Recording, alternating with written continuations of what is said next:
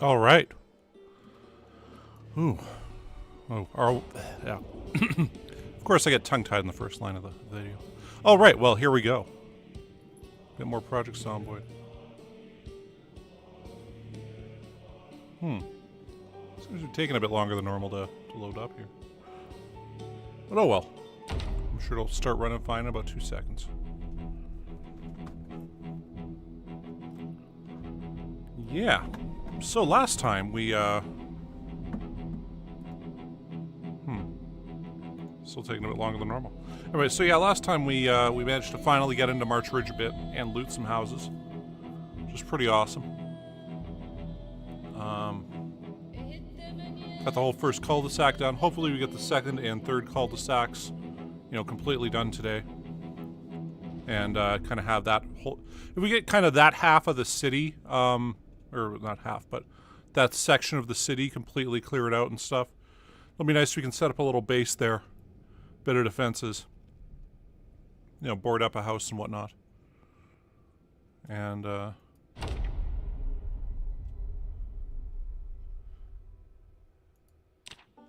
yeah. Really nice. Anyway, so yeah, we just went to sleep and we're back at our base now. And we can go,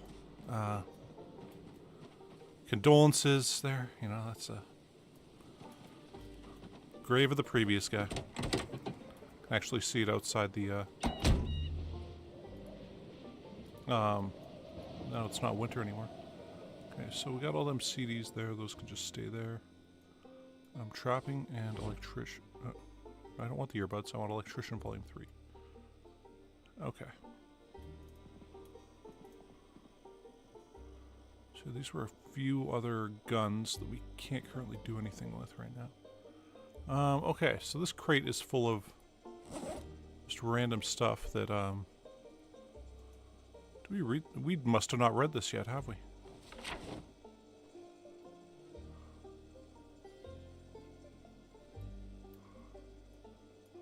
So trouble there, pizza there, and tools there.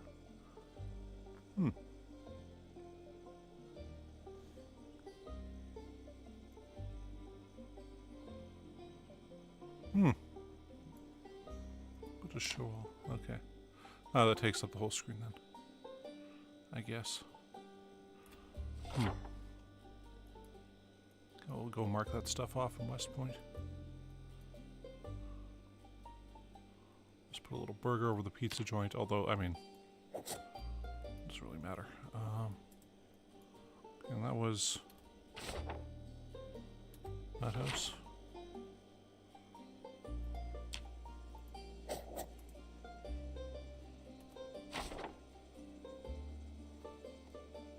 Wonder if there's an exceptional number of zombies in that little park there.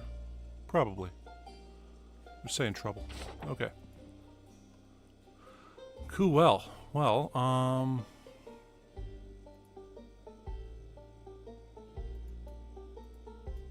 I guess we'll just take these all inside.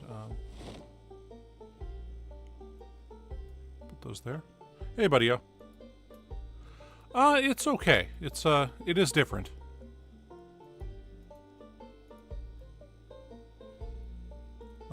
I mean, today was the first day where I got up and I wasn't just ungodly tired and having difficulty getting out of bed and stuff. Anyway. Actually, we will leave that in here in case we find more BBs.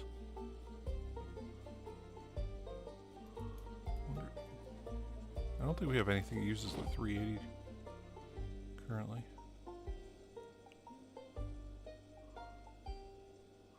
Okay, we'll leave the mini magazine there. Okay, now we'll grab all this stuff here.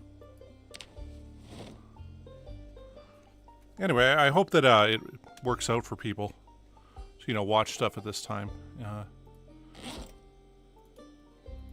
As I think of, back when I was a kid, the number of random shows I saw on TV that just died after they switched their time slot kind of made me a bit concerned, but hey, just... They're gonna keep getting cut off if we stayed there, so. I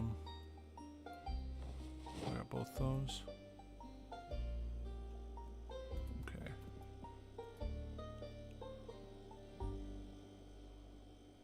think we need either of these out here. Don't need that many needles, but we don't even need them inside either. Let's grab half of these. I think we're about to have too much weight now. Yeah, we are. Okay. Well, let's exit. See our little grave there. Previous times. Anyway, but yeah, you know, I'm kind of liking it more. It's weird having like the whole day afterwards, because I'd gotten so used to, like, you know, I get done streaming and kind of maybe watch TV for an hour, you know, half an hour, something like that, and then yeah, that's it. I'm done for the day, and yeah. And so now, it not being that way now, it's like I gotta figure out what am I gonna do now with the rest of my day.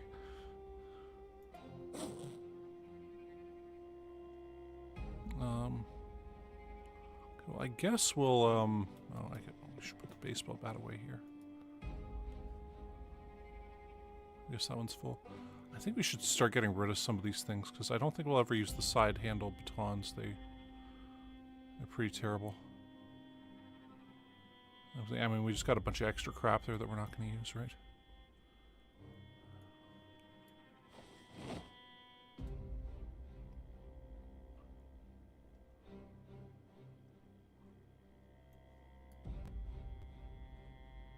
I thought we had an aluminum bat or two on us.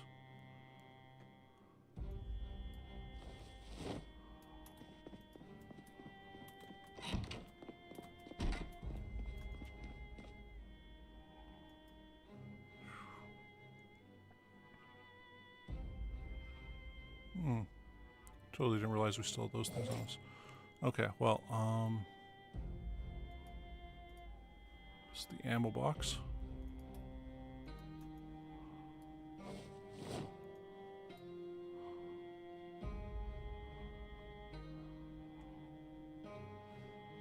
All right, I'm glad that that some of the people kind of, you know, such as you, have stuck around for the time change and stuff. And yeah, it's and I like, you know, I got used to that. That was my time. You know, that was like, that's when I was on. I was trying to make sure every day 9 p.m. I'd usually end up starting at 9:15 because yeah. I gotta say, the new times kind of made me more more aware and more like, I start hard 9 a.m. now, not, oh well, it's like 9:05 or something. I mean, maybe I did start at 9:05 today. I guess 9:02. But yeah, so it is different in that way, that it's almost made me try to be more professional about it, I want to say. Okay, so we do have Trapping Volume 5. Which one is the one we're missing? Just Foraging Volume 5, right? Yeah. Everything else is there. Okay, and actually, I'll note, might as well use the mod we got. I forgot to make a mod list. That's, damn. Oh, I'll do a mod list after this stream. For just mods in the game.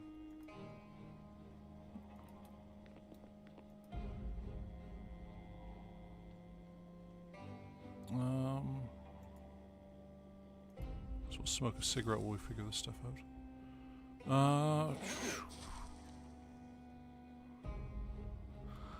Jeez, we got so many scrap electronics now also, it's kind of nutso. Okay, so we got radio transmitters and receivers there. Electric wire, aluminum, amplifiers. What we got here? Batteries. What's there? Light bulbs.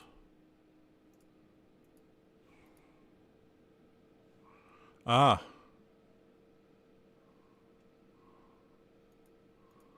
Yeah, you guys have had some hell of fires out there. I mean, we've gotten smoke this year, like crazy amounts of smoke. Yeah, I mean, it's, I mean, there's been years where it's been Saskatchewan on fire.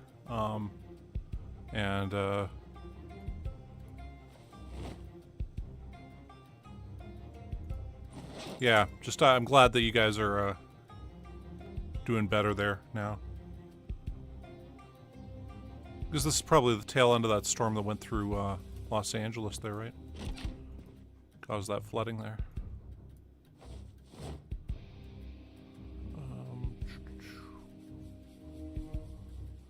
Yes. Where's that? There we go. No, wait. Because this is the one we grabbed from here. Oh, no, wait.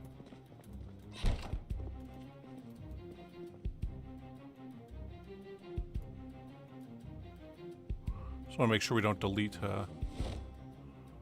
some of the books we got already. Okay, well, we'll delete all those.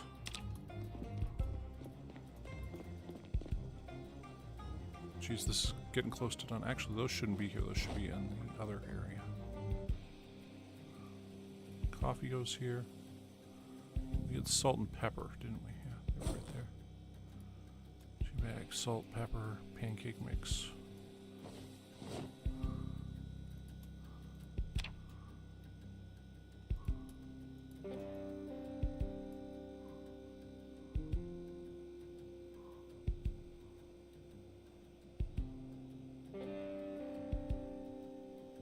All right.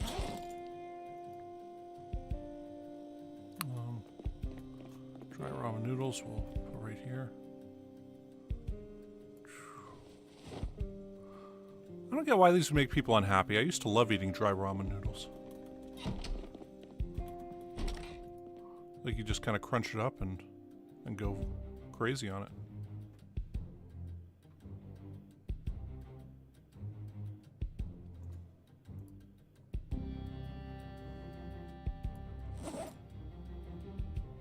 There's the rope.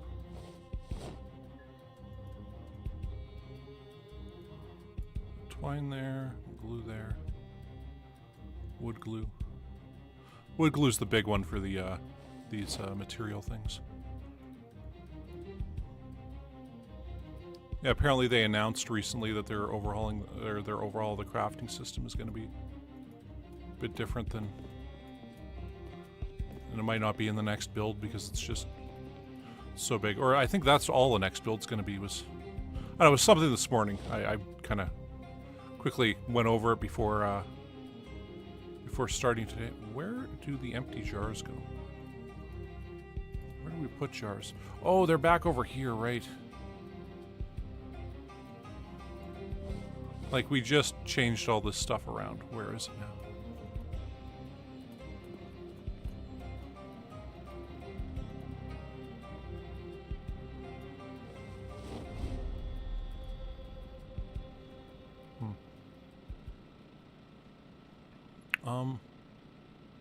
Can we make pipe bombs?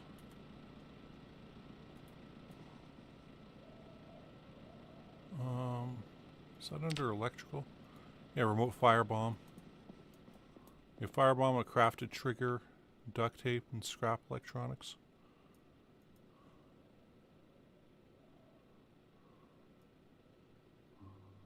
Some motion sensors, bike headlights.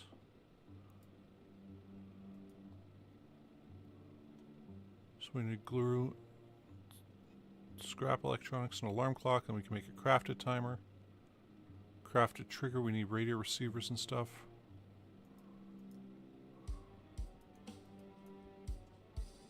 Okay. How do we make a firebomb? This remote aerosol bomb. Yeah, we'd, like, what is that under firearms? Like, so that's electrical. Is it survivalist that's the, making bomb stuff?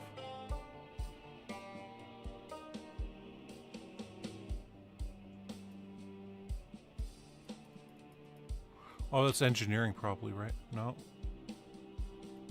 Tuning, no.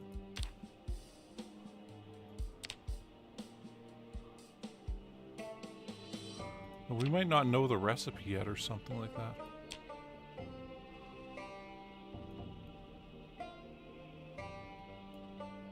Fire extinguisher's weapon. Explosive rounds, minigun rounds.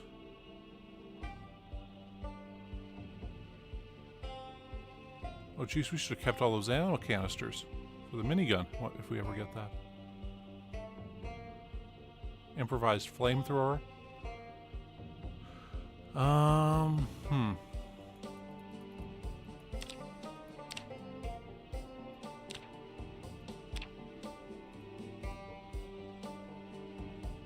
It's not our survivalist. I mean, there's this. I guess that's remote firebomb, but is it metalworking? I don't see it there. Oh, that's a good question, Ivan. Right now we're just looking up, can we make bombs yet? Because that's the, it's not under carpentry, right? No. We can make wood glue? Water, paper mache, and a mortar and pedestal? Okay. Paper mache stored. Okay. Make paper mache. Oh, sheet of paper. A flour or glue. Okay. We can make a mattress out of pillows and sheets? Jeez, I mean, there's so many things here that it's just never even kind of came up yet.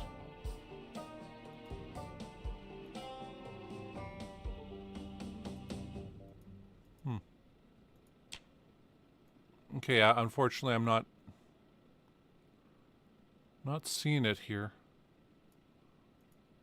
Here, let's look up firebomb. Now, I guess we need the recipe, would be my guess, because we know 704 out of 871 recipes.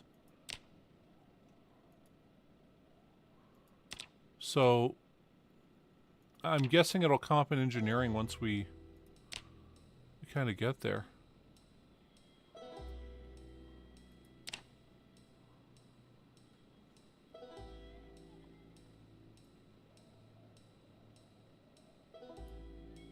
We've got what? Yeah, I'm not seeing any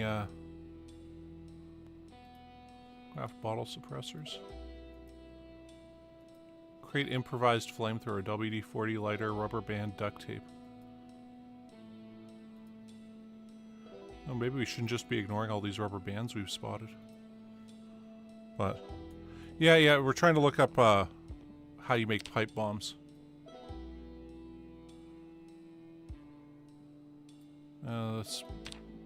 Yeah, I'm not seeing it here.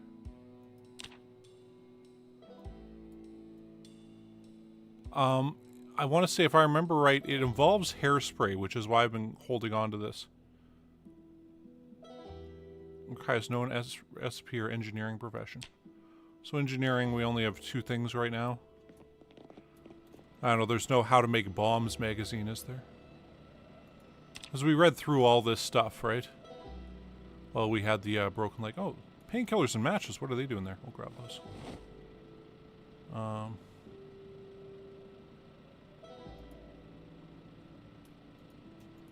gonna mark all these, and then we'll actually grab these, take them out to the bus, so we can leave them in there. Anyway, so yeah, I guess we just don't have the recipes for them yet.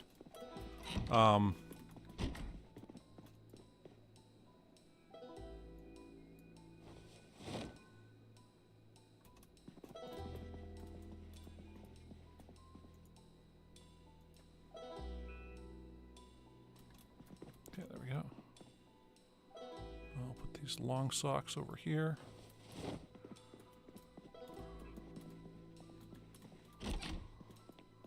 There was a tarp thing. Yeah, there we go. Rope and tarp.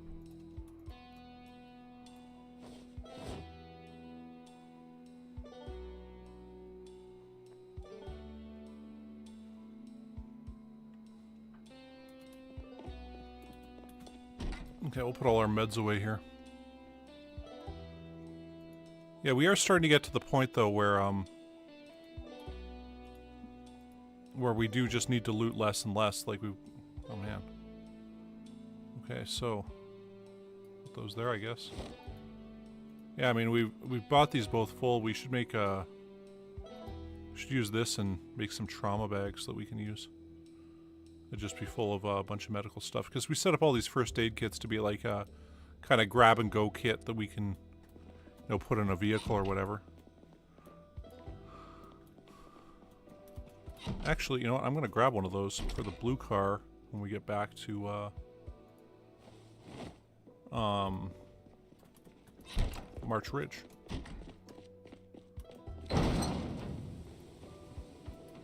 Well, that reminds me, other thing we're going to do here. I guess we do have an extra screwdriver too. Is that compared to the one we got? Okay. This one's better.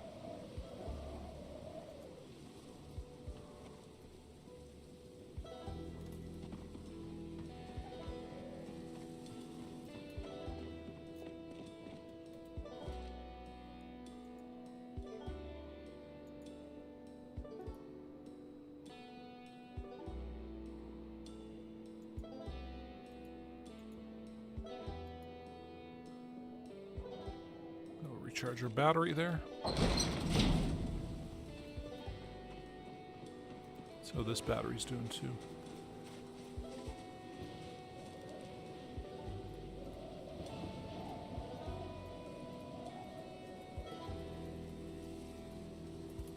Okay, I guess we can't deal with that.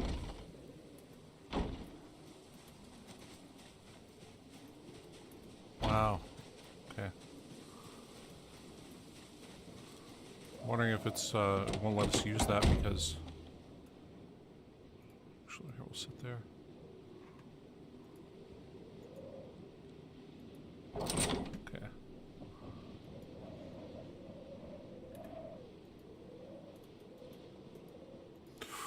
Oh, we should replace this, right? One from the inside. I mean, we got so much food here that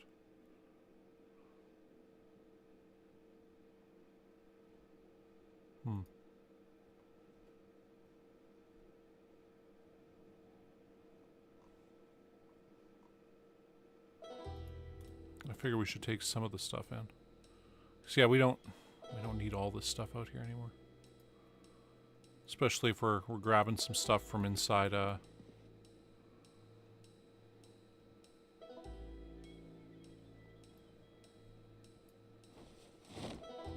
shotgun. We'll use this shotgun in the car, but we'll keep this one. Oh, what happened to... there we go. We'll put those here for now.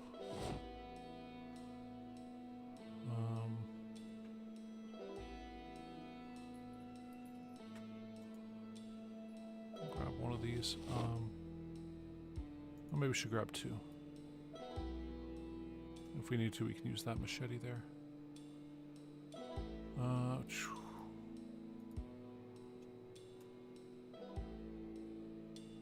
we got another machete. We'll take inside. I think we've got an extra... No, we don't have an extra tire pump. We can use one more firefighter thing out here, I think.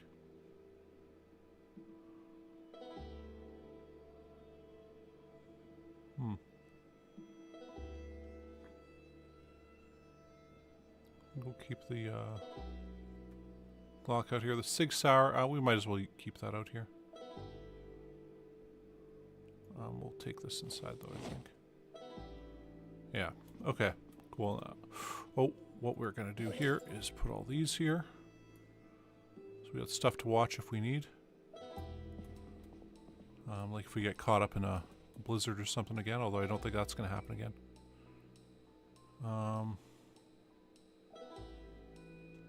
You know what, yeah. Actually, grab half of these right now.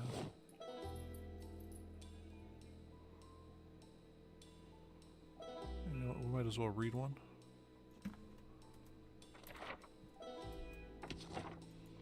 We'll read one of these. Okay, there we go, our boredom's gone.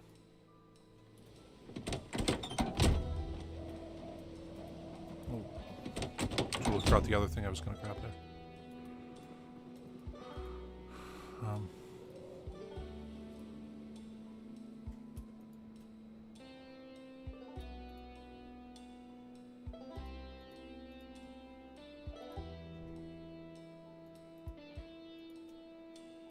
what? Let's just grab all of this.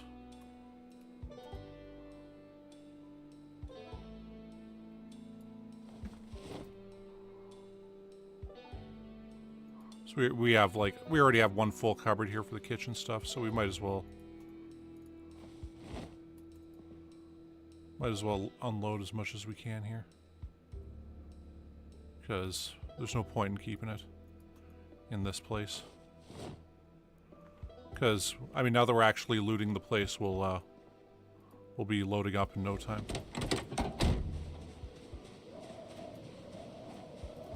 Okay, now we can take it out. Oh, that seems fine right now. Okay.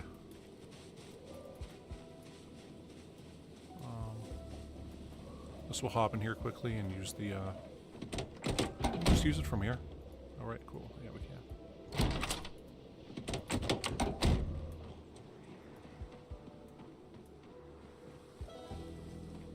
Okay, so we'll get in here and load everything. Let's see what this is at.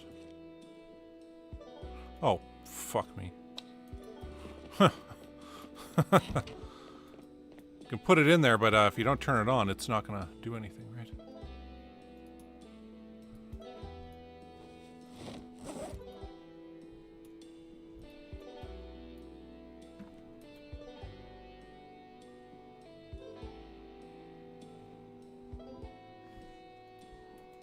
Okay, so that one's full. It's mostly full already, but maybe we can put a few more in there.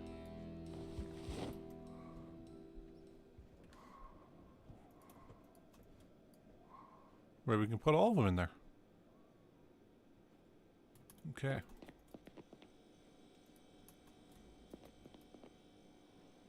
And sugar, butter, sugar, syrup, margarine. Those all go right there. Oh, same with the instant popcorn.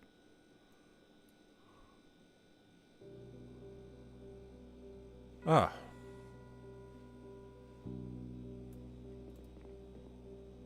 Okay, well, we're almost ready to go do stuff again. We'll take that out and that out. Put those there.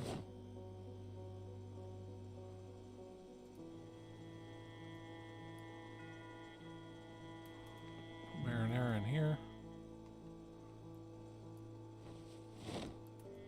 Oh, we should change the water thing over. I mean, how much time do we have here? Oh, I guess we still have all this shit too. So put the HK shotgun right there.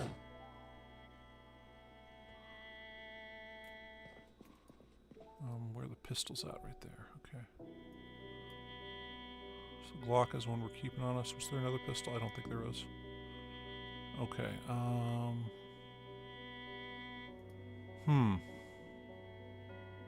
Totally didn't put the first aid kit. Well, I guess we just... Ah, never mind. Muttering to myself. Here, we'll smoke that while we,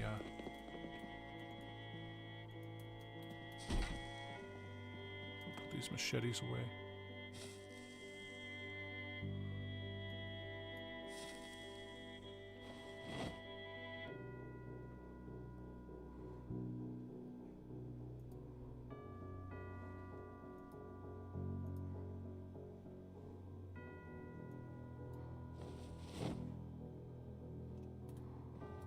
Okay, where the books go, right here.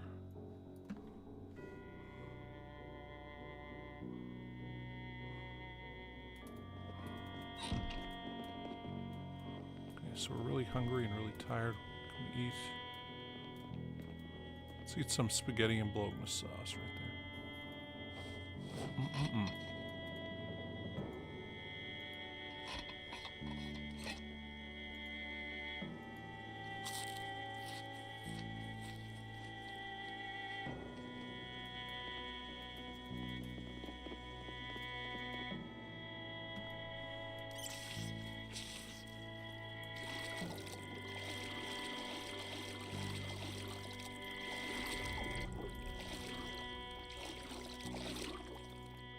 Jeez. Okay, there we go. We don't have any water there. Okay, so I'll have to move those things over next time. I think we'll just quickly drink this red wine here.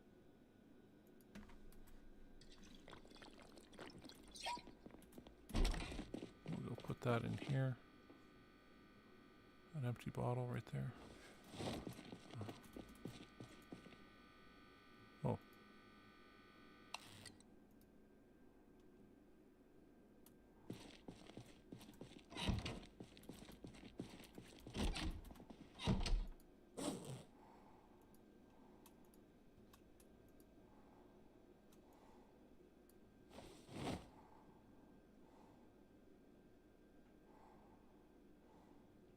Switch over the water coolers now, and that first aid kit in the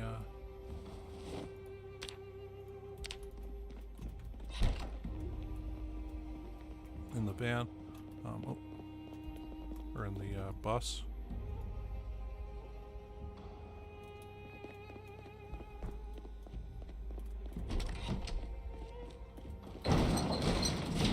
Temperature's rising, so it's finally not, you know, super cold here.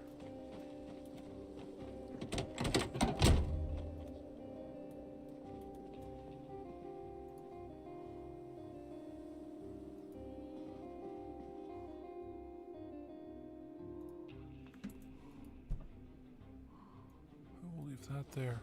Do we have anything here? No, we don't. Actually, we might as well leave the multi-tool here. Just for now, we'll figure out something to do with that. Okay.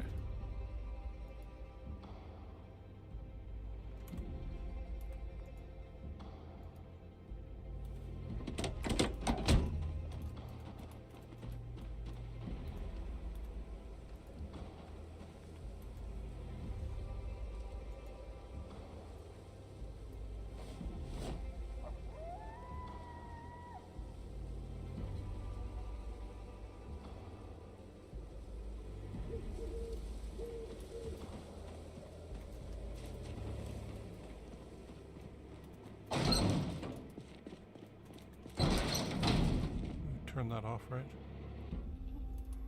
Yeah. Oh, we must have.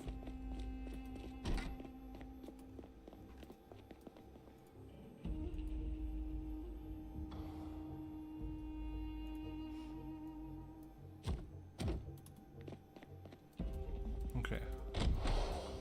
We'll go to sleep now. Are all these... Okay, so some are just empty. Some have water in them.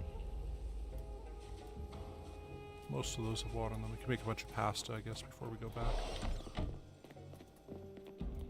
But whatever, let's just go to sleep right now.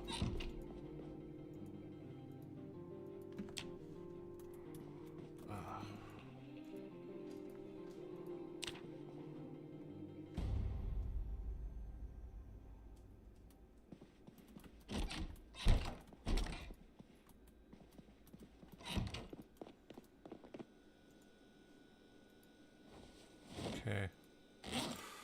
You know what? We really actually don't need to make pasta. Just kind of want to go back to it anyway, so. Screwdriver there. We got 14 of them, so. Like, I want to grab that smoke bomb and see what its recipe is, but. How many spears do we got? Yeah, we could use more spears. So I guess we'll grab some.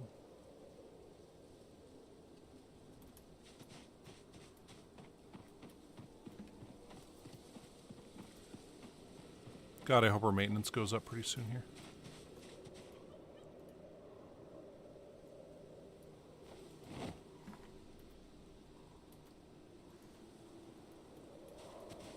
So those ones are all empty now. I think these all are just chock full of spears currently. So.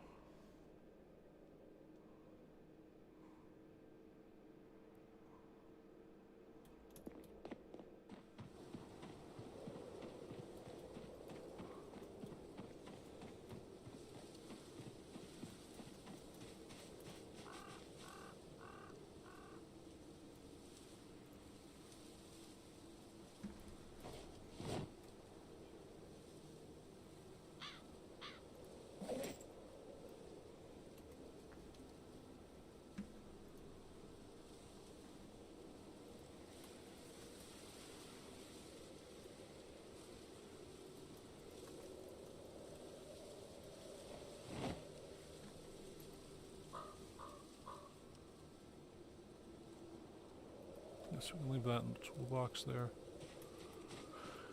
And what, we need another 43 pounds of spears. That right there.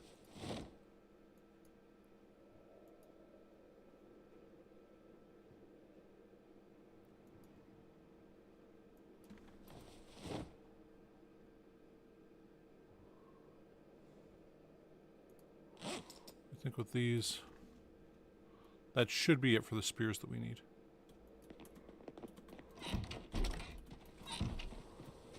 There.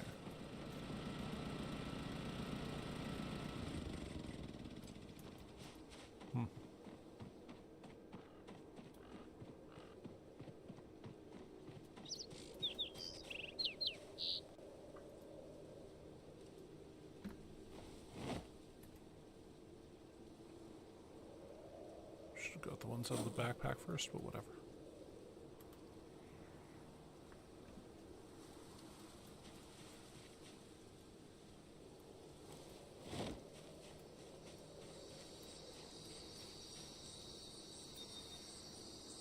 All right, we are ready to go.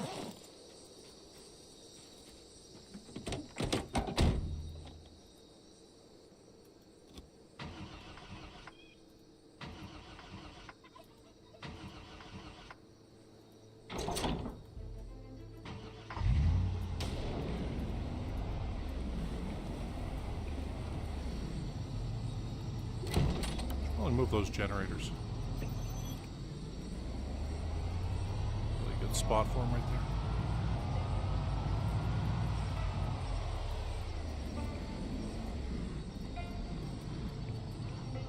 there. Anyway, here we go. We're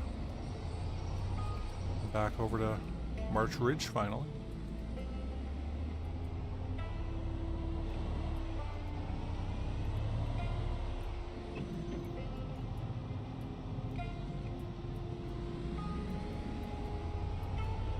Realize the water cooler's in the wrong spot in the back thing, but whatever. We'll get to where we need to go, and then we'll deal with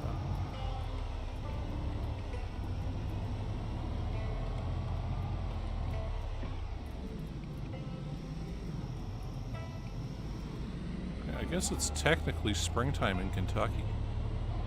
So it looks like all the trees seem they're alive and well again. Whoa. We're a bit fast. Whoa, frame rate. Whoa. Okay.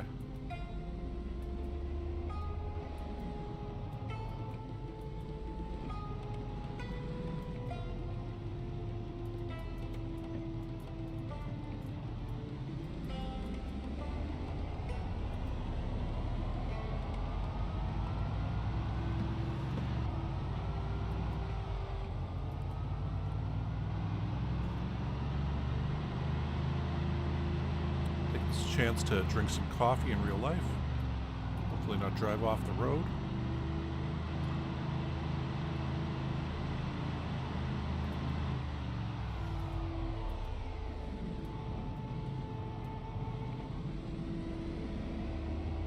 So we'll run over some bodies.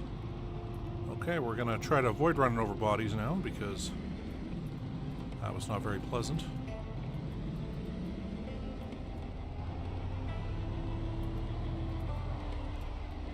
Oh, hey TL, how's it going?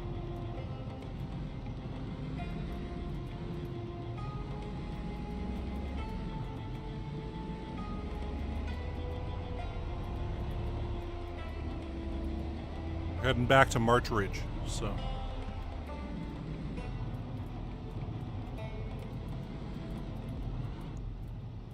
Hey TL, you might know this. For bomb recipes, do we have to, like,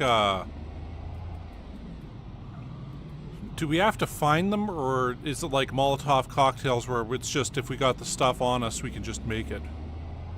Because, like, there was a firebomb recipe and stuff with, like, a trigger and everything, and I'm like, damn, you know, I want to be able to use that.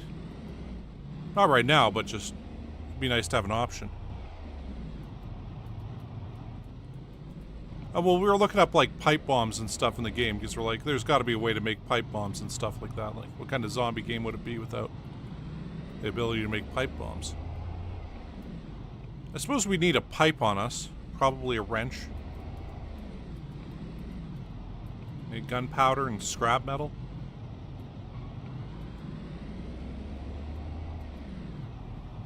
But yeah, we just couldn't find the recipe anywhere in the recipes thing. Yeah, we couldn't find it there, so it's probably just a learn it kind of engineering thing. Oh, we're coming up on it. Okay.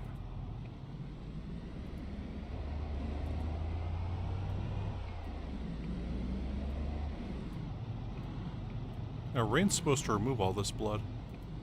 This hasn't rained for a while, but...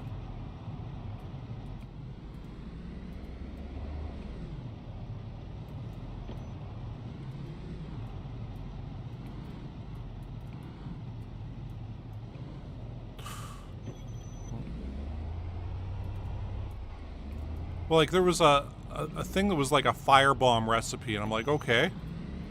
Or a remote triggered firebomb recipe, and it's like, use a firebomb in it. Like, how do I make a firebomb? Like...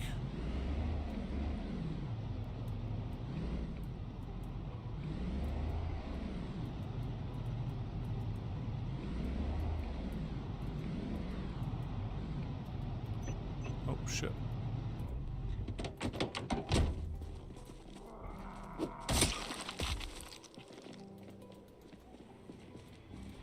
Call you guys over here quickly.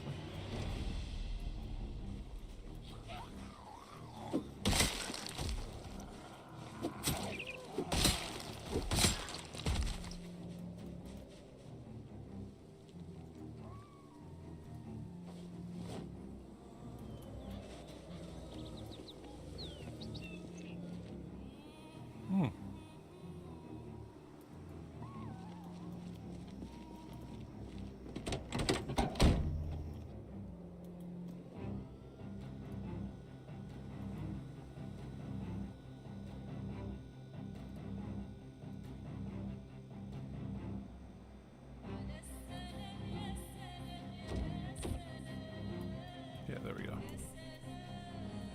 Put our scrap metal right there. Some smoke quickly. Maybe a quick bite to eat. We're down like 700 calories right now, so eat half one of these.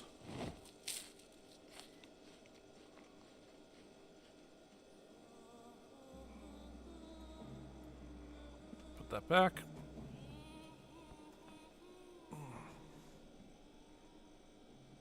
Okay. Now we need to put all those there, put that there. Okay.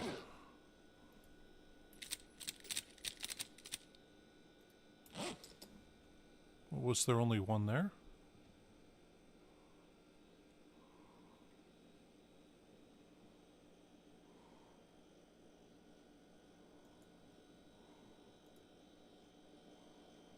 What do we do with the other ones? Oh yeah, they're there. Okay. Oh. Like, what happened to all of our magazines? Anyway, yeah, we'll let's load all these up.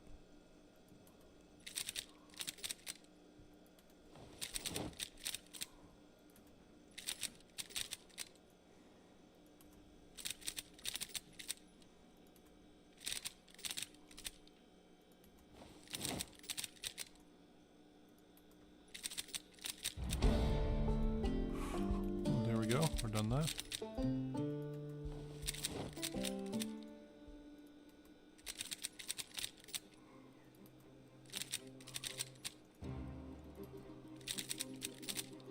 So was that a reloading skill?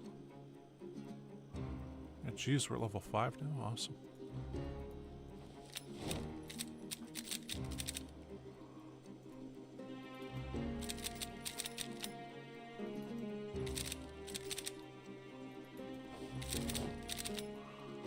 I was watching some of that guy Pred's videos on his challenges that he's done.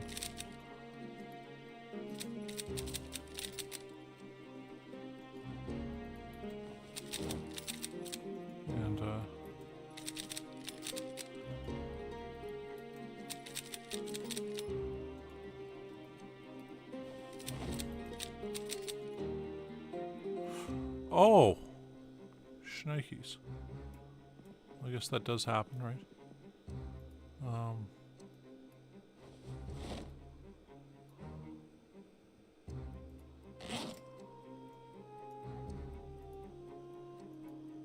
man, okay, I guess one of them's just gonna be low on bullets.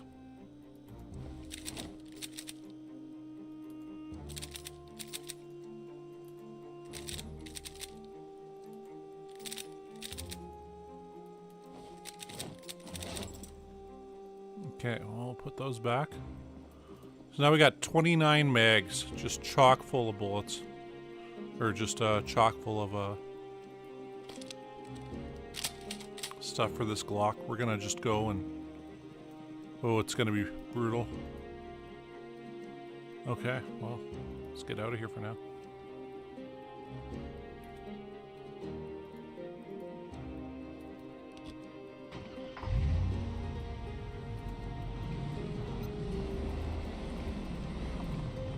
Oh yeah, so, okay, with, or was it?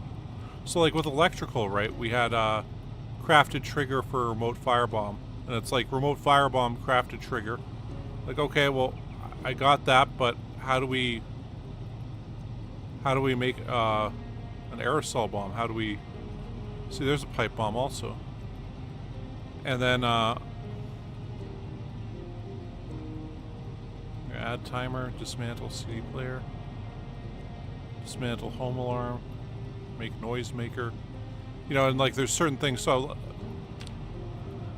I'm not sure there's any, I mean, what, do we cook it? No, we don't. We can make tacos? We can strip meat from a corpse? Awesome.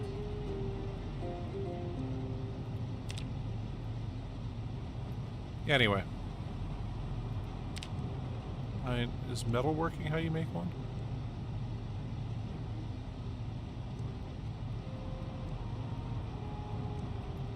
Anyway. Metal pipe, twine, gunpowder, scrap electronics, and a saw. The basic one, yeah. Okay. Well, I gotta say, we're probably gonna make a cannibalistic taco sometime in the near future.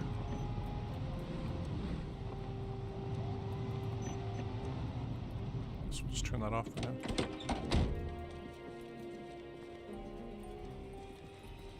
We're not gonna shoot you guys, we're gonna just stab you with a spear.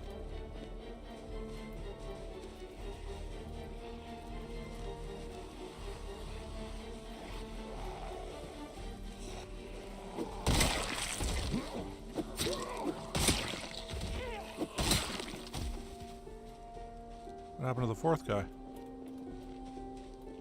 There he is.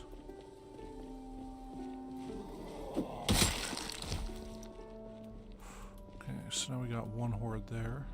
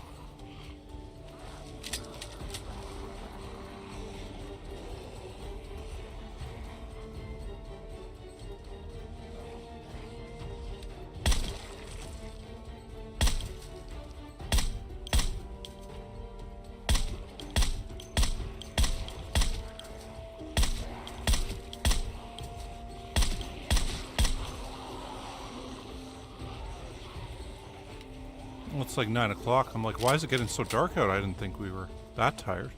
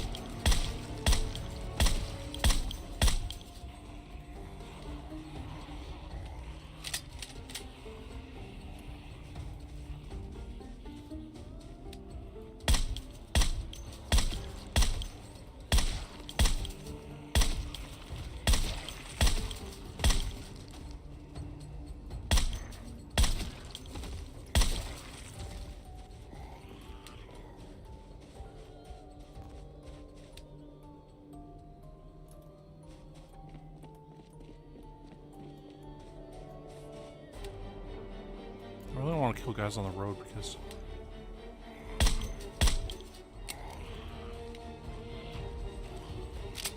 lots of problems later on.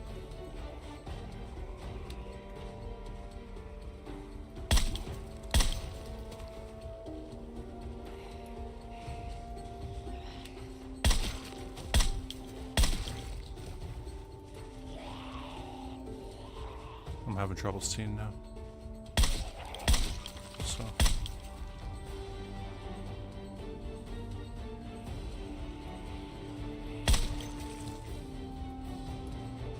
I think we're gonna hop back in here, move up a bit, and go to sleep.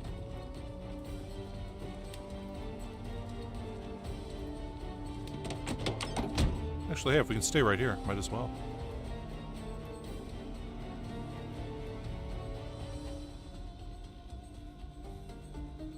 Oh. So you can make actual Wow, that's kind of want to try making sushi in this just for kicks. But okay, we'll open that up, I guess.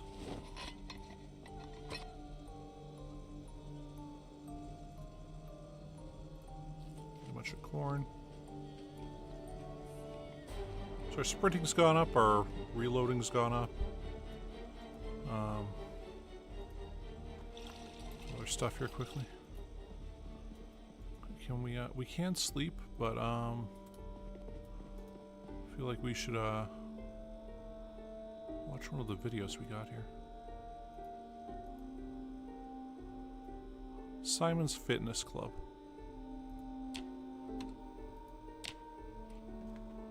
Does this make us more fit? No, it just takes our boredom down.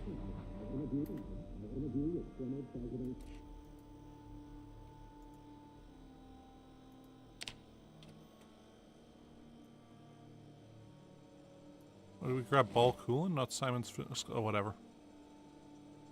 Oh, Ball Coolin' was already in there. I guess. Okay, well. Either way, we'll sleep now. We'll get up. Day 5, plenty of light still. Let's eat some canned peas.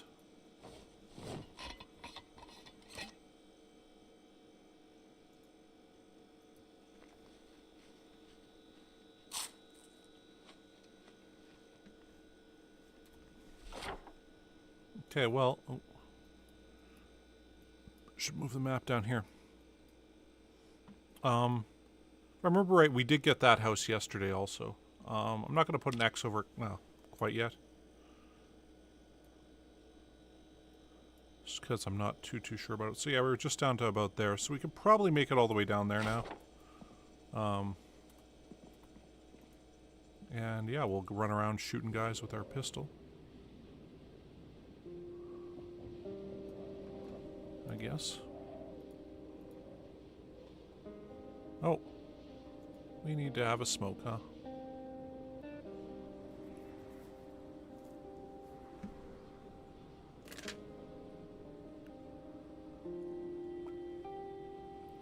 Man, there were some people in the Project Zomboid Reddit group that are like, I had my 5-week-old character die and this is the longest I've lived and stuff. And I'm like, man, you know, we had a 4-month character there. And got bit because I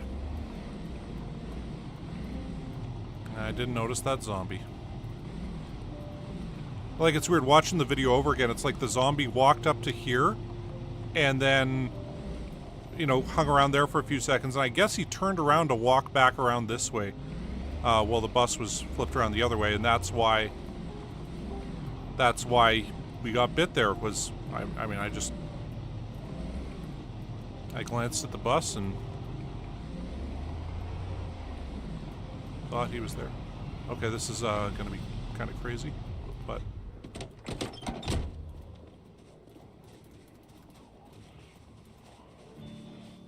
let's go kill you.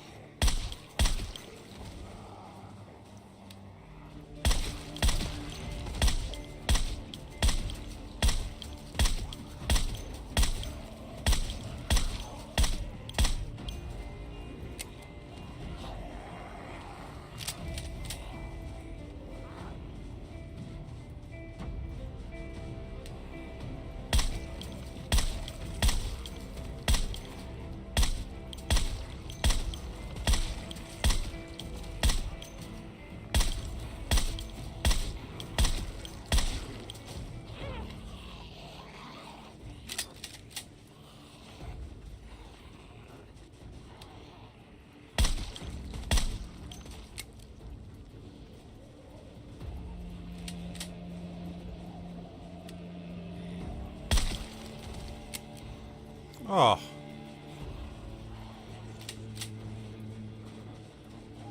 Two jams in a row. What are the odds?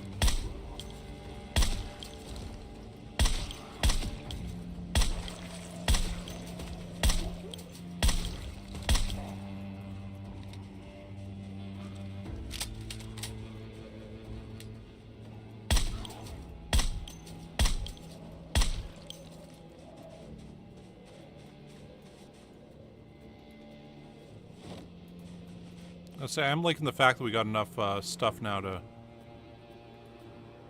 or enough bullets to just shoot these guys. So I hadn't really got into the whole I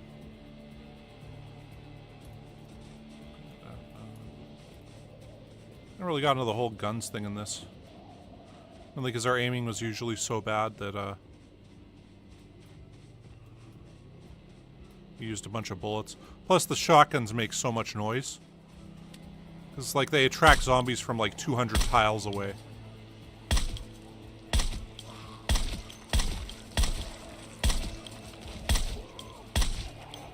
So that's like honking a horn level kind of stuff.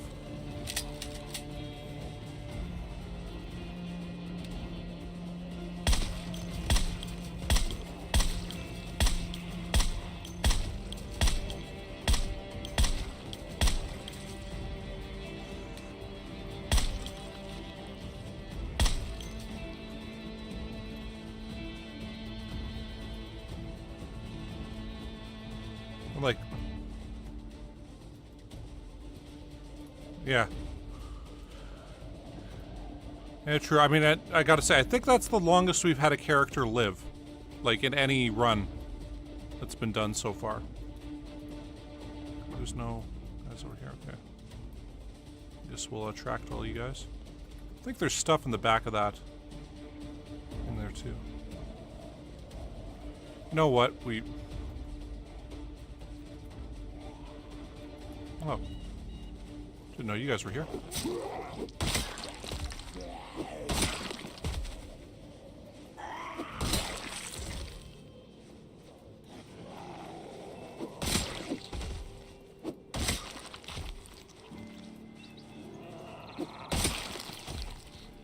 wonder when our maintenance is going to go up here. Oh, we're pretty close. There's a hunting knife there, but I don't think we need it. Okay, well. Or we could use that hunting knife to carve off some zombie flesh. So we got another zombies right here.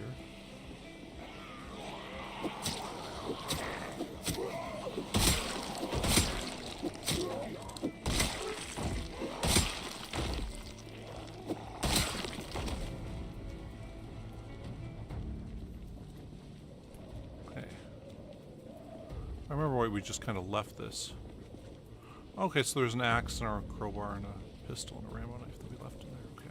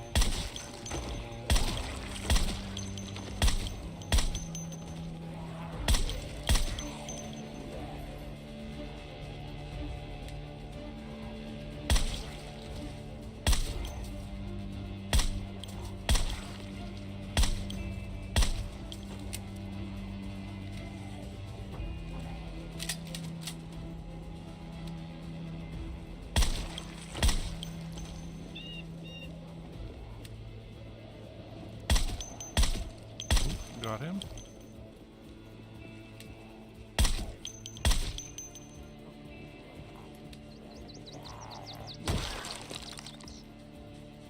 So I'm glad we took that last guy out in style. And him too.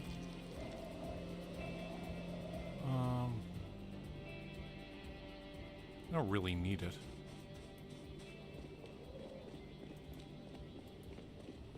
Yeah.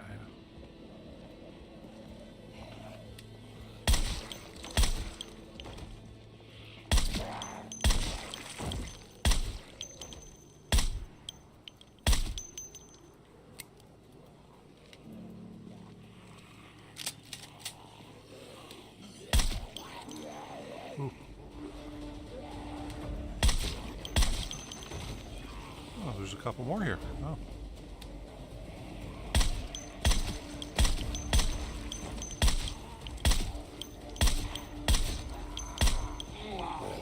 Oh, I did not see that one coming.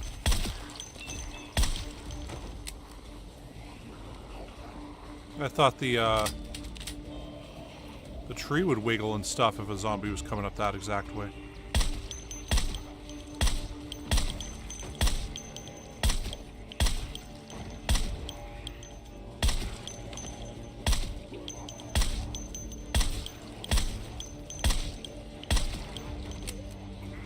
Yeah, I would really like to find a katana in this.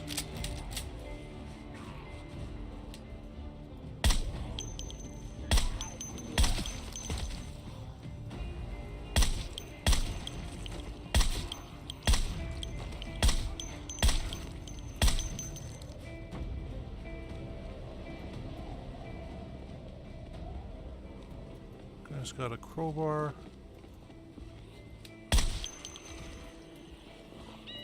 We already have plenty of crowbars.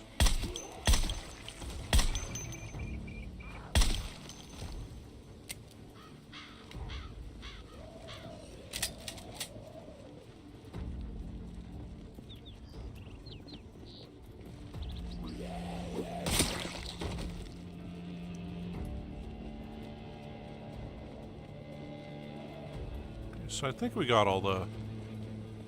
as those little crowds around us there. I guess there's one more crowd there.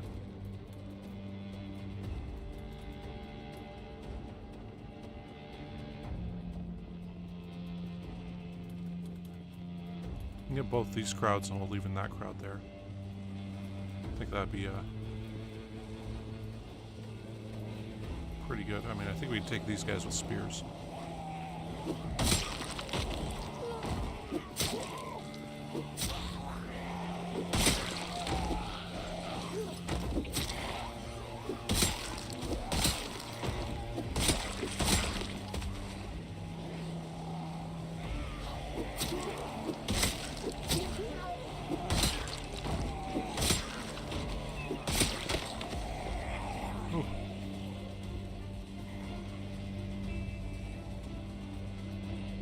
Some zombies right there, but that was a bit of an oopsie. Those guys up here too. Oh.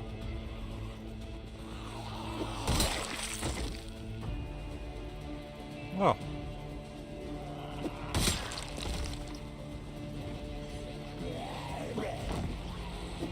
You know what? We're gonna have to go right back to this.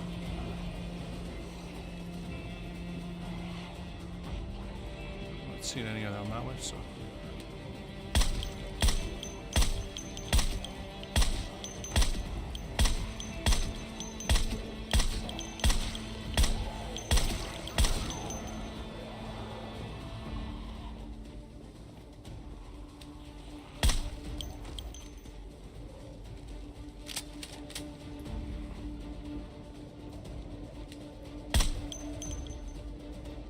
gotta say, the more I use guns, the more I'm liking them.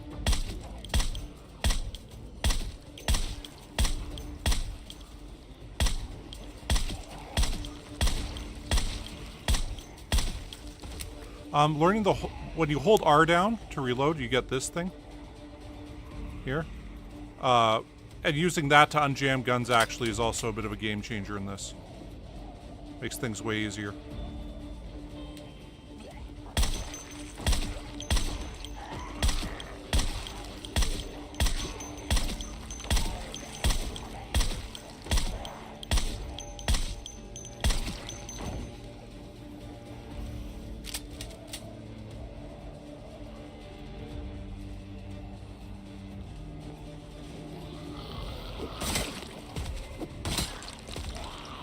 Actually, yeah, watching the videos of people who are YouTubers with this that are, you know, like this is the game they play and that's it. They don't do other stuff.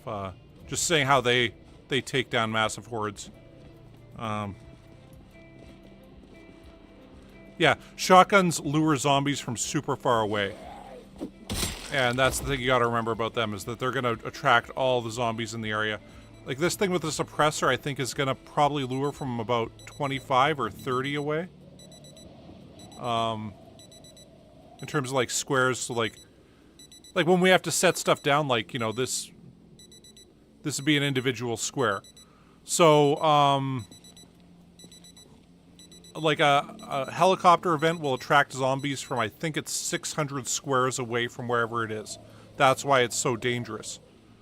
So, like, I mean, you know, imagine 600 of these away. A shotgun will attract zombies, or they can hear it from 200 squares away. And then if they can path to you, they'll come right to you. And, yeah. Whereas this suppressed handgun, it seems to be about 30 squares away that they notice. Or so, maybe 25 squares away. Whereas like this will get them from, you know, that guy up there heard that, so that's what, 20 squares away? I know the horn is 150 to 200 squares or something like that. Yeah. But yeah, those gunshots, those will attract zombies in a specific direction only once, about 300 squares or so. At least I think. It could be more than that, actually. I haven't actually looked that one up. I just seem to be about that many away.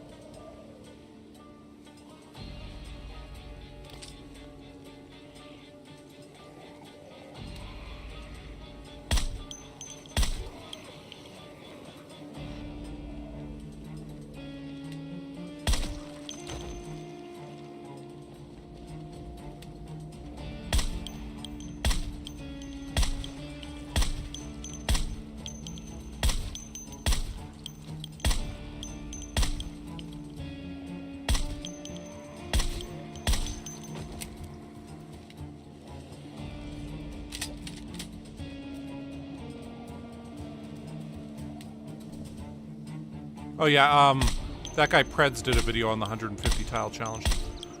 So I muted my mic there for half a second. The dogs are barking in the background, so I figured, hey, should probably stop that. See, at night that was never a problem. They wouldn't bark at shit, right? So they'd go to sleep. But now it is an issue, and yeah. Anyway. So yeah, as I was saying, holy shit, I can't believe there's a group down there. I didn't know that.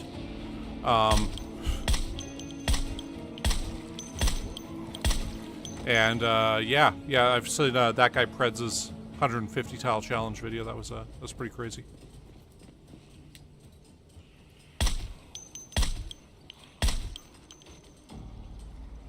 No,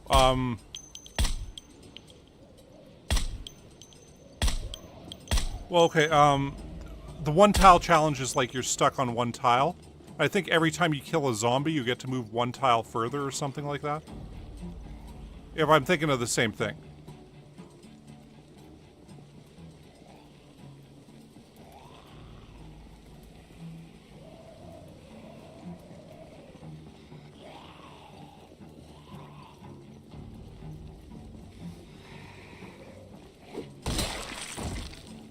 Yeah.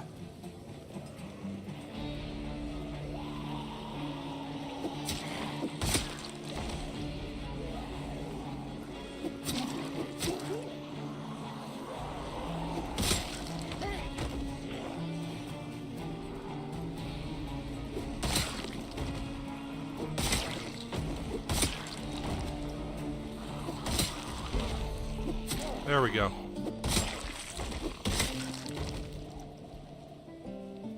Somebody has a speed loader there? There's a speed loader. Damn it. There we go.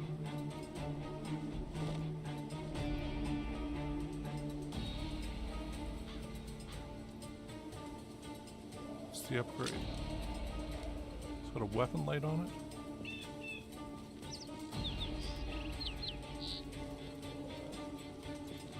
That's 6 hour.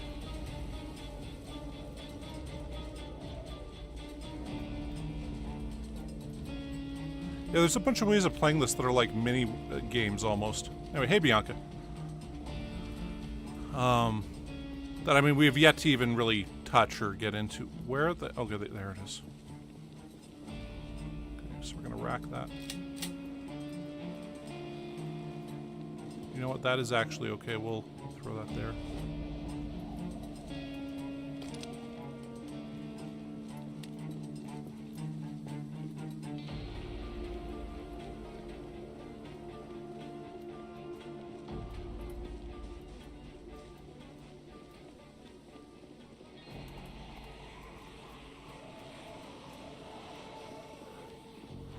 These guys must have came up from like that church area there. From the last gunshots and stuff. Oh.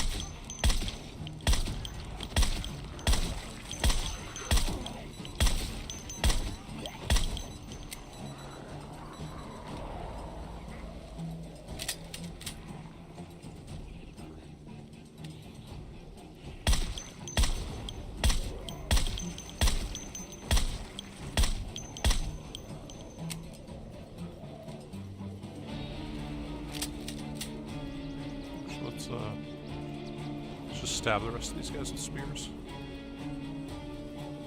There's like, what, 3 left? So we'll start saving the bullets.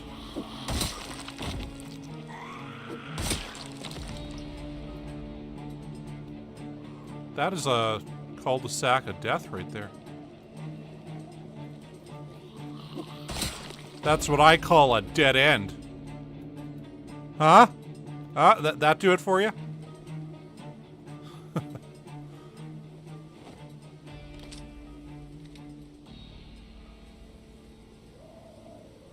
we'll wear this instead of our current holster.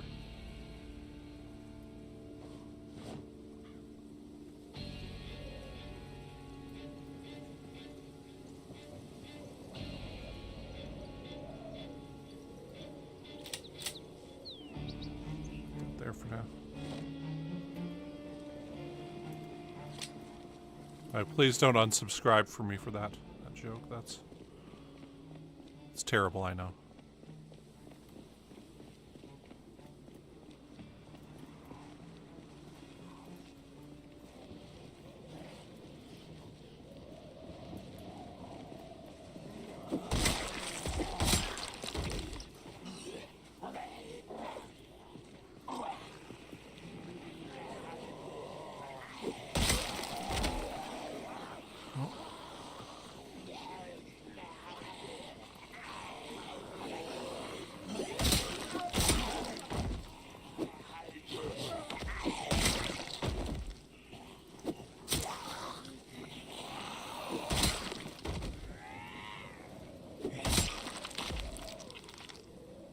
Jeez. Now we got corpse sickness. Okay, that's what I want to see. Okay, there's only 2 digital watches amongst all these guys. I'll take that.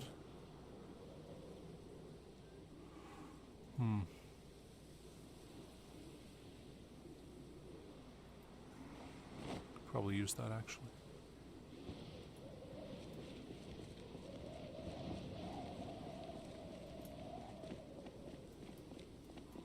Cool. Well, let's have a smoke and go back to our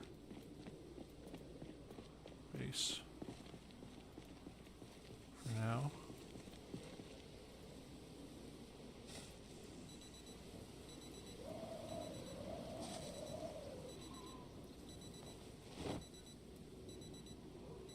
Ah, okay.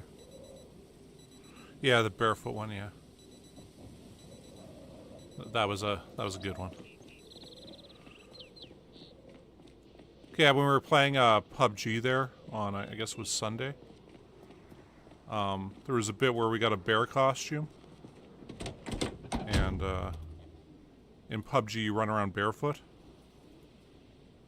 Actually, we'll just back there like that. Anyway, and the bear costume had bare feet, and Bianca there had to make a joke about being barefoot. Anyway.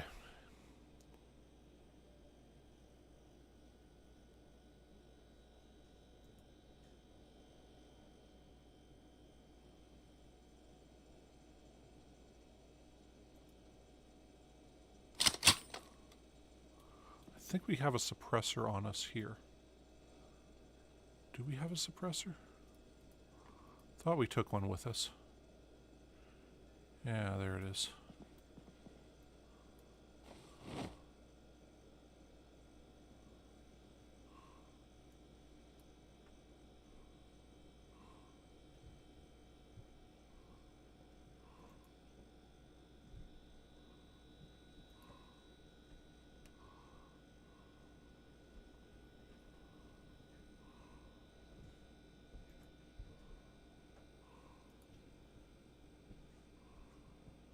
Okay, wait, this will be holster left.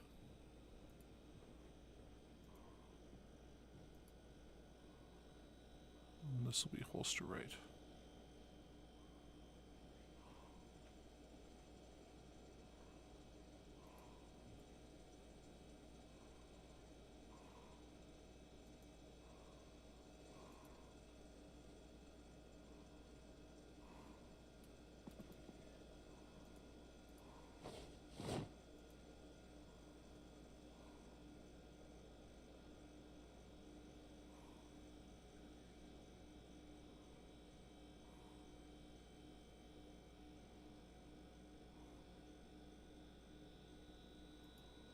There we go.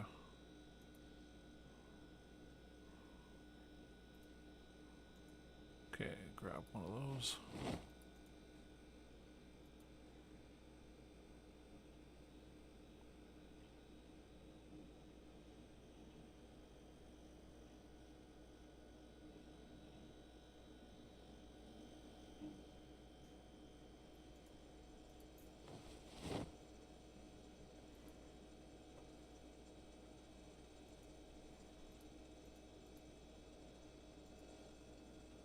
Charge. Charge.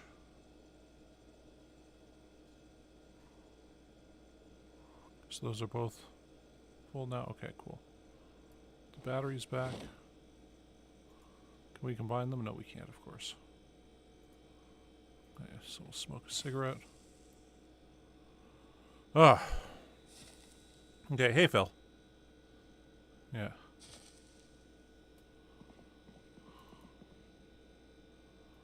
Fill those. Okay. We'll guess we'll put the Rambo knife there. Also,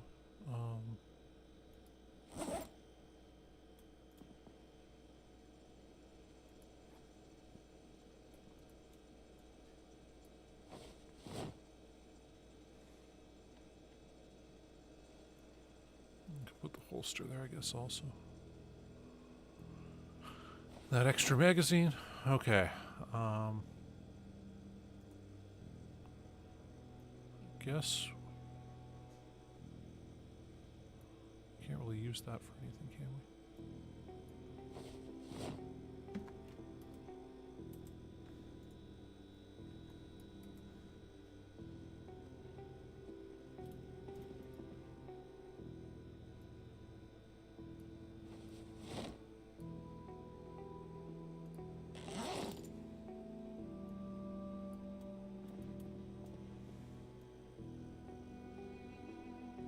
Those all there.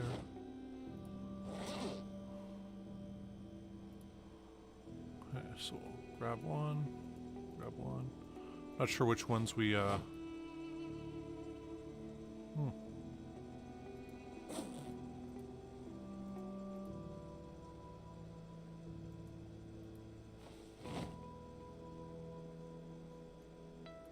some of them might actually be full.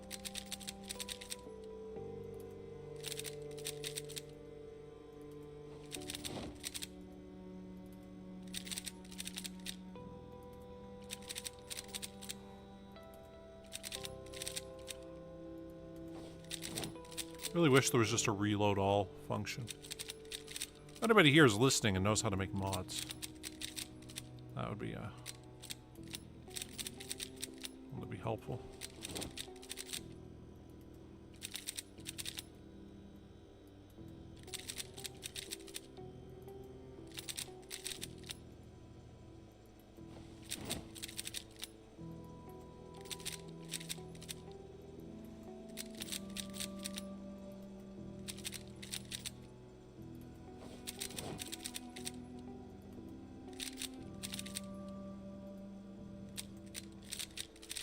Oh, that's the one that has. No. Ah, fuck.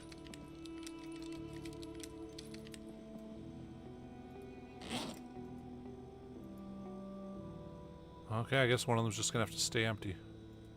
So I don't want to have to go back through it all.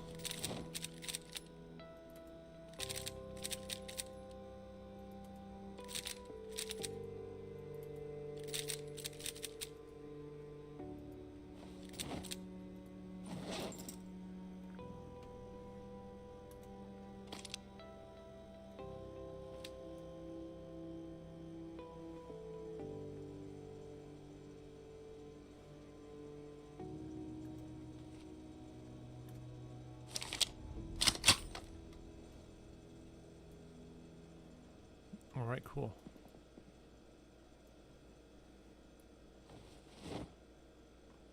So we got all our guns reloaded. That's, wow. It's like 7 o'clock.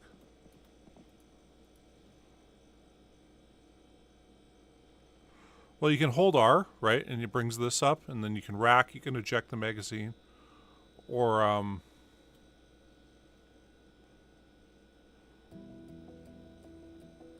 yeah. For me, like, the big thing is, like, when you're, like, aiming like that, right? Like, you get the green, you can shoot. If it's red in the center, that means that it's jammed. And so there's two ways to deal with that. One is to right-click on the gun, and then there's, you know, a rack it and stuff like that. But if you hold R, you can immediately go to rack and do that. Same way, like, F brings out your flashlight if you've got a flashlight on you. And then you can... Move battery, unequip, turn off. Turn it off.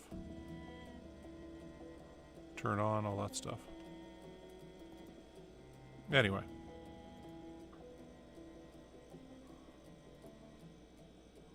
Put that bad boy in both hands, and we'll put the hand torch away.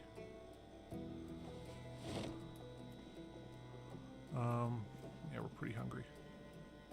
Ooh, we've got no calories. Well, that means we got to eat a whole box of cereal. Just eating a shitload of Lucky Charms.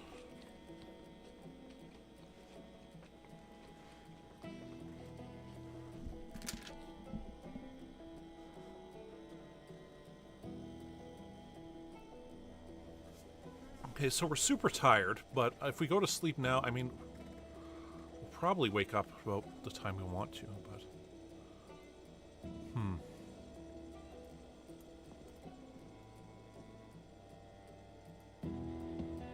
Let's turn it on. Let's put in some kind of video.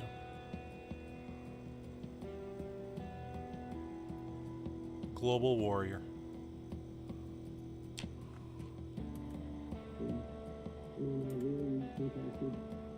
Why did that European guy just eat raw steak?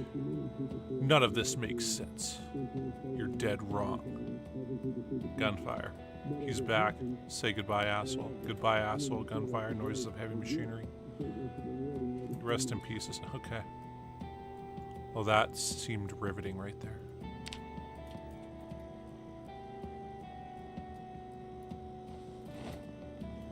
That's pretty much how some movies go. No, I'm a guy who goes and sees a lot of movies. Actually, I'm seeing the Equalizer 3 tonight because it's, you know, showing and stuff. Anyway, yeah. Don't get why people watch movies like that. We have one video that was like, where is it? Which one?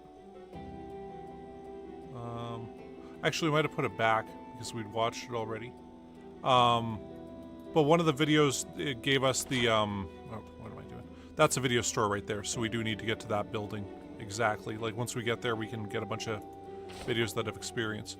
But, our whole mechanic skill came from watching one video. Because we'd read a book and, yeah. I guess the rest of that is just from uninstalling and reinstalling the, batteries in the bus to, like, repair it and stuff. Okay, well, maintenance level's up.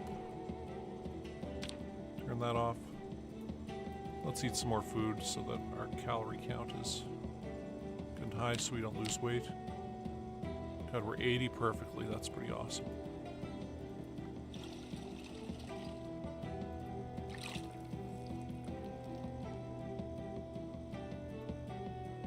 Let's keep that juice box on us. We'll eat that juice box later. Let's eat half a jar of peanut butter. That should work out good for us.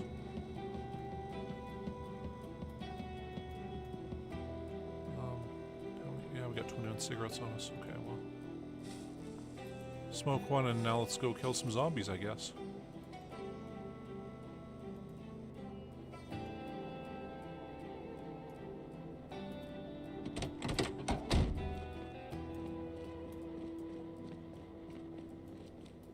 See, I considered, you know, switching up the direction we were going so that we could go, so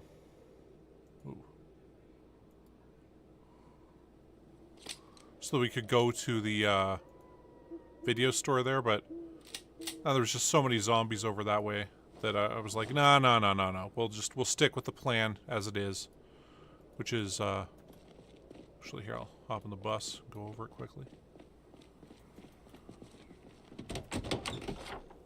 Yeah, so we've cleared out that. I want to do this cul-de-sac next, and then this one. And then that way we kind of have this as sort of a safe haven area where there shouldn't be too many zombies. There's also a big fence running along the highway here, so it's not like zombies are going to migrate in from over there. And I don't think there's any zombies really along the highway here either. But yeah, basically today, hopefully we get done this cul-de-sac and that cul-de-sac, and then maybe clear the church.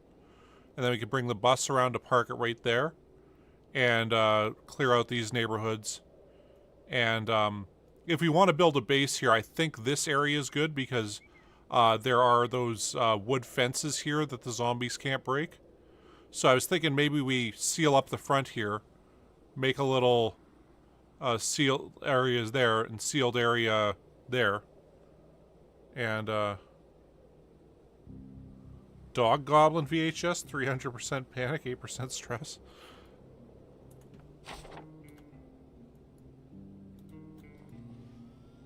Do we have Dog Goblin?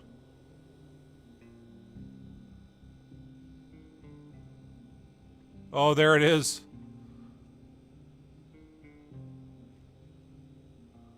Oh, we could watch it if we really want to. You know what? Just because you said that, I think we're going to be watching it right now.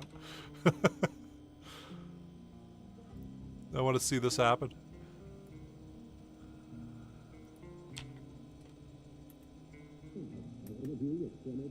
Stress up. Electrified claws jammed into his bloodied hands. Maybe look at the moonlit pool. You say his name 4 times. He'll appear behind you. Fatigue down, panic up.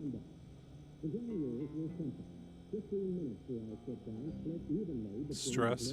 Okay. No, don't do it. Dog Goblin, Dog Goblin, Dog Goblin.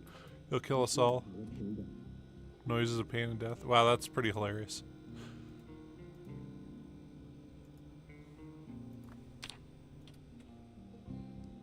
Okay, let's smoke a cigarette just to calm our nerves a bit.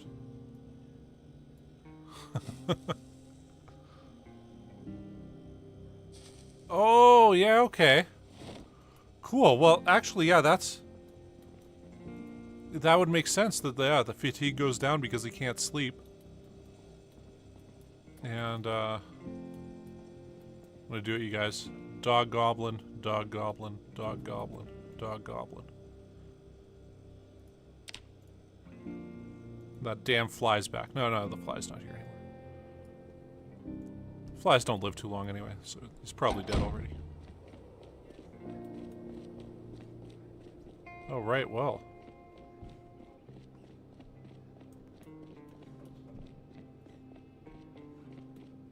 Man, there's still some there.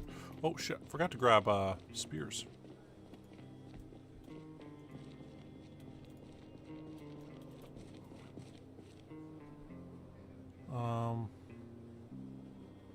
I thought we had a spear that we could get rid of. That was, like, broken or whatever. Did we put it there? No, we didn't put it there.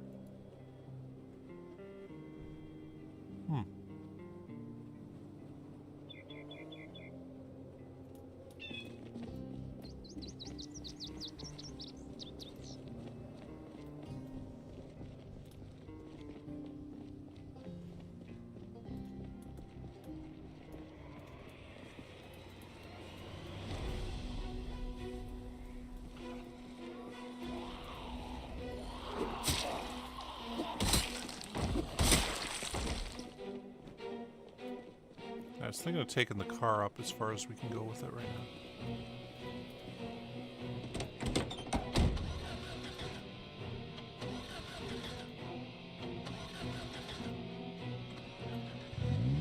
And when I was a kid, I saw the TV movie It with Tim Curry as It. I was like 7 or 8. Big mistake. Lifelong fear of clowns since then. Okay, we'll bring this up to here.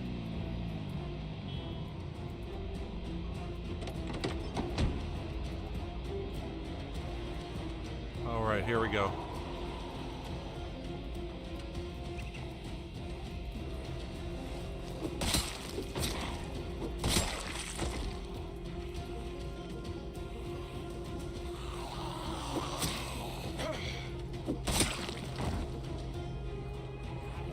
Still these guys up here. Okay, well, let's get ready to take them.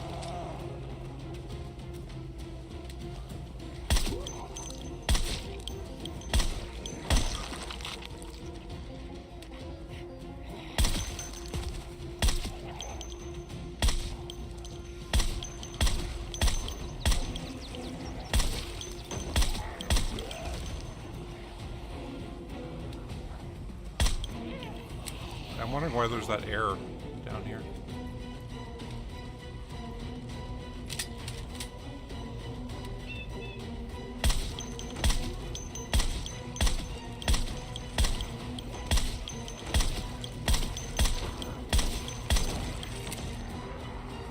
There it is.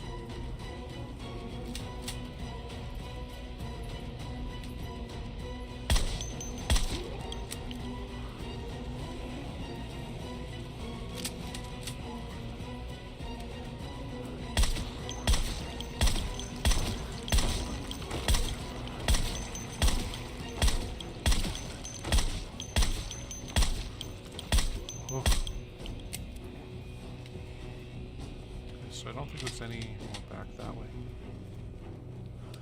Alright, here we go.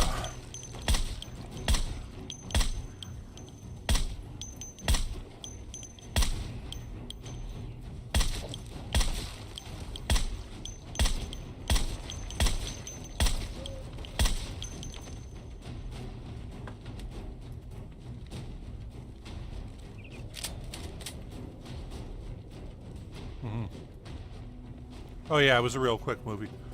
The tapes in this don't take particularly long.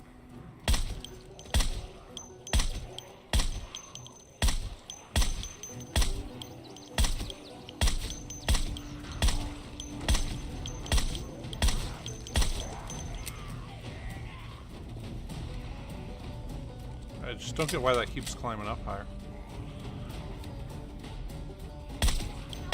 I know it has to do with the green laser sight on it.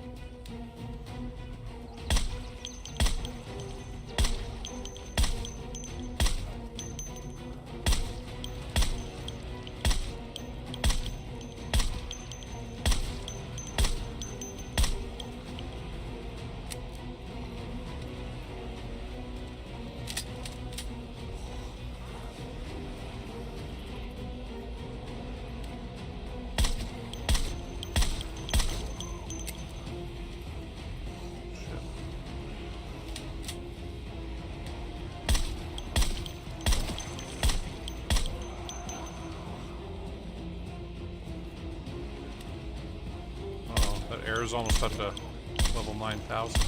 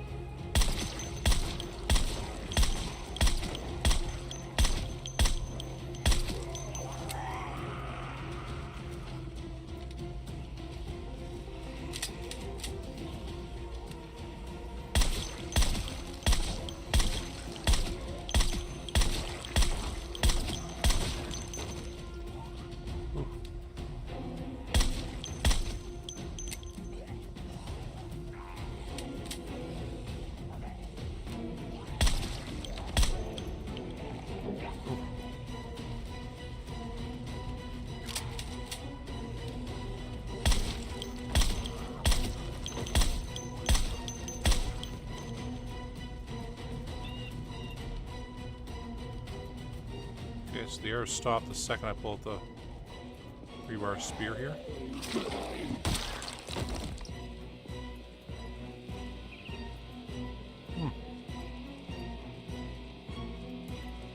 Pull this thing back out. Yeah, the air started up again.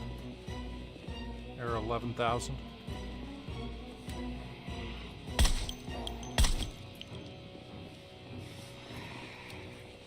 Oh shit, I thought he was dead. And when he started breathing there, that freaked me right out. Okay. Ooh.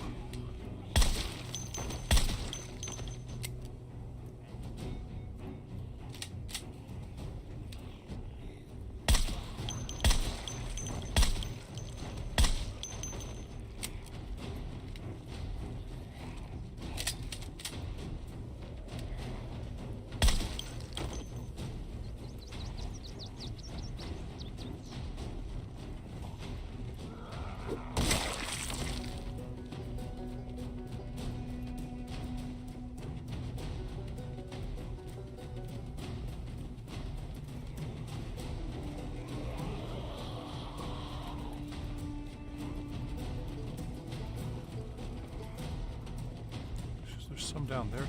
Oh my god! Wow! Guess that was what honking that horn does, huh?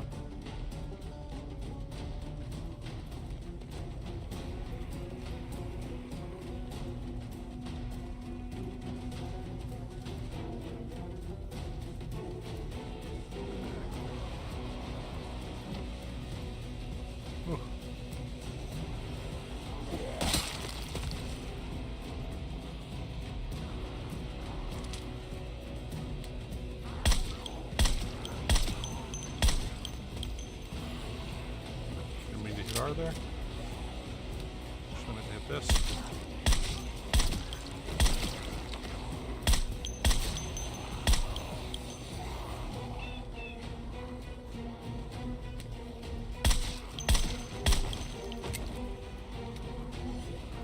Need to do that.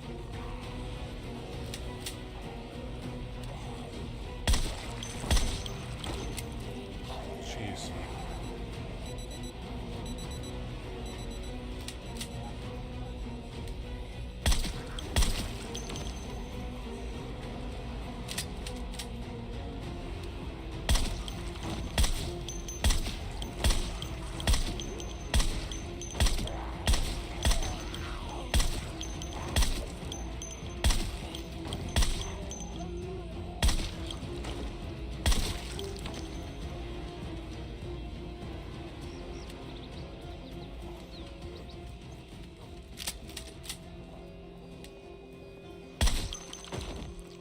Okay, so honking that horn brought a bunch of guys there.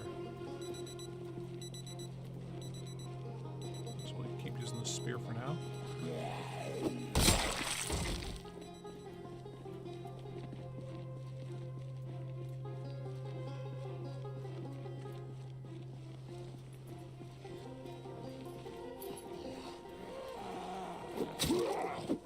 No worries, Bianca. You know, lagging happens.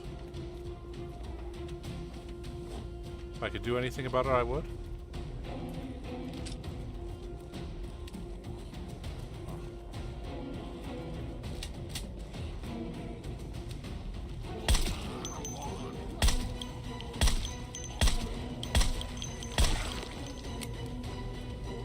We might have to get a new gun pretty soon.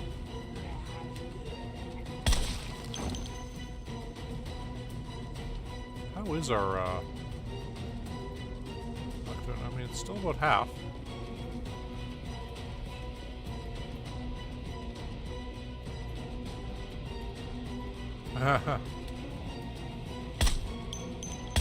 You know, for a while, that was like one of the best horror video game adaptations that have been done.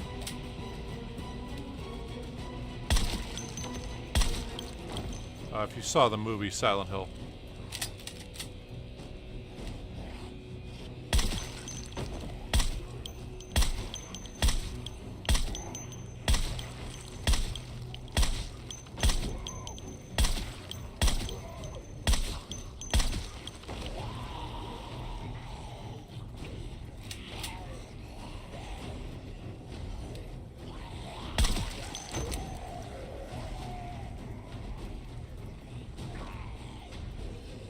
Oh my god, I hit F by accident. Okay.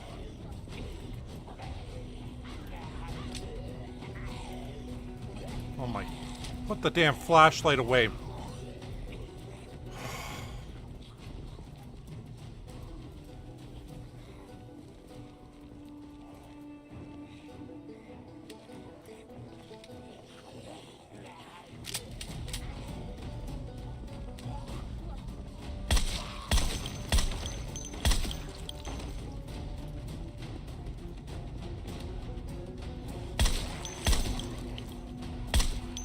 I could have just kept shooting guys with the flashlight out.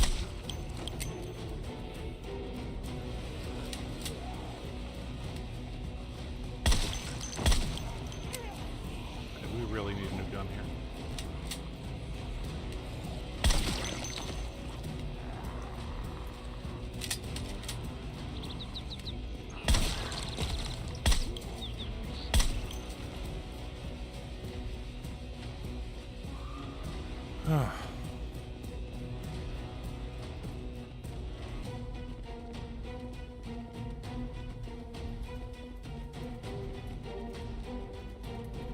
Is that all the crowds we extracted?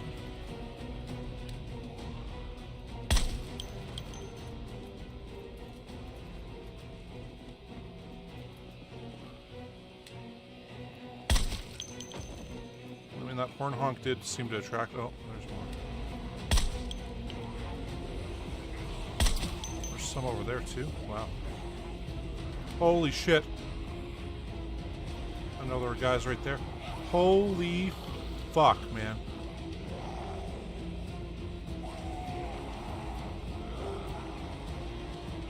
were just all over the place like this.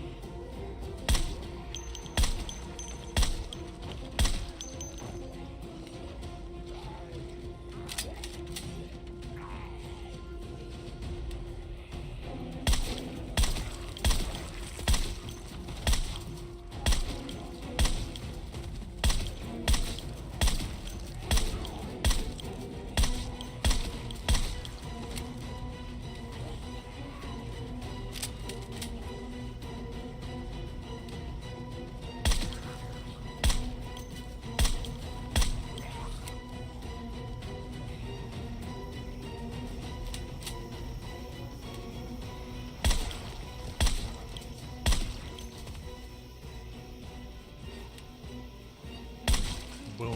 Done.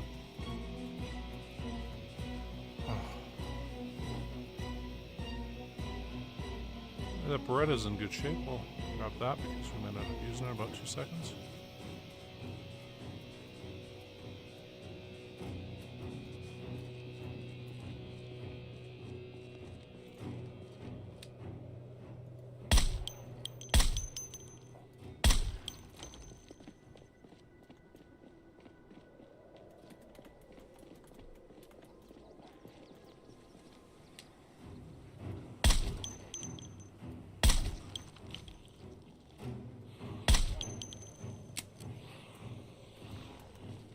Pull out the other gun and use that for now.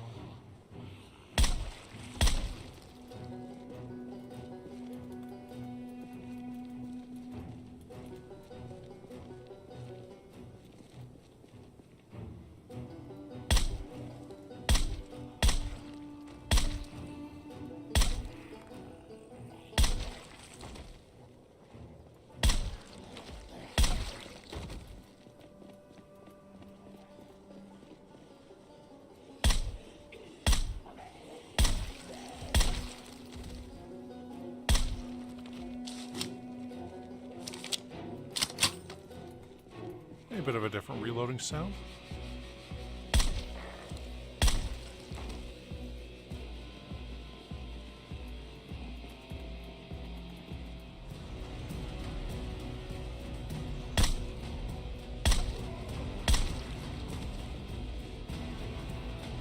Starting to get corpse sickness again.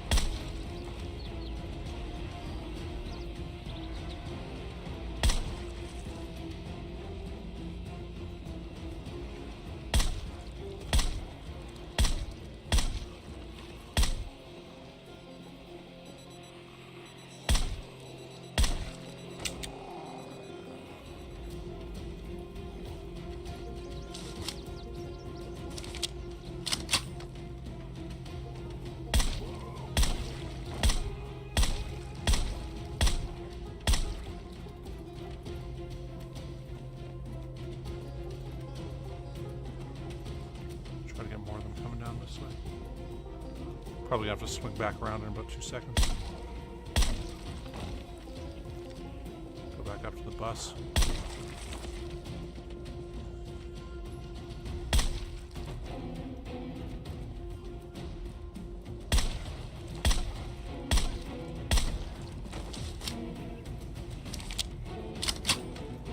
Man, there's just so many. Guess that's what knocking on your horn does.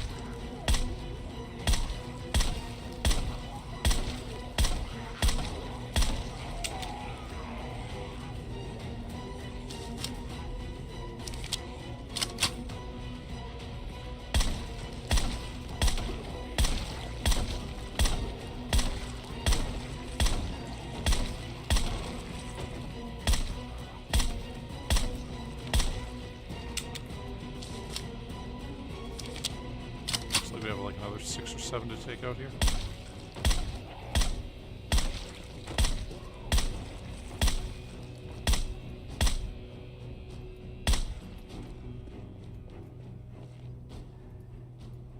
Oh, there we go. Let's see how many. Oh, only one.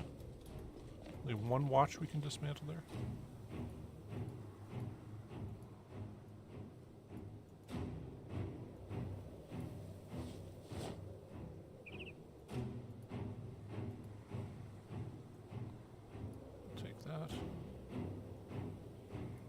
That also.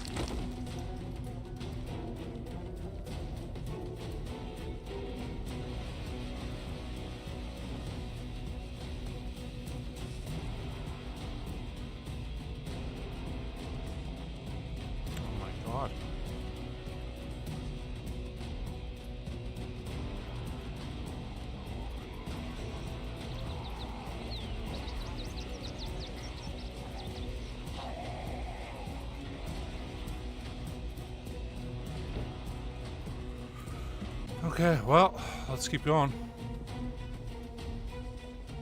Actually, side note, drink a juice box.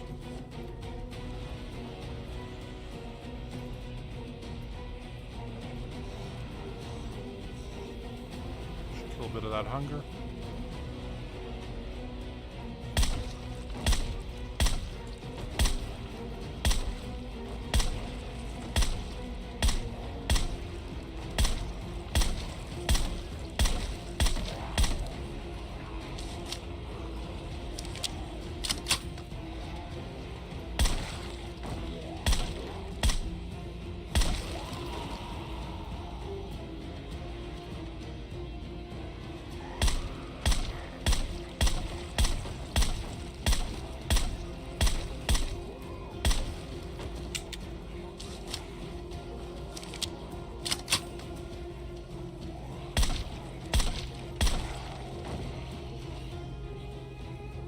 I mean, there's just so many zombies.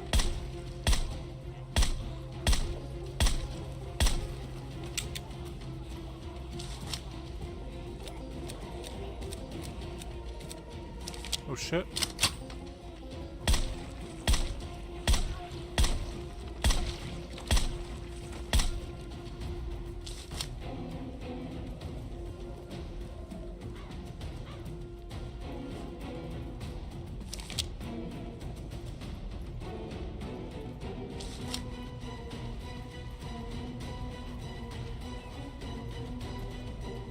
I guess we're under this.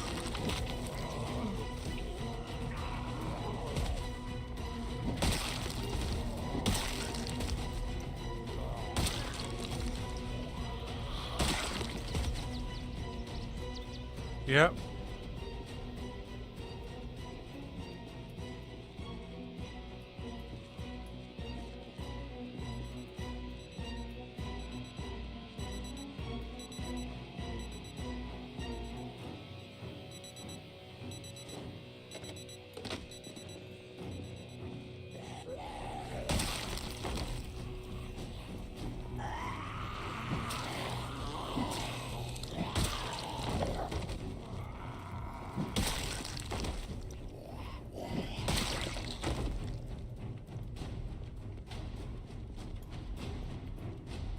feel like we might have to run through the back area there. For the bus. Yeah, there's too many. Damn.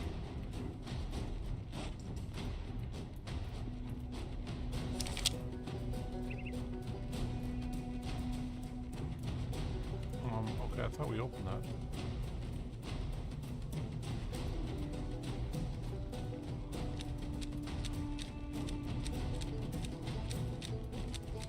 Jeez, we got enough magazines now for 480 bullets.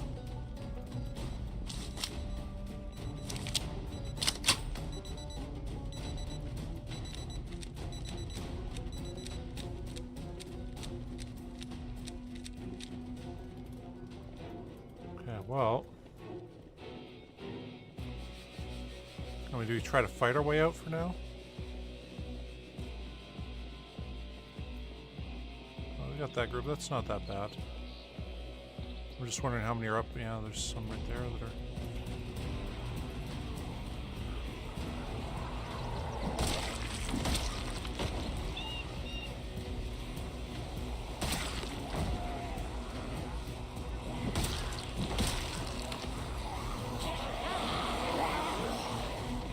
Holy fook. Holy.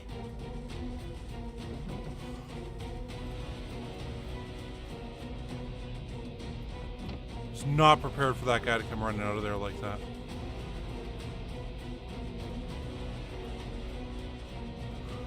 Oh.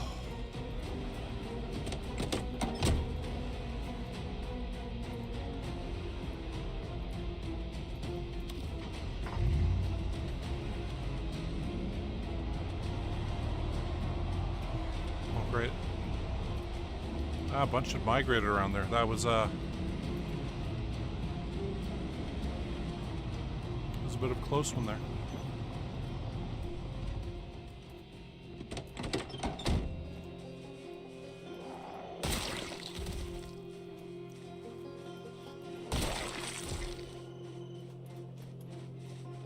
Oh shit, I meant to hit one. Shit over here. Aren't any around here, are there? Not seeing any. Okay. Cool. Well, let's grab like 6 of these. Then we'll go back in, we'll eat something. Oh.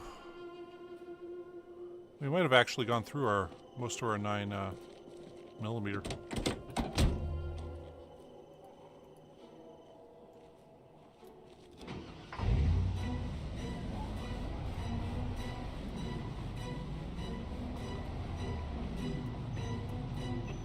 There's only 3 along that way. Maybe got this, no problem.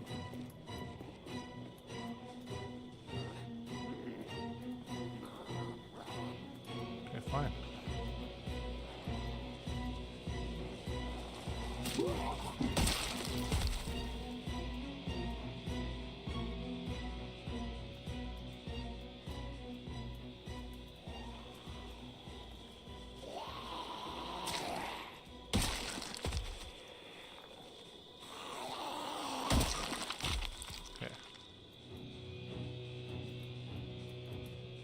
I think we can hop back in the bus.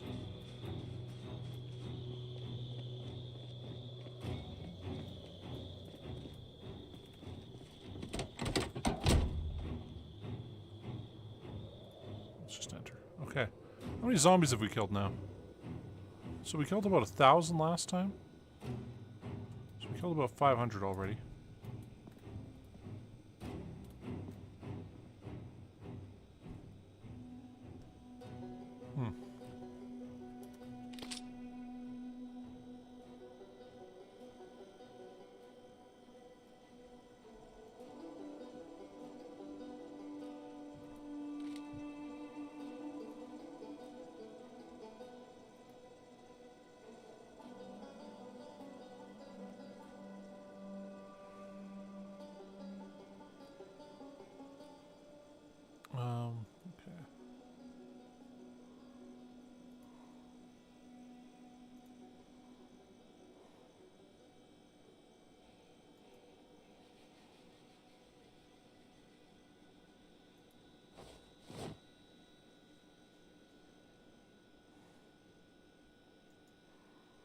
Okay.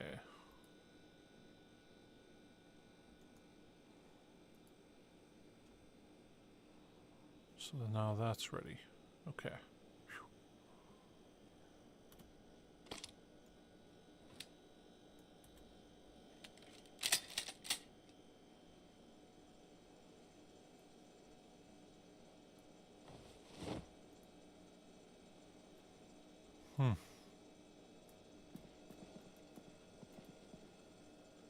Alright, let's eat the rest of... yeah. Let's eat all that cereal.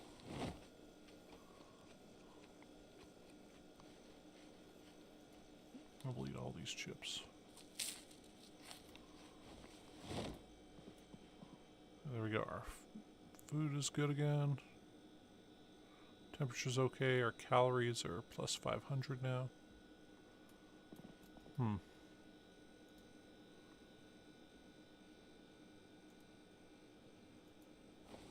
We can eat those. And those. Try to gain a bit of weight so we go back up to 80.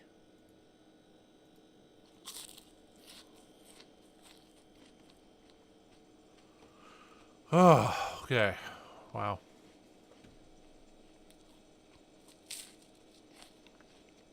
We'll do this. We'll read a book, I guess.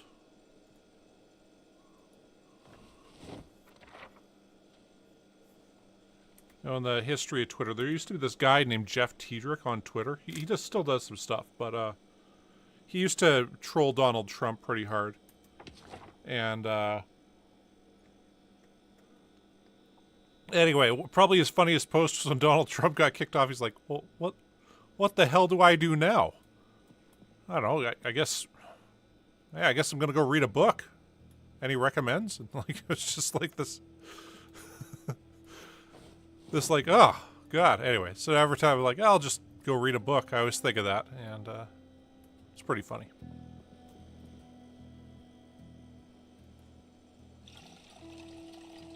Oh, what do I think of Donald Trump? I mean, there really is no way to properly describe him. Like, I liked how South Park described him as beyond parody. It's like he's a parody of himself, and, I mean, the unfortunate thing about him is there's essentially a cult that's developed around the guy, and it really doesn't matter what he does, they'll always support him. And I mean, to say it, liken it to anything, it's like, is this what, like, you know, adherents to Adolf Hitler really thought of, like, what he was doing? Like, where it's just, no, I can't do anything wrong, period. Not now, not ever. And I mean, where do you go from there with that, you know, that level of thinking? And, I mean, I don't think you really can go anywhere. It's, anyway.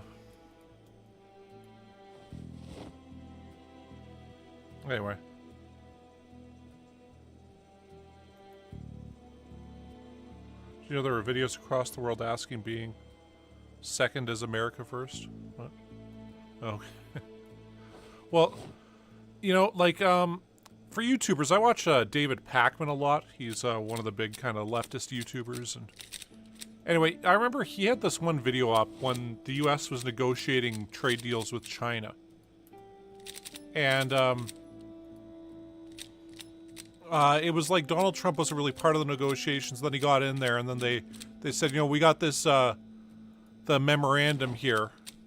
And it's a memorandum of understanding, which is you know, another way of saying agreement.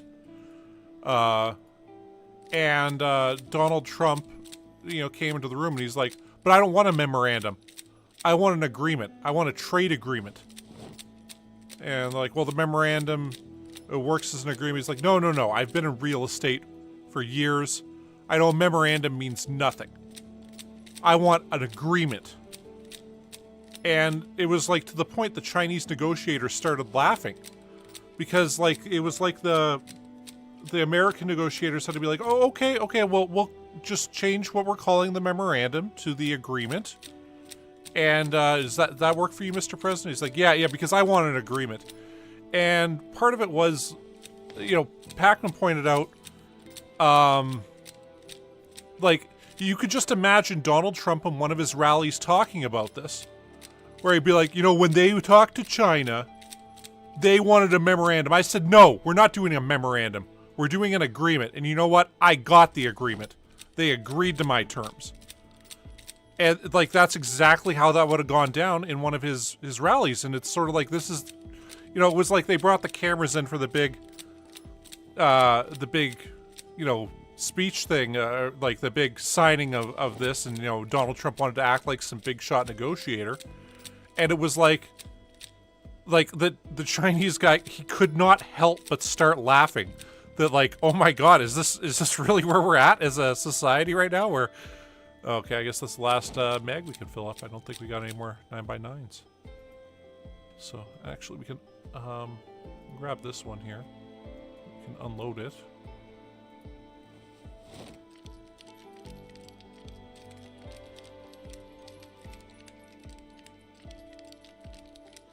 And yeah, but it's like that's it. There's a movie called Idiocracy by Mike Judge. He made Office Space, which is probably one of the best satires of cubicle life that's ever been done. And oh, he also made Beavis and Butthead and King of the Hill and stuff. But like, there's Terry Crews plays the president in that. And he comes out with the world championship belt and stuff like that. And it's about how the world's just gotten incredibly stupid. And it was sort of like, this is like a real life kind of idiocracy. Where, I mean, you know, this guy's a billionaire. Doesn't do like any charitable stuff. Just slaps his name on everything. People are like, oh, well, when he becomes president, things will change. And it's like, what part of the way this guy's lived his life would ever make you think that he cares about you whatsoever? And actually, of all people, RuPaul had a great line with Donald Trump that it's like, if you ever watch Judge Judy, there'll be eventually some woman will come out and she'll be like, you know, Judy, he just got out of prison and he owed his fifth baby mama, you know, $2,000, and he swore he'd pay it back if I just gave him the money. And then when he had the money, he never paid me back. It's like, hold on. Tell yourself this story again. And what part didn't raise a massive red flag for you that this isn't gonna, that you're just not gonna see that money again? Like, what part of that whole little story made you think, oh, this guy's gonna come back with money for sure? And it's really just a temporary loan. And he'll be right back. Like, who'd you think you were dealing with? And it's sort of like that with Donald Trump, except he managed to convince people, the book about him, the Only I Can Fix It, that there was like some sacred thing in the world that only Donald Trump could fix, that's broken, and he was just going to do it. And unfortunately, it largely became about, he pisses off the people who I don't like, so he must be good, without realizing, like, oh, hey, like Stephen Harper was Prime Minister of Canada for almost a decade. I didn't like him. I did not like any of his policies. And, you know, a lot of his ministers were kind of incompetent, to say the least about them. But I didn't say these people have no idea how to run a government. They've got no idea what they're doing. You know, like, it would be like dealing with a plumbing crew that'll rip you off when it comes to your, you know, doing plumbing work on your house, and somebody who doesn't know what they're doing whatsoever. Where it's like, okay, you know what? I can handle the rip-off guys. They'll at least fix my pipes. Geez, I didn't realize that gave us short play. But, you know, it's like, I don't get how people don't see it with the Trump people, that, like, they just don't know what they're doing. And they're so bad at it that it's, well, it's like the whole build a wall thing. I don't think it's a good policy. I don't think it's a good idea. But they ain't getting that wall built. They ain't, you know, they did jack shit all when it came to building the wall. And it was like they just, yeah, they had no idea what they were doing. They had no idea how to get a civic project of that level underway. And, oh shit, I need to get out there.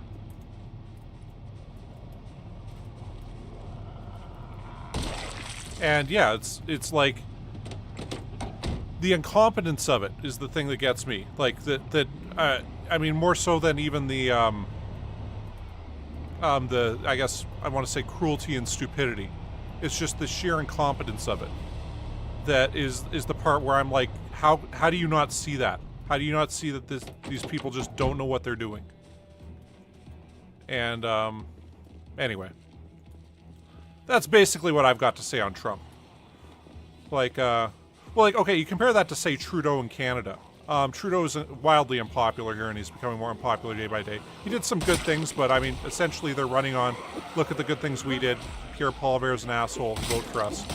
Which probably isn't going to work for them the next election. But, like, I mean, they are uber competent when it comes to running a government, even though they're doing some things that I don't personally agree with. And, I mean, on top of it, I feel like they actually care about us, us little people. So that goes a long way.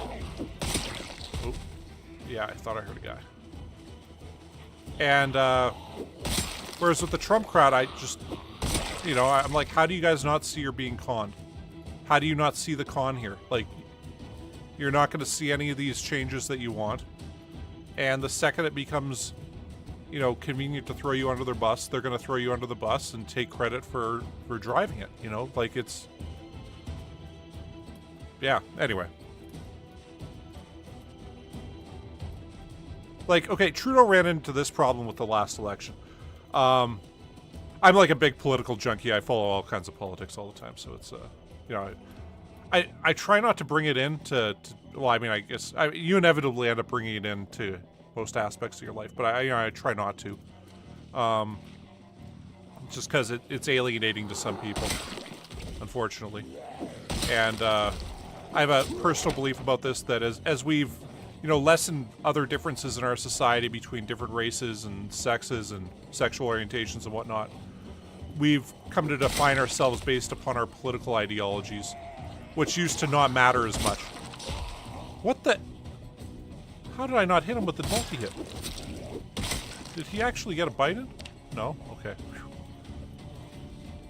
And, so, it's strangely come to define us as a people now, is like, what's your politics and, whatnot. And it's, ooh, shotgun shells. Awesome.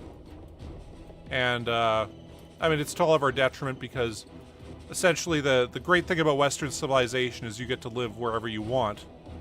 But the one caveat to that is you don't get to choose who your neighbor is. And that's how it's supposed to run. And it's, I mean, partly because of social media. But people are largely saying, no, I get to choose who my neighbor is now. And, you know, to be damned with everybody else. Okay, I guess we'll take that there.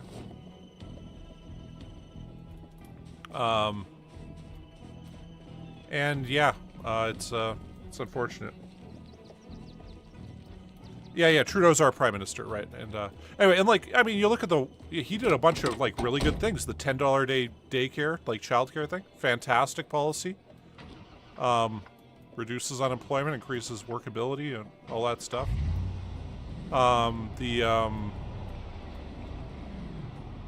You know, ending a lot of the boil water advisories on reserve, you know, incredible. Other great policy. The legalization of marijuana is another one that, I mean, how many people's, you know, futures got wrecked by an unbelievably stupid policy that doesn't actually improve society whatsoever.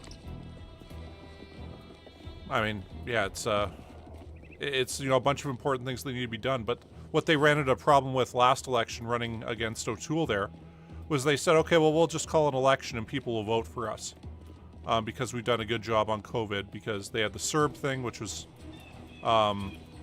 you know, helped us get through that shit a lot better than most other places did.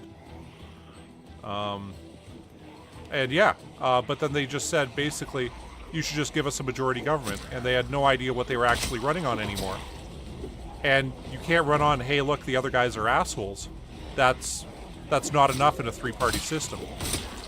And, you know, four-party in some places. and that's what they're unfortunately going to end up running on next time, because they aren't really presenting any new policy ideas for how to improve people's lives. And yeah, I mean, we got Pierre Poliver up here, who's another guy who's like, I'm like, how do you guys not see that this guy's just a complete huckster? Like,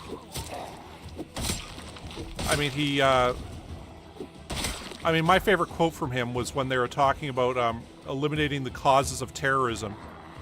He said with a serious face, the cause of terrorism is terrorists. We don't need to, you know, be talking about poverty or anything like that. It's all just terrorists. And once we get rid of the terrorists, there won't be any terrorism. And it's like, what do you think, like, people just wake up someday when they're like 20 and be like, you know what? I've been living my life, you know, completely fine, and I was going to be a dentist, but then I'm like, you know what? I want to kill a bunch of innocent people. Or is it, you know, largely, you know, based on perceived grievances, whether they're true or not, doesn't really matter, but perceived grievances amongst a group saying that, you know, this thing in the world is some great injustice, and I'm going to, you know, fix it by doing something awful. Anyway, but, you know, so trying to cut down on extremism, and, you know, lots of people, you know, I don't want to say lots of terrorists come from poverty, because there are plenty who are incredibly rich, but they're utterly fanatic about, oh, that has no magazine, about their, you know, fundamentalist beliefs. They believe they've got a grievance that matters more than anything else, and that's what we should, you know, and that somehow hurting people will solve this problem in the world. And it never does. Like, I mean, it's like, what building would we have to blow up to make the world some kind of utopia? Like, what's the next building that would be done? You know, and you can't name one, because you know, improving the world doesn't work that way. Occasional times we can stop the world from getting worse by, you know, doing this, that, or the other thing. But you never really make the world a better place by destruction and violence. Anyway, just my 2 cents on things right there. But yeah, it was like he said, like, in all seriousness, like, no, we shouldn't examine the root causes of terrorism. It's just that there's evil people in the world. And I'm like, the world's never worked that way, ever. It's not just, oh, these people are evil. And, anyway. Yeah. Well, it's like, okay, take Nazism as an example. If I were to just say, well, the reason Hitler rose to power is because he's evil, we don't ever have to discuss anything about, you know, the Weimar Republic's failures, or the, you know, Treaty of Versailles after World War II, and the belief of, you know, feeling of grievance that a lot of German people had. It was just this evil guy just managed to rise up, and we don't need to ever think about anything more here when it comes to this. Like, what? This is like the level of analysis. He insists that, no, this is the right thing to do, is that there's bad people in the world, and, you know, that's that. It reminds me, like, there was an Australian clip that went kind of viral of this one guy who was saying that spousal abuse is, you know, caused by poverty. And it's not like black and white caused by poverty, but if you go to an area where a bunch of people have lost their jobs due to economic downsizing, all of a sudden, domestic violence shoots up by noticeable amounts, like usually about 10 to 15%. And it's that when people are economically stressed, they tend to act out in worse ways. Like, that's just the way things are. That's the way they've always been in the world. Another thing is, like, video games have actually reduced a lot of violence because it gives typically young teenage men something to do other than roam the streets and, you know, cause trouble. Now, does that mean video games are all of a sudden the solution to violent crime? No, but it's like there's other factors to consider there about, you know, like the root of violent crime and, you know, general problems in society. Anyway, and it's just it's like there's this shallow analysis that'll come out of like a Paul Bear type government. That yeah, it's just pretty absurd. I mean, it's not going to lead to big solutions to our major problems right now. It's just going to lead to very glib things. And like, okay, yeah, when the Conservatives got elected in 2006, one of their big policy planks they said was choice in childcare, because the Liberals had proposed the daycare plan that Trudeau eventually got through. Why didn't you stab him? Okay, well, I mean, we got shoes that are really good, so glad we're wearing military boots.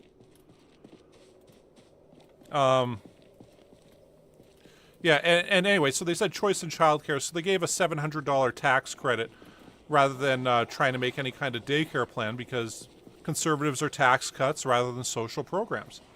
And this led to massive, like, it didn't lead to the great outcomes they said where, well, we give people this money back of like $700 a year, they'll be able to have childcare. It's like, well, no, childcare costs $350 a month. Like, what world do you live in where this $700 is going to be enough? Then they said, well, this is unfair to, stay-at-home moms. And, so this way we're going to have this thing where nobody gets real childcare. And it kind of became an issue of like, well, who can afford to actually stay home with kids compared to who can't? And, this disproportionately harmed poor people and working people that would like to get back to work. Anyway, so then the Liberals brought in the $10 a day childcare thing where,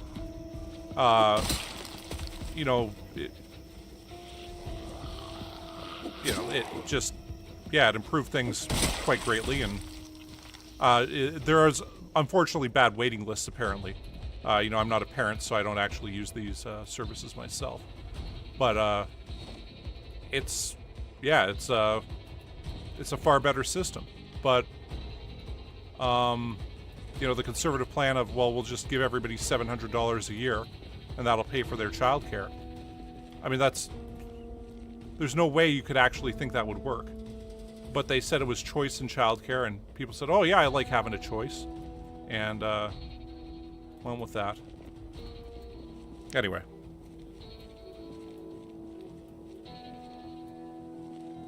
Yeah, and I mean, that's largely kind of where it's at. Like, okay, right now in Saskatchewan, we're having the provincial government brought in this thing where they've said kids going to school who are under the age of 16, who identify as a gender that is not their birth gender, are going to have to go by whatever pronouns their parents decide. So essentially this is going to make it so that if a kid's like, hey, look, I might have a male body, but I was actually born female, and I'd like to be referred to as she, her. Actually, no, we're going to leave this up here because we might run into crowds of zombies. We'll grab a quick bite to eat and then head on in. Anyway, which, I mean, you could tell by like a base level thinking, this might seem like, oh yeah, parents should have a choice in the raising of their kids and stuff like that. It sounds kind of reasonable, except all this is going to do is cause a bunch of transgender kids to not have any kind of safe space whatsoever. But they have this weird belief that there's teachers out there that are convincing children to change their genders. And it's like teachers can't convince kids to do homework. Like, what world do you live in where they're like, oh, well, you're really this way now, and trust me, I'm your teacher doing this. Now, I mean, it was very bizarre that they just brought this policy kind of up out of nowhere. Well, I guess New Brunswick did, and it's seen as very popular amongst the base. Yeah. The that stuff. Anyway, but it's sort of like they didn't think this through. Like, this isn't going to cause parents to have more say in their kids' lives. It's going to cause some transgender kid to just not come out. Because if they're not coming out to their parents, it's probably because they're in kind of a dangerous environment there. Because, it's like it would be like thinking, well, I'm not racist, so therefore nobody has racist motives towards anything.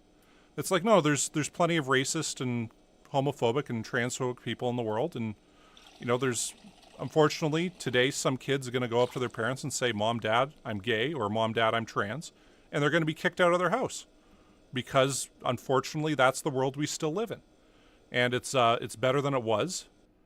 There's probably going to be some racist incidents today also that occur. A couple questionable ones where it's like, well, was that because of racism, or did that person, or are they just an asshole? There's going to be a bunch of those kind of incidents. Less than there used to be, but still, they're still there. And it's this bizarre belief that, well, my motives are everybody's motives here. And that,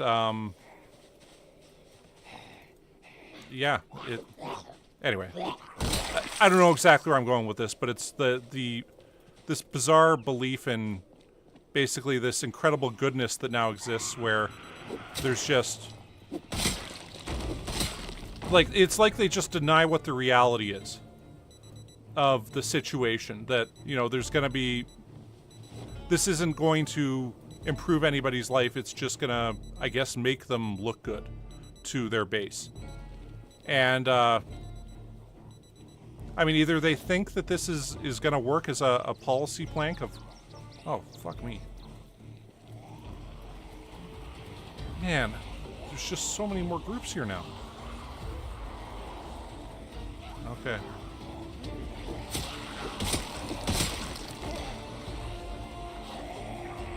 Oh, shit. Well, I think we gotta go like this. Probably end up having to use the last of our bullets on this. Whoa, shit. And, anyway.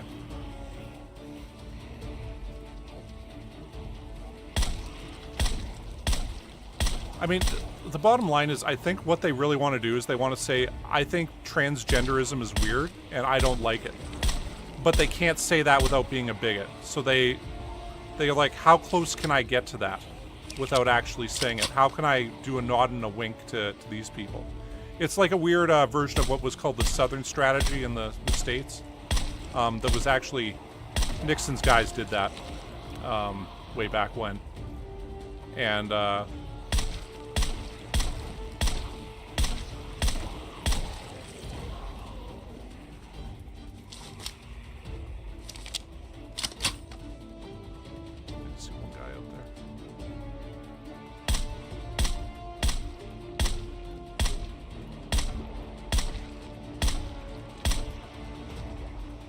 But yeah, for you guys that don't know what the Southern strategy is, it was basically a strategy to win elections in the southern states by appealing to racism.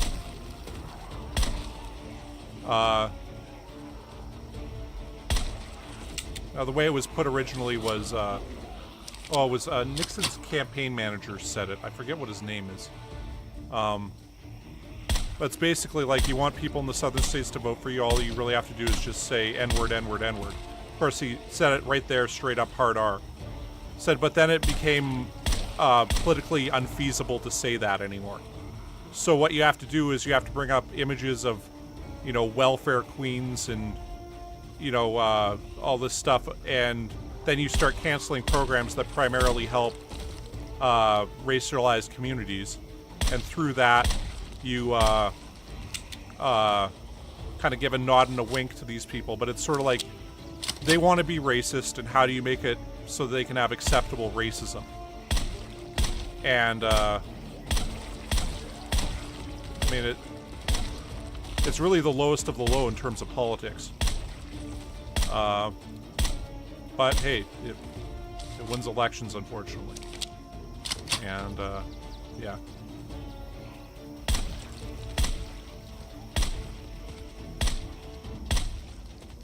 So yeah, transgenderism is kind of the group right now. And, a friend of mine, she's trans, and, I was having dinner with her about a month or two ago. And, yeah, she actually went and had facial feminization surgery so she'd more easily pass as female. And, when I was talking to her, I'm like, yeah, this is... it was sort of like around 2016, 2015. It really felt like we'd sort of kind of dealt with this stuff as issues as a society. That it was like, no, we were on this kind of trajectory where things were just going to get better from now on, and world would be more accepting and you know, whatnot.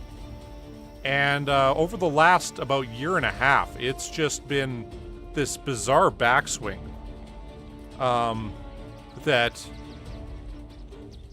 it was like they figured out that this is how they're going to win the next election, because their policies aren't popular enough otherwise. So they can, you know, play to people's worst instincts, and basically work this this kind of I mean, I want to call it a transphobic grift, but well, actually, yeah, this recently happened in Florida, where they brought in this that thing where they were gonna make it so it's illegal to transport anybody who's an undocumented immigrant in the states around. And they had to pull it back, and they had to tell all the immigrants that were there illegally in Florida, oh, no, keep working in construction and you know, hotel cleaning and on farms. You know, this is just sort of, this is good red meat for the base. We aren't actually interested in deporting all of you. But what ended up happening was a bunch of illegal migrants just left immediately, because, you know, for them, like, you might be dealing with a family of, say, 12 people, and 2 or 3 of them are in the country illegally, the others are there legally. Well, you know, like, what are they supposed to just never drive these people around in a car, or drive in a car with them ever again? And that was sort of the, what was, oh, Winchester, okay, we'll take that. Good condition, too. And yeah, it was just basically they wanted to show their base that, oh, you see, we're going to crack down on illegal migration now. And, you know, this is what we're going to do. And then when they realized, oh, well, you guys weren't actually supposed to believe us with this. Like, we're not actually going to come get you. And, I mean, this has decimated their agricultural sector, because they rely on the cheap economic migrants that need this money to go out and work their ass off in these hot fields every day. Because there's a line Chris Rock had that, hey, nobody ever want to pick their own strawberries. And, yeah.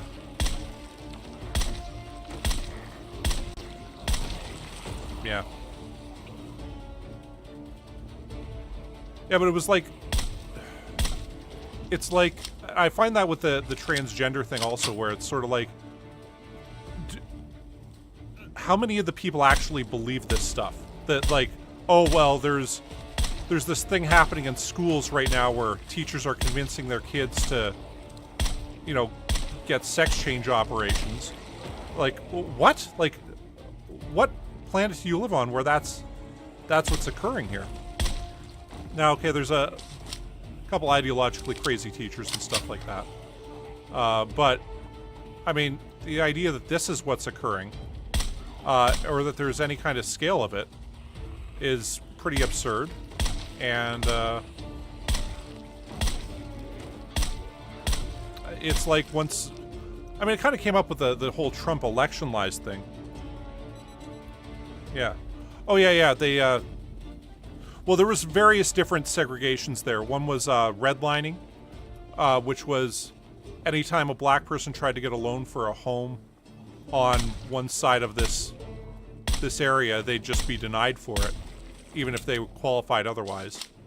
And then there was actual homeowners associations things where it was you agree to, when buying this house, that you cannot sell it to non-white people.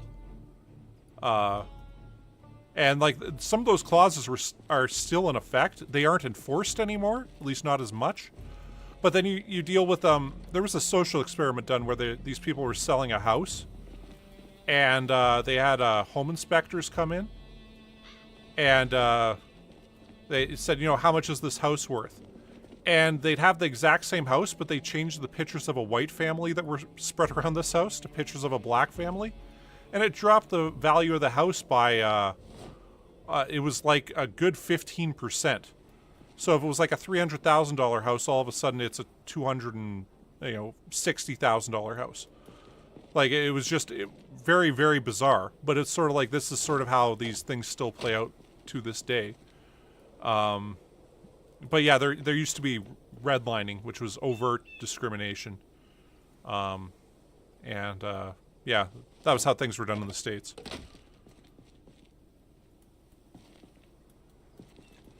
Ghetto actually, I believe, referred to Jewish communities in Russia in the 1800s initially.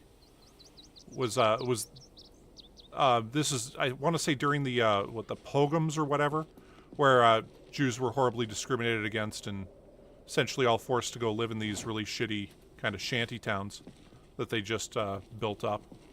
And yeah, it's sort of like Skid Row. The phrase Skid Row comes from Buffalo, New York, because the area where the ships would offload was this just crime-ridden cesspool. And they use skids to move everything around, which is the pallets that are kind of standardized on trucks now. Like, they had the same thing back then, but for boats. Yeah, so that was referred to, the street next to the docks was referred to as Skid Row because there'd be all these industrial skids going down it that were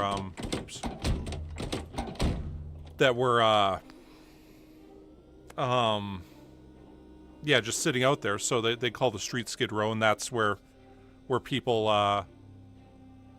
would get stabbed all the time and would get drunk and stuff like that. And anyway, but yeah, I mean, yeah, in terms of ghetto, like within North America in particular, we're very much I want to say a country based on economic, we're a nation of immigrants, right? In that there was various, outside of the indigenous population, of course, people kind of came in various waves for various reasons. And that's contributed to the political culture of every area. So, like, yeah, true. Segregation, yeah. They had, the so-called Jim Crow era. But, like, okay, well, with Canada, for example, okay, I got a degree in political studies, and one of the essays I did when I was there was about provincial political culture. And so this guy, Nelson Weissman, came up with this concept that was referred to as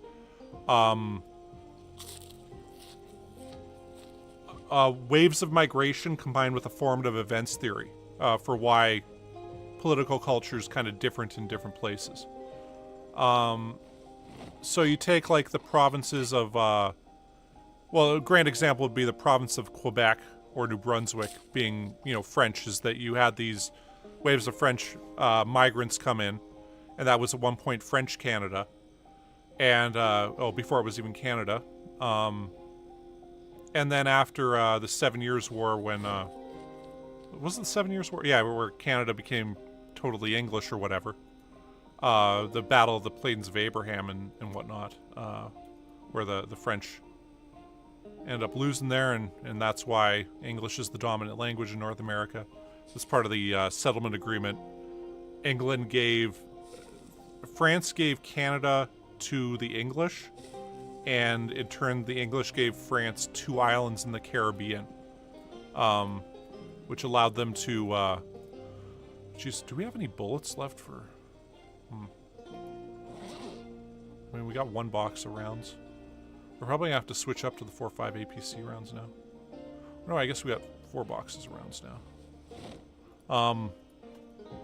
But yeah, so there was big formative events there where because of that, the French became a, ongoing minority within Canada. Then they had what was known as the Quiet Revolution in the 60s, because it was sort of like the Catholic Church ran everything in Quebec. And, yeah. And in the 60s, they had kind of a reckoning there where they had a French nationalist movement that kind of came in and became part of the political landscape, and is now today the dominant part of the political landscape, even though sovereignty and stuff isn't as big a thing as it once was. You know what, what we can do here is we got a bunch of empty magazines here, so let's put them there. Anyway, so, yeah. Well, hold on. The end of slavery in the U.S. Civil War was there, at least for the U.S. However, they also had a ongoing, like, apprenticeship, as they call it, which was essentially basically slavery by another name. And yeah, they so it was sort of like, yeah, slavery ended there, but it was still around in essentially, you just don't call it slavery.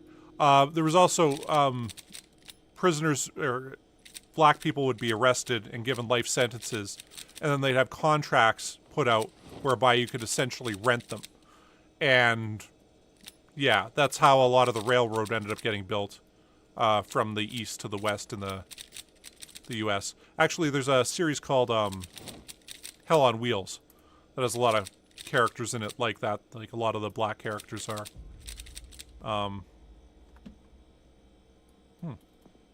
I didn't think we had enough to fill that.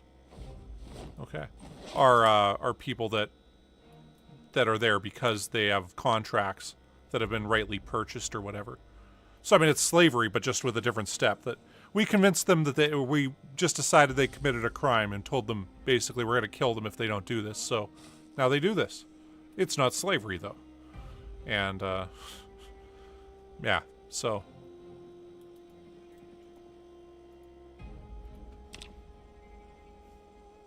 Yeah, Life was an example, yeah, that dealt with stuff during the 30s, though, where there was still racism, but, like, Hell on Wheels, in particular, like, because, like, within North America, there's the railroad that, got built. That's another big formative event for our politics. Both the CPR Railroad, Canada Pacific Railroad, and the ones in the States, because a lot of the rail tracks were made by Chinese immigrants on one side, that were just treated horribly. Anyway, and then, from the other way, various other immigrant groups. But, like, okay, like with Canada, the reason Ottawa is the capital of Canada is at the time of formation, there was Upper Canada and Lower Canada. And Upper Canada was, like, Quebec and, area around the Hudson Bay and stuff, and largely, geez, that's pretty crazy, Phil. That it's like, you think of it like racism, like, yeah, that's there, but it's like the idea that, no, you have to get off the sidewalk because this person's walking past now. I mean, that just, yeah, to me, that's just crazy. Anyway, yeah, it's... I'm glad the world's the place it is now. Compared to that at least. But yeah, so we built a big canal from, I want to say, Kingston all the way up to the Ottawa River. And it's the Rideau Canal or whatever. And Ottawa's there and is the capital because it was seen as, like, these locks were what connected Upper and Lower Canada together, so boats could come in off the Great Lakes and make it into the river system to go get furs, which was the big thing for the market initially in Canada. So beaver pelts were used in hats over in England and France and stuff like that, and it was like the fashion at the time. So they'd go get pelts from them, and buffaloes was another big one. I guess there weren't really many over in Eastern Canada, but later on. Anyway, so yeah, that canal was largely made by Scottish immigrants who were seen as basically subhuman at the time. And then the railroads ended up getting built, and those were made by other immigrants that were seen as subhuman at the time, and so on. And it's just, that seems to be the history of how things got built in North America. But as these groups came over, escaping persecution from their own country, they ended up, you know, joining up and becoming, you know, political influences of their own within their new country. So, so yeah, like within the States, for example, the story of you know, black people there is you know, very much still ingrained in the political identity of the country. And unfortunately, racism is still a factor, but yeah, I'm trying to think of other kind of grand examples of stuff. But okay, well, with the formative events theory and waves of migration, it was like the way Ontario got settled. There was a time where a lot of the people living in Ontario were British immigrants who sided with the kingdom, like the crown, against the Americans during the American Revolution. So a lot of them ended up going to Ontario. So there's a political history there that's, I mean, it's largely forgotten, but like these were the loyalists that's where they fled to.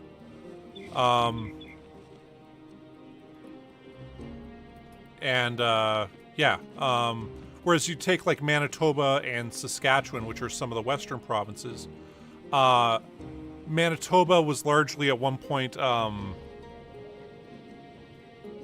kind of the start of the big western fur trade, and at one point it was called Rupert's Land and was owned wholly by the Hudson's Bay Corporation. Yeah,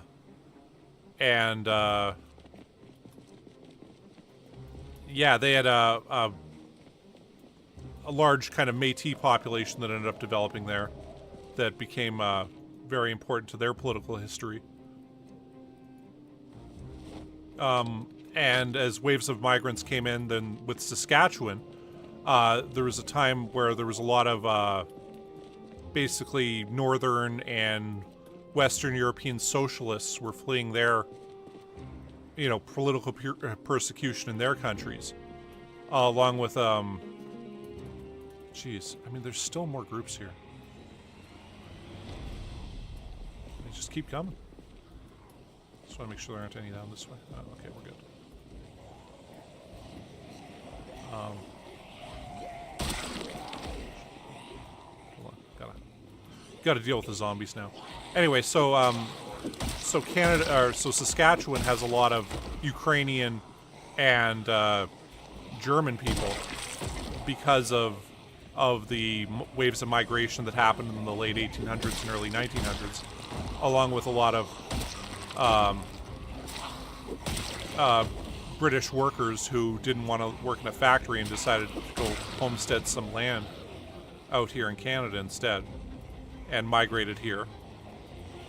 Whereas with Alberta, a lot of their political culture is based around how a lot of people in America wanted to have the last best west, as it was referred to, where they'd go get their own bit of land to homestead, but there wasn't any land left in America that was available.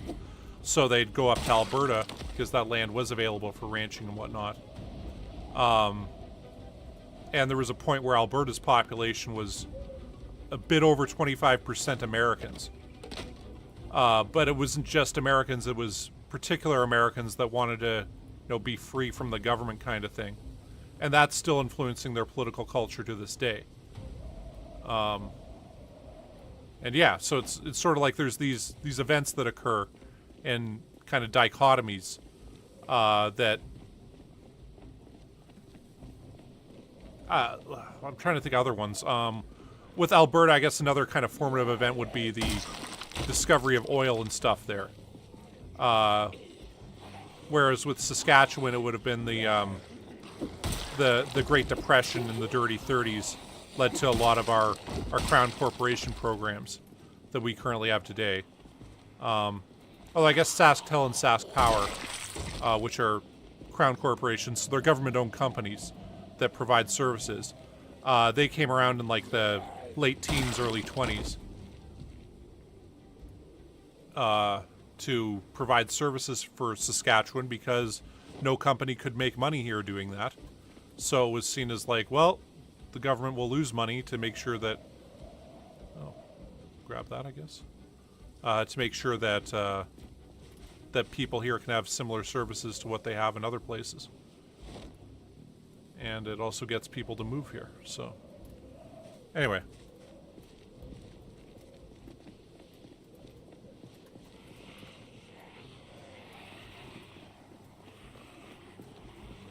Yeah, Leopold II is something else. Well, we're about to change the name of John A. Macdonald Road here because of the residential school program and other things, which he was one of the fathers of.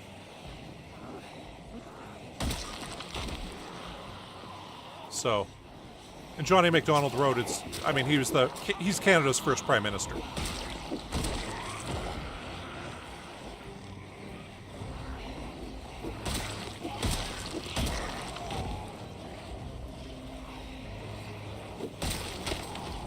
Oh, shit.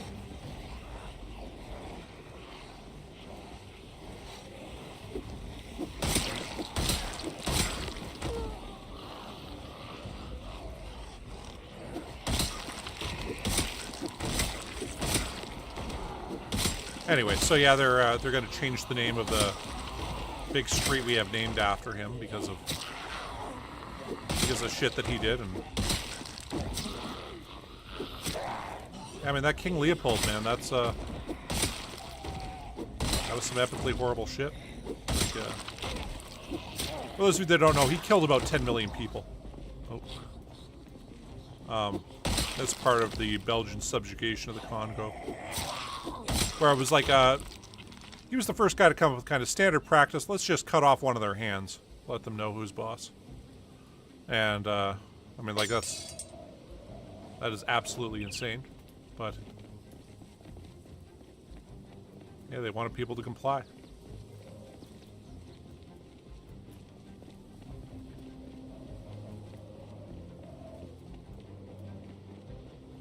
Yeah.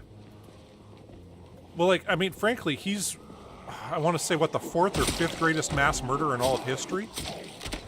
And they just act like, oh, well, you know, whatever. He was some guy that existed during the 1800s.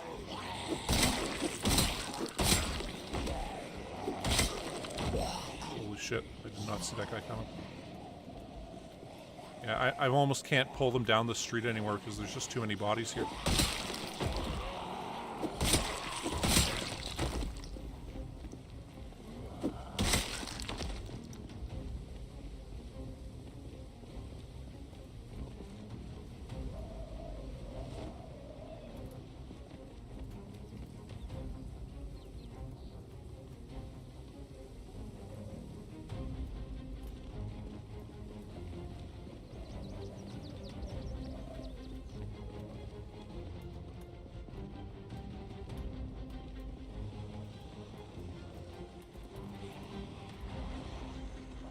I mean, man, there's so many zombies. I mean, you know, from yesterday, we got a lot of houses looted, and it was like we were, you know, making our way into the city and everything,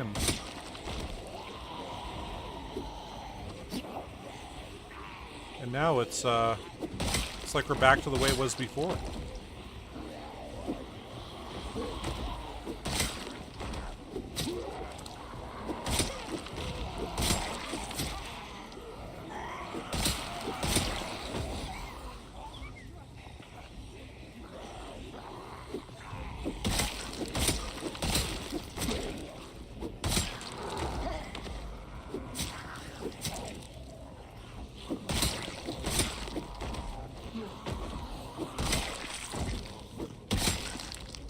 Geez, that maintenance level 1's really helping.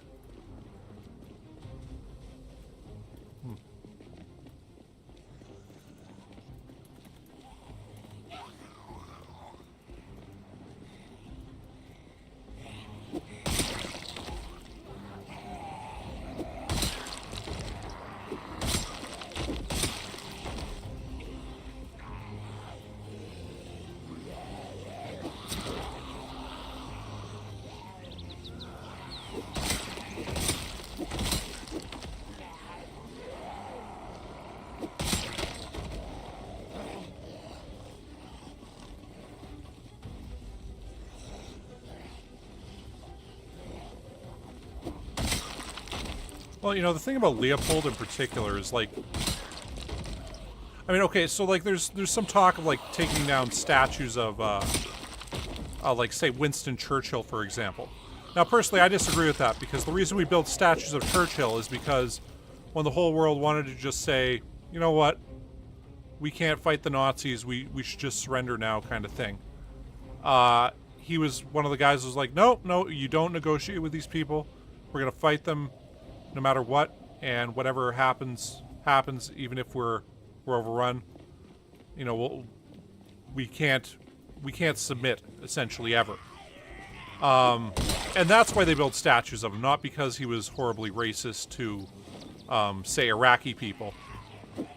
Like, for example, in the Battle of Fallujah back in, like, the 1820s, he recommended that they just use gas on them, and... Okay, I'm like, where was that guy? Okay. I mean, he said some pretty horrible things, basically saying these aren't human beings, so don't worry about it. And,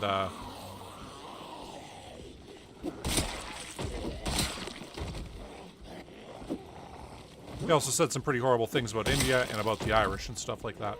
But, once again, the reason we build statues of him isn't because of that kind of stuff. It's because he, you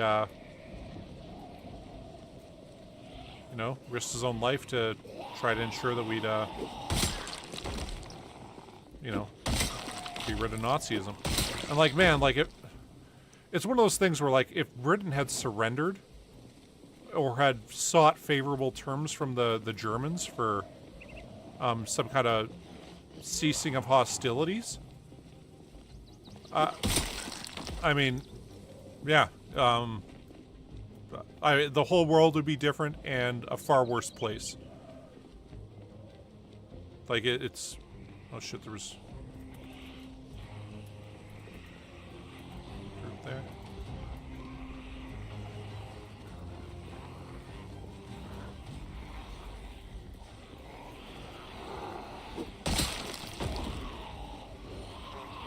Yes, they had the startings of radar back then. Actually, if you guys ever want to see something interesting about World War II, there's a fantastic YouTube series called World War II Week by Week. And they're actually in 1944 right now. But essentially it comes out every Saturday, and it acts like this was this week in the war. And then they go over what occurred there. And,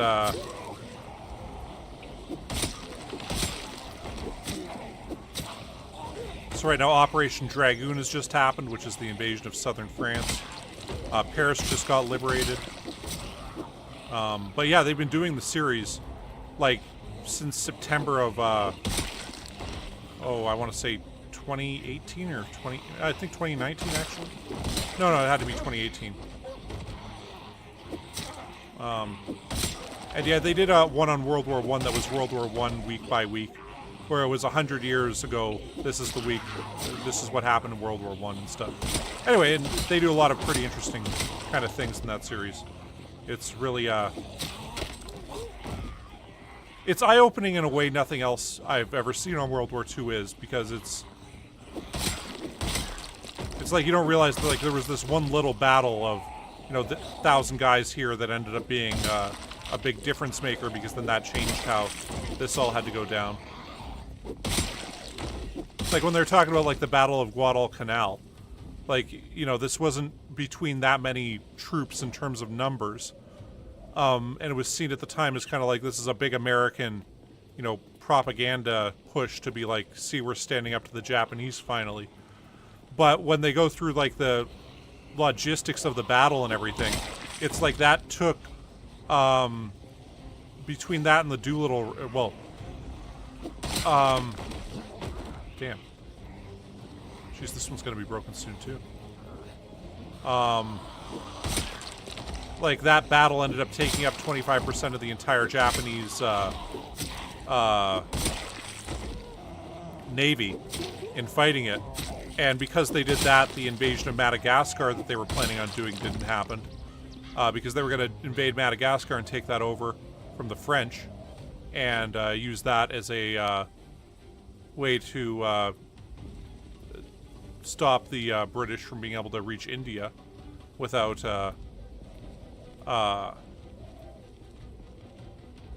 without using the Suez Canal, and then basically if the Germans managed to seize the Suez Canal, that would have, you know, cut them off and stuff. Anyway, so it's like things like that it's like I'd never even heard that was the level that was at in terms of just how much that ended up occupying the Japanese Navy.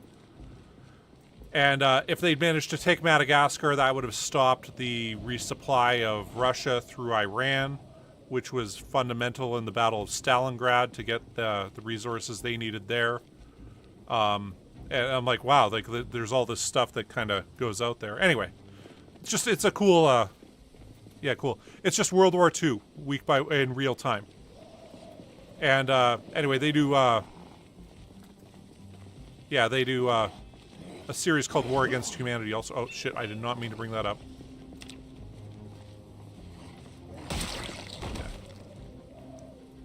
Yeah.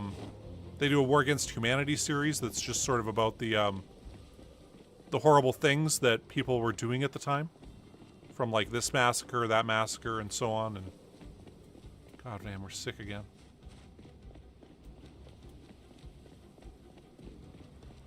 Can you die from corpse sickness?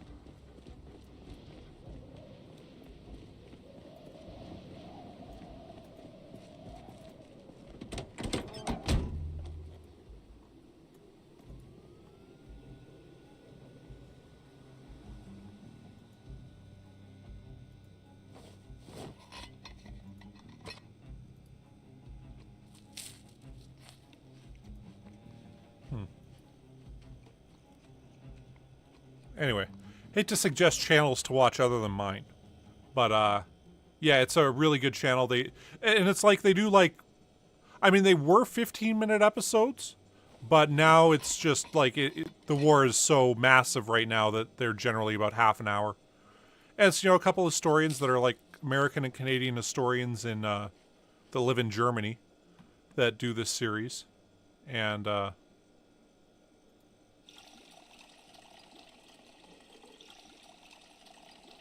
they also have some of the best maps I've ever seen of, like, you know, this person was here at this time, like this division was here at this time, and stuff like that. Like, it's really, really well done.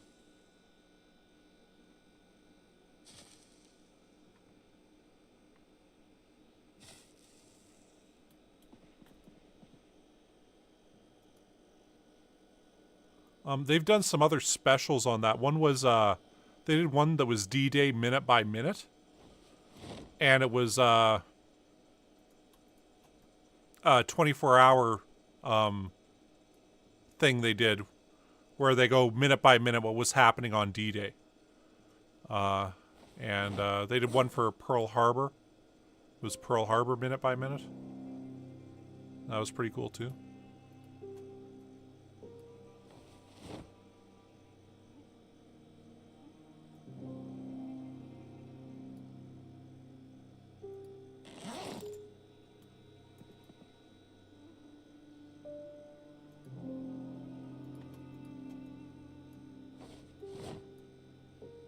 But yeah, for me, it's like every Saturday morning I get up and I'm like, ooh, new World War II week by week. And that's been for like the last about, oh, I want to say I discovered their channel in like 2019. So that's, you know, been like the last 4 years. And anyway, I've watched every episode so far. It's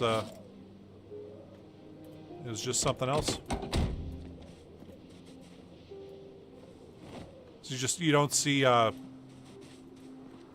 people trying to make things like this ever. Like it's just such a massive undertaking.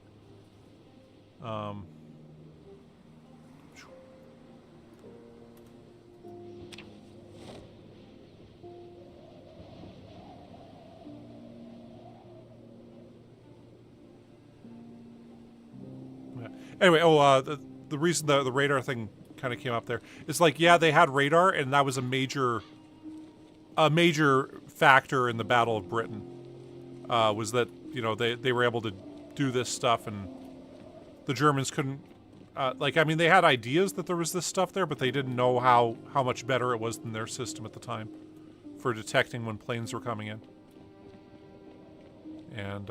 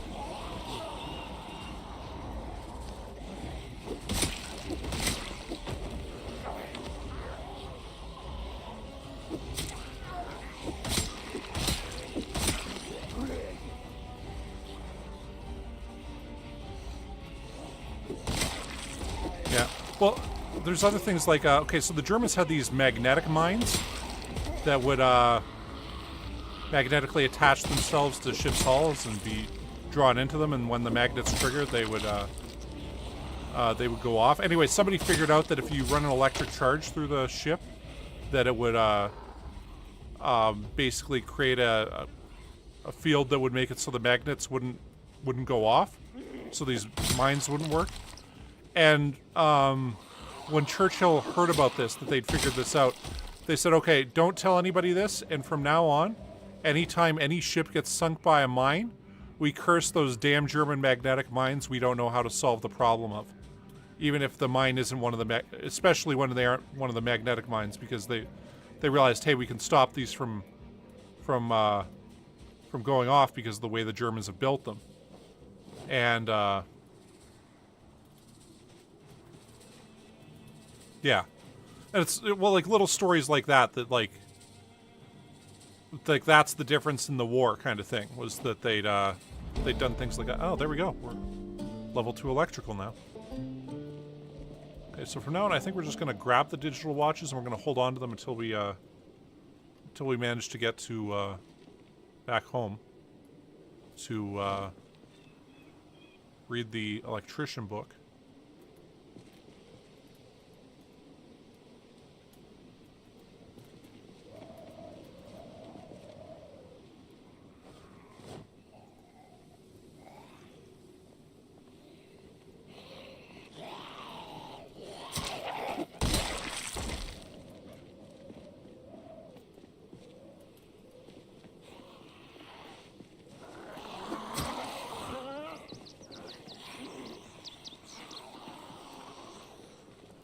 I think it's World War II in real time.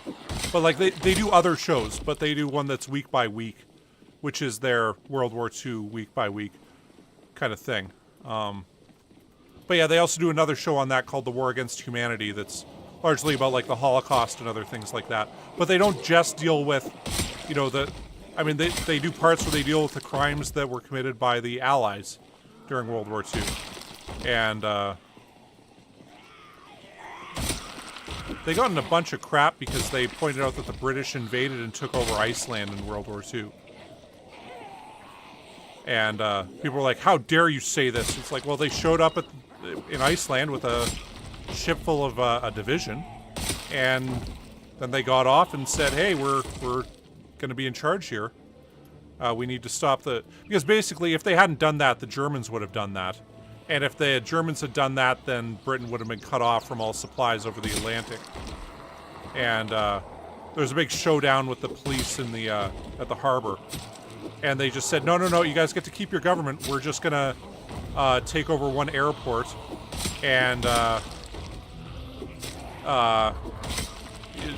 put a division here to make sure the Germans can't just land here and take over your little island.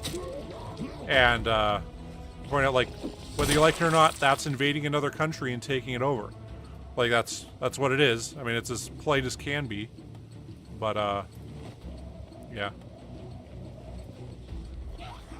Then the British ran it for a while, and then the Americans came in and took it over. Like, basically said, yeah, we're going to set up a base here so that essentially the Germans can't just come and take the island nation because, you know, they weren't following any kind of rules of neutrality.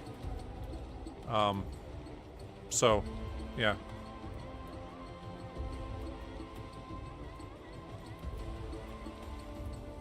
Oh, the Purdue Pharmaceuticals? Yeah. They're Oxycontin. Actually, there's some show on Netflix right now about that I haven't actually seen. But there was one that Disney Plus did called Dope Sick that was truly outstanding. It was, yeah. Jeez. Oh man, we're queasy again, and we're exhausted. I think we're gonna have to go like this.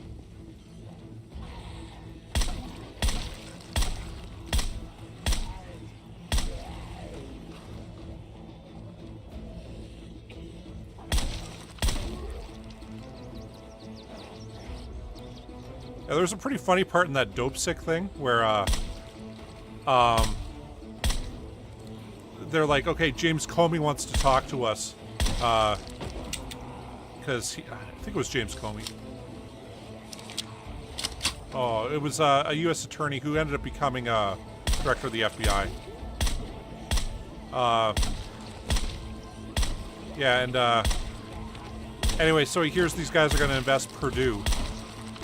And then he's like, so you guys, you got to tell me, how big is this chicken? And they're like, what?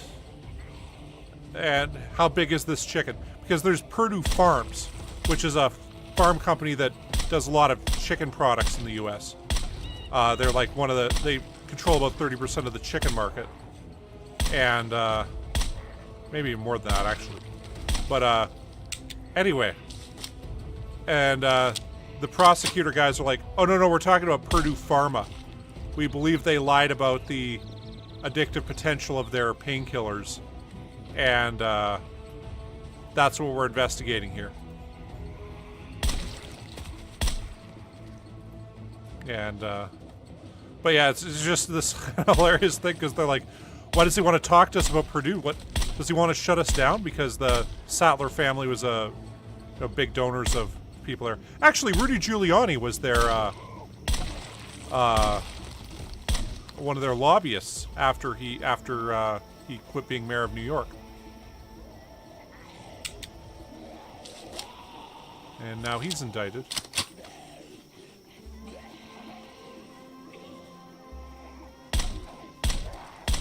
But yeah.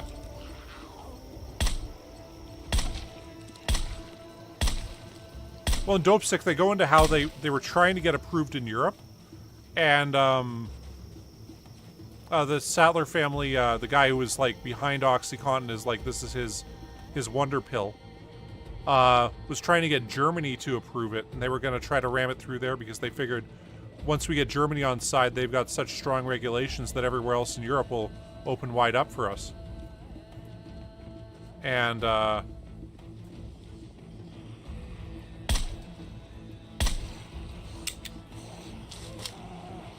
yeah.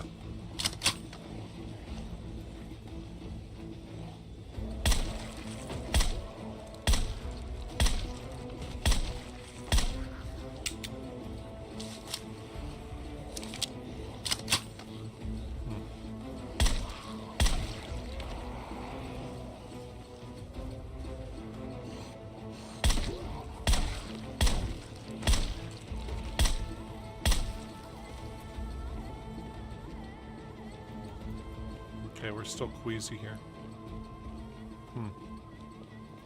Oh, no, they ended up not being able to... Like, they just weren't good enough for the German regulations. Because it was like they made up a whole new classification for the pills in, for the Oxycontin stuff. Okay, no, we went through here, right, yeah, because we opened that up. Yeah, I remember this place. Okay.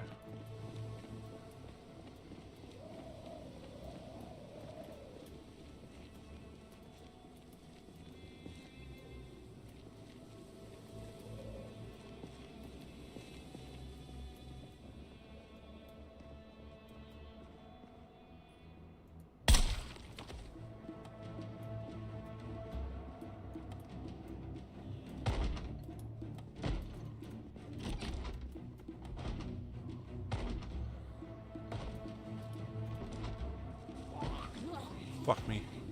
It's kind of scary.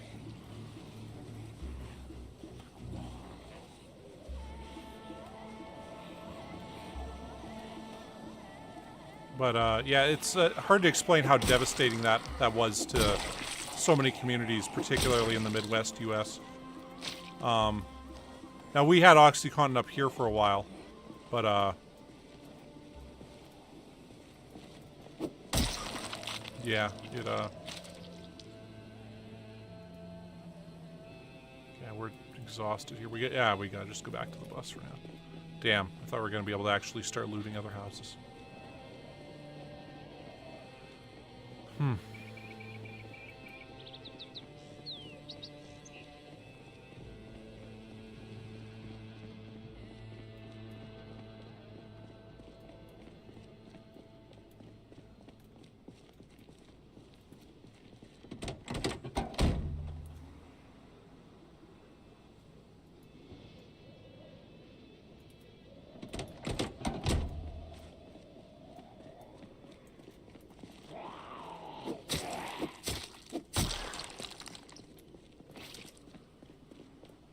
Yeah, he was at one point. I mean, it's an opiate. I mean, you're doing basically heroin. Or I'm probably more like morphine, actually, because heroin kind of needs to be injected and shit. But yeah, it's it really is a sad situation that happened. I remember I was going up to visit a friend of mine in Grand Prairie once, and this is back when we still had a bus system in Canada, because there was a Greyhound you could take up there. You can't anymore. There is no bus system in Western Canada now. So that's, you're taking a plane or you're taking a car, and that's it. Anyway. I'm in the terminal in Edmonton, and, you know, I'm at the A&W there. And I'm talking to this guy. And he's like, oh, yeah, you know, I'm here from Nova Scotia. And I'm like, oh, yeah, that's cool. He's like, yeah, I'm just in town to get my prescriptions, man. You know, I started on these pills, and I got to say they're the devil. Hey, could you keep an eye out for me? I'm like, okay. What are we doing? Anyway, and he just starts crushing up a pill right there in the A&W and snorts it off the counter there. I'm like, I didn't sign up for this, dude. You know, and anyway, he's talking about how his mom just got diagnosed with cancer and all this stuff. But yeah, it was very much, he was in Edmonton to get a prescription for more Oxycontin, but it was like a lower level formula as he was weaning himself off of it, but he'd been stuck on these pills for 2.5 years was the way he described it. And that he's like, you know, I keep trying to quit, but it's so difficult. And I'm like, yeah, man, that's a pretty horrible hand to be dealt, being a heroin addict. And yeah,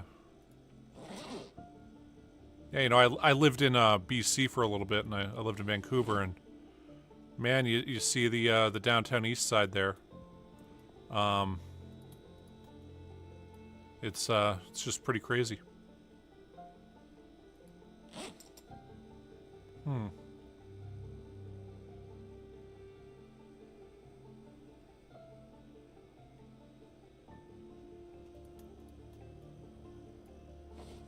Those there, I guess.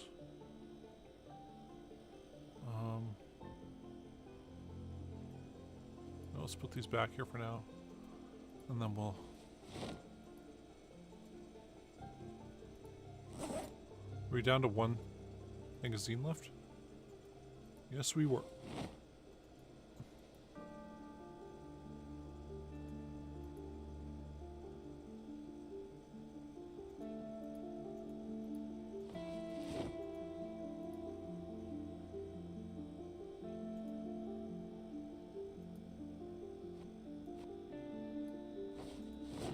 Alright, well, we'll keep going. Oh, damn. See you, Phil. Hope everything's going okay. Hope you're going camping somewhere nice or something like that. Oh yeah, I was going to mention there's a new update for Land of the Vikings. So...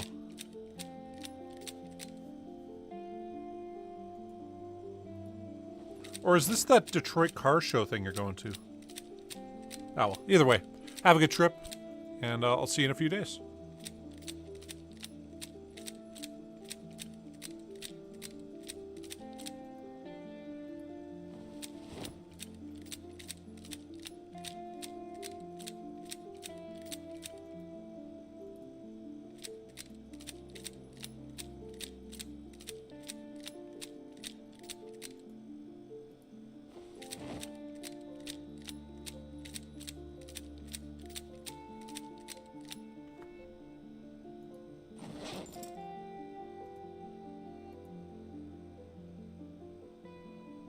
Okay, so that's the last of those magazines.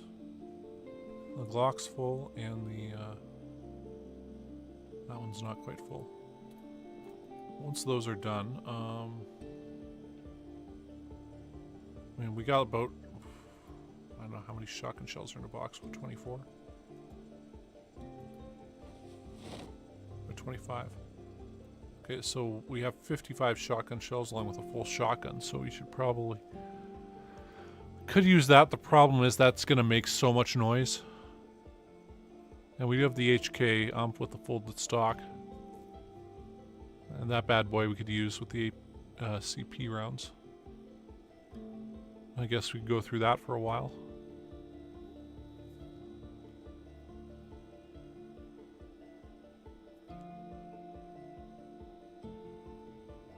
And we could switch our pistol over to the Springfield here. Use that.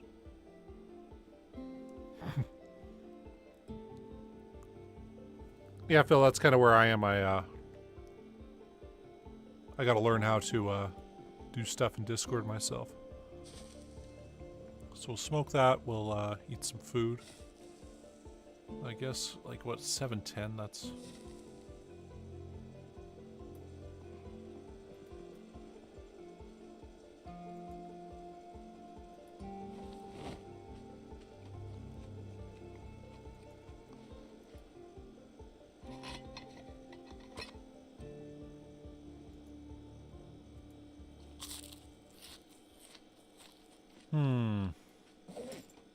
Okay, well, we'll put our beta blockers here for now. Can we combine these?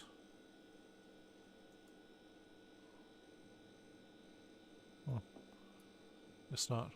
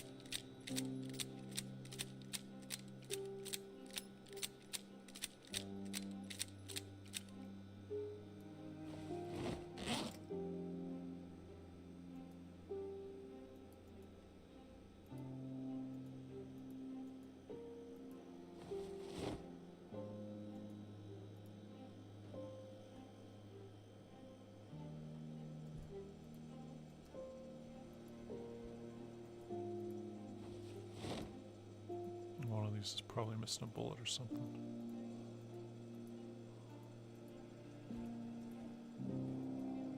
Never mind.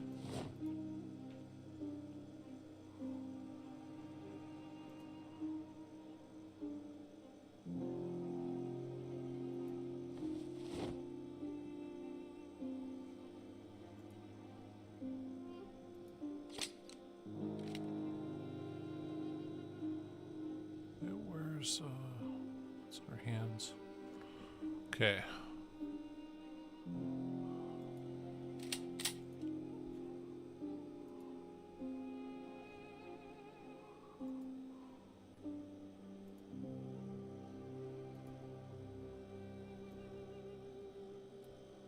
So put that Glock there. Okay, now this bad boy, we're gonna upgrade with that. And we're going to upgrade it with that.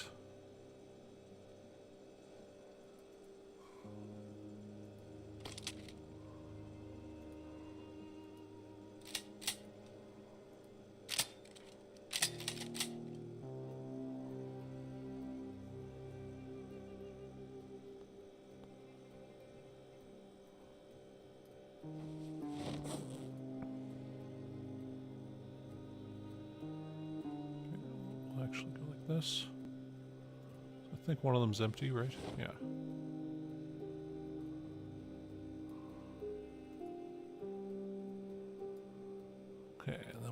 Insert 24 bullets there. Okay.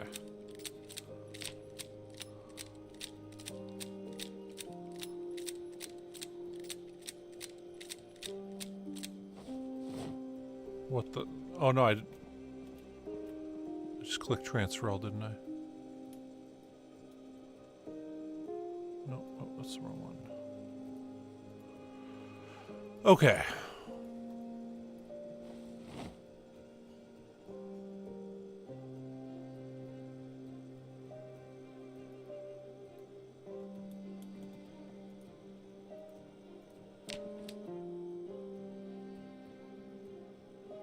All right, cool. Good time to get up.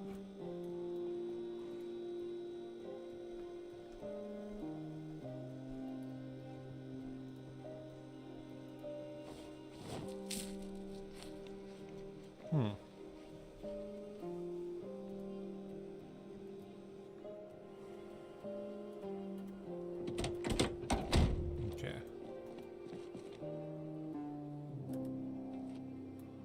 I think we'll use what remains of this one's ammo right now.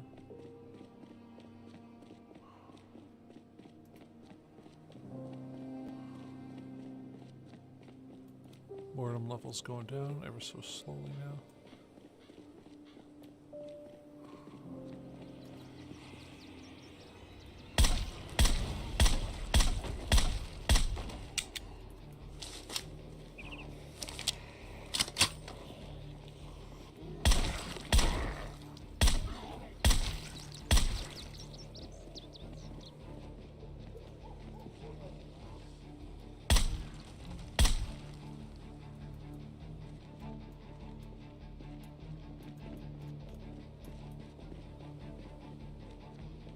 Okay.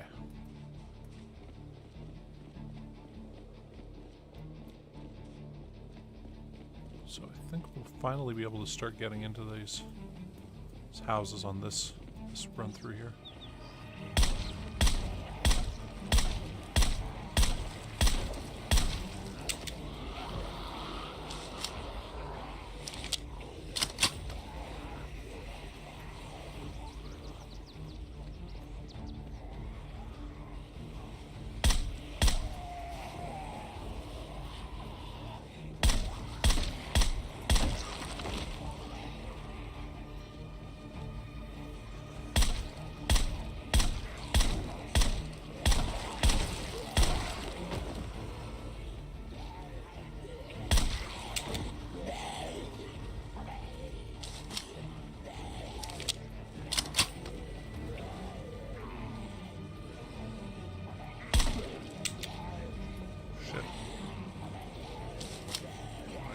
That.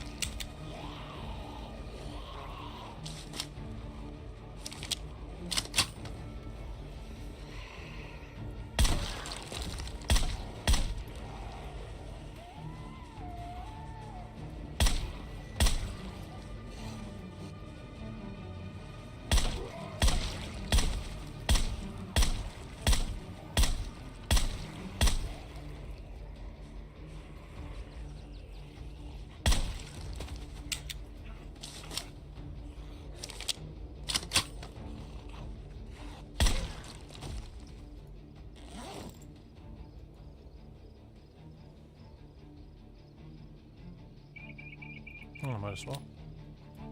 Just thought maybe we still have the 45 APC rounds.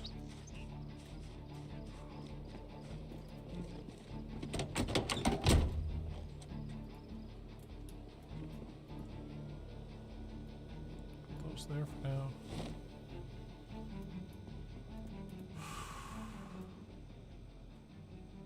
Use the Springfield or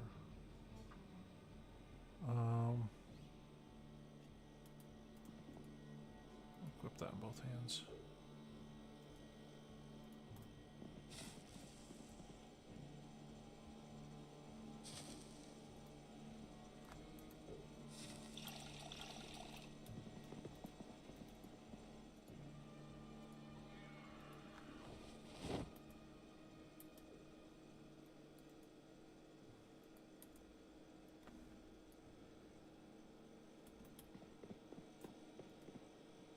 Okay.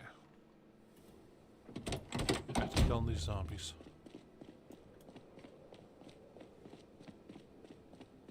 It's not we don't have the ump on us right now. Oh, well, yeah, we'll grab that.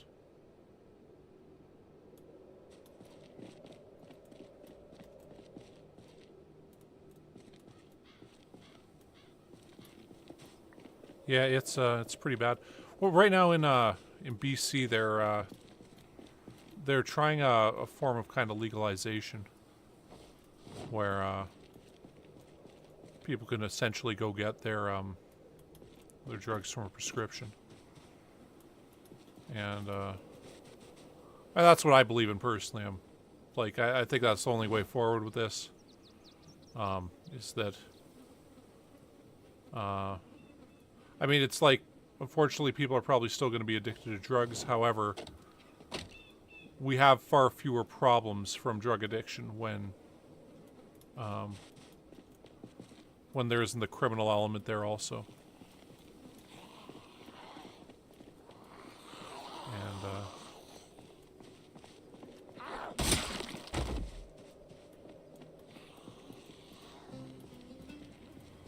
And like, you know, with an addict, if they know, hey, I can get my fix at this time right here, and then it's like, then they aren't wasting their whole day worrying about how they're going to be high, and they'll actually start doing other things with their life.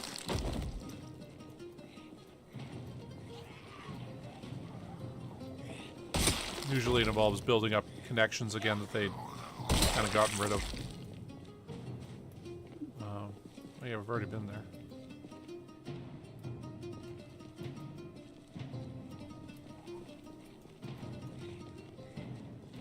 Yeah.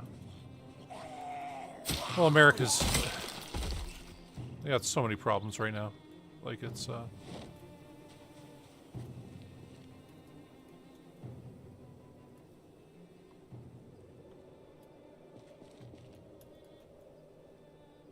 so many problems, most of which have, you know, pretty simple solutions, but there's a lot of money tied up in not knowing the right answer.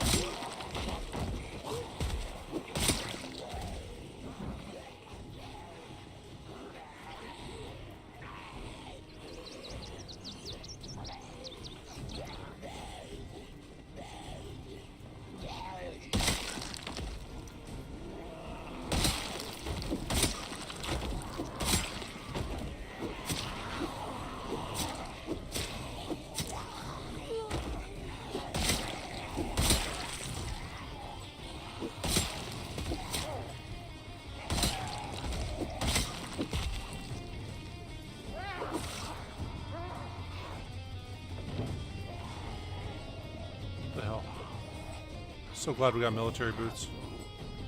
Really hate those crawlers.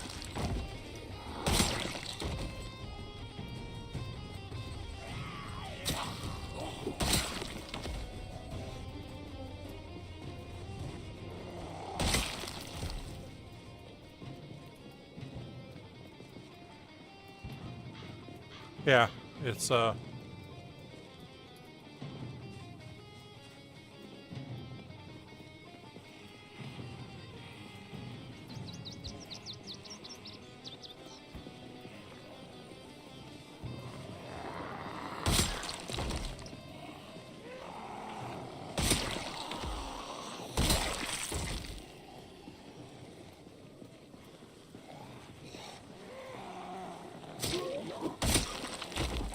for me, I had a surgery, and after the surgery, they gave me Dilaudid, which is like pharmaceutical grade heroin.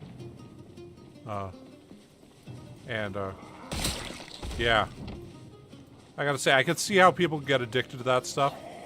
Like when I was done, it was like I felt so sad. Like when I finally ran out of medication for that, I was like, oh, Oh no. Oh well. It was sort of like a... It was like... To describe the feeling, it's like a friend of yours is going away on some kind of trip. Like, I was like... This is very bizarre to feel this way, just... You know... Because my 4-day pain medication prescription is done. But like, that was the exact feeling I got, was like... I was just losing a friend kind of thing. And, it was then I'm like, okay, I could see how people could get really addicted to that stuff real easy. Yeah, we're gonna crawl through this house, I think.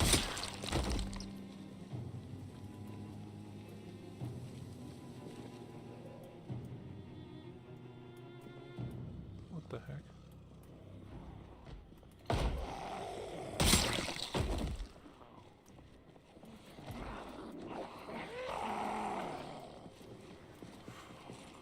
Where did all those guys come from?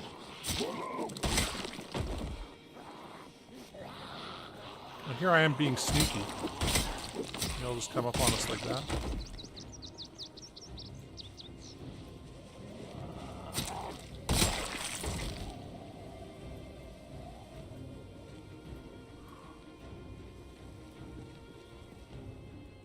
Yeah, we checked this already, right? There's just nothing there. I guess you grab the hiking bag, but... Spirit level. What the hell is that?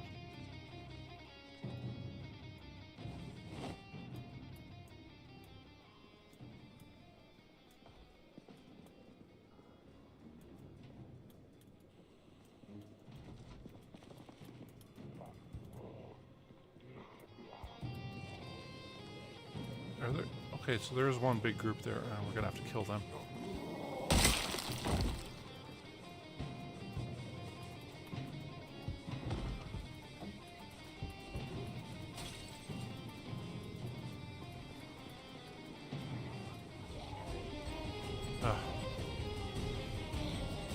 Oh well.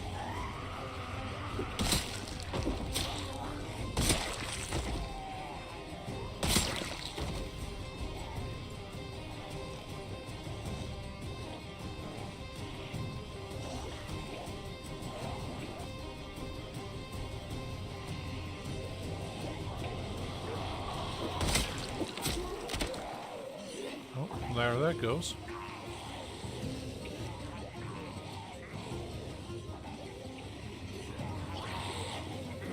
Oh shit. Can't look down at chat while fighting zombies. Sorry, guys.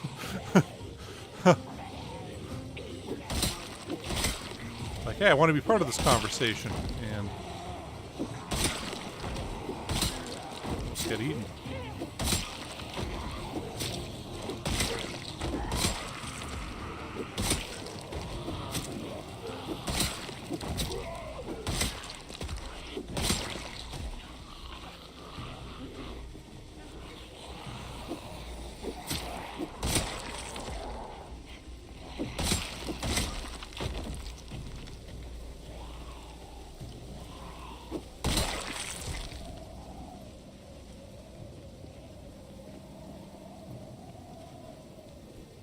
Yeah. Okay. Yeah. That Dope Sick is quite the miniseries. Really well worth seeing. There's another series which you might have heard of it at some point. It was on HBO called The Wire. And it's widely considered one of the greatest TV series ever made. And yeah, it's about the drug trade in Baltimore. And how the reason drugs are so huge was, I mean, they don't come directly out and say it, but David Simon has in interviews said that what's happened is that the manufacturing base has left most major American cities, and the only place that's hiring is the drug corner. So then you end up with a bunch of desperate poor people who are willing to do whatever it takes to, get a decent job, and the only place that's hiring is the corner on which the drugs are sold. God, they just keep coming. Yeah.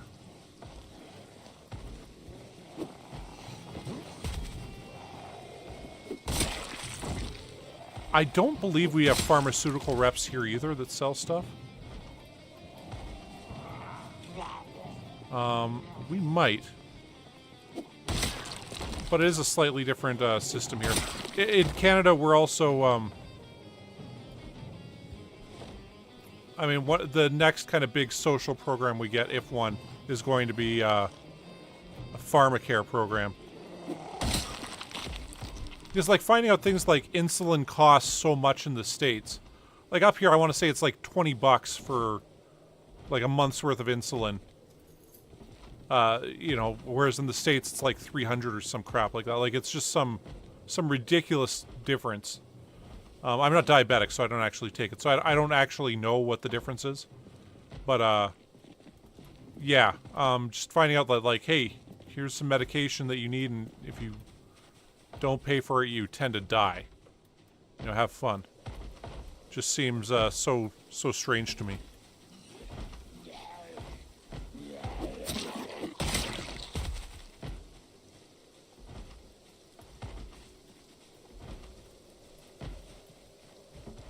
Okay, I think we can actually go in there now. Oh my god, there's another crowd right there? Come on, you guys. Oh. I mean, you know, last time we got like 8 or 9 houses looted. This time we have yet to do one house.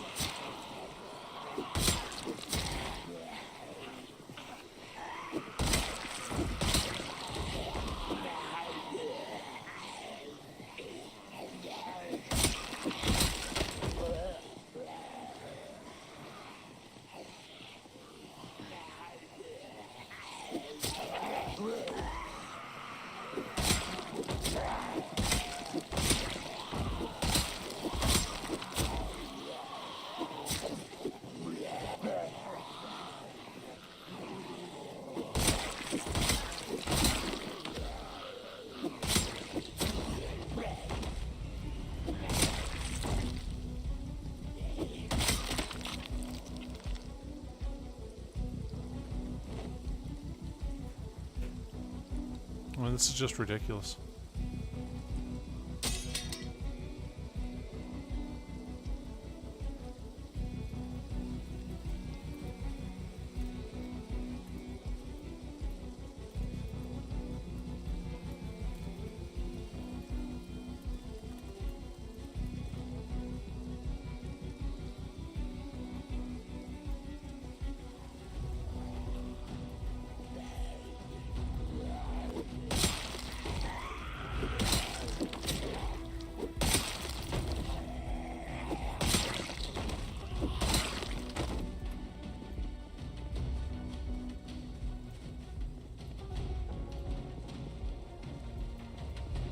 Yeah, Netflix brought one out.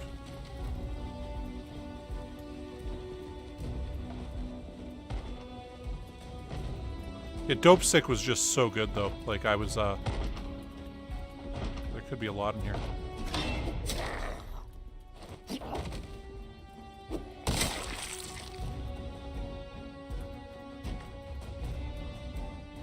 Yeah, Michael Keaton plays this doctor in it who, it's like, they have the guys who are from the pharmaceutical reps as characters and so on, and Michael Keaton's this doctor in this small town in West Virginia where they want to try this stuff out. And, yeah.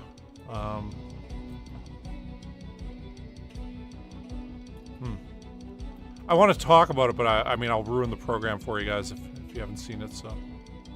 Like, no, I'll be quiet, but it is well worth seeing. I was very, very impressed by just how incredibly well done it was.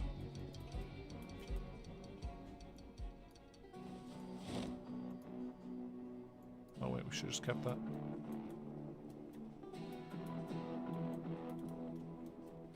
What you guys got here?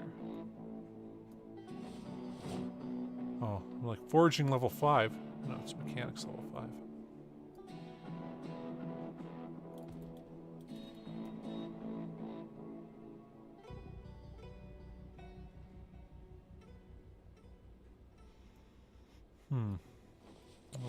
So.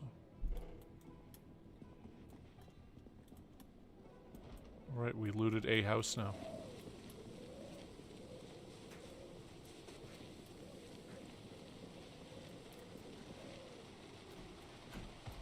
Still another 3 groups right here.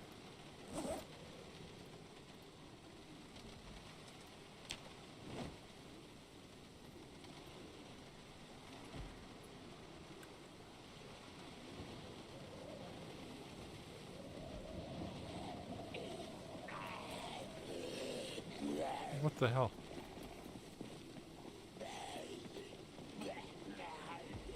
What we're gonna do here? Lure all these guys up here.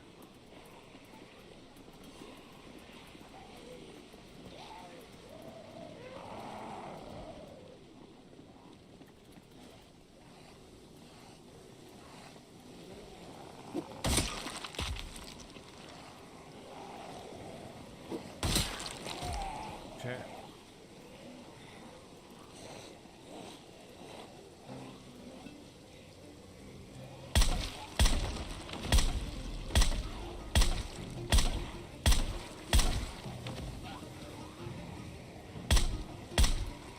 What the hell?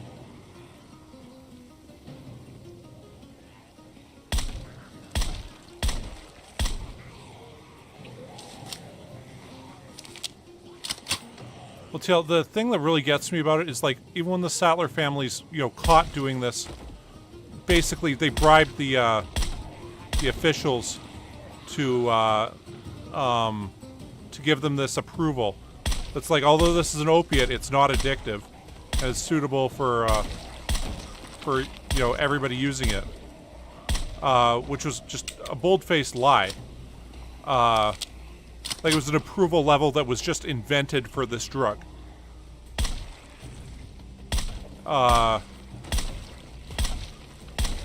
Still, none of them are going to go to jail because they're billionaires. And, the financial settlement that they'd agreed to would pay out over, I think it was 8 years? Or something like that, and it was like $8 or $9 billion. They will make more money than that in those 8 years. So essentially they just agreed not to have as much money as they would otherwise. Like, it's not a financial hit for them or anything. It's just, it was just ridiculous. I mean, it would be like imagine you know, killed thousands of people, and the price is you have to give up 50% of your paycheck for the next 8 years.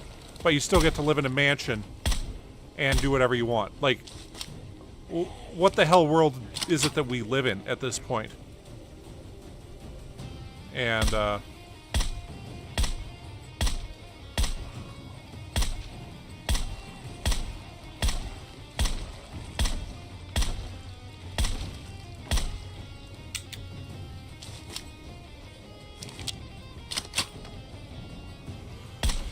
yeah.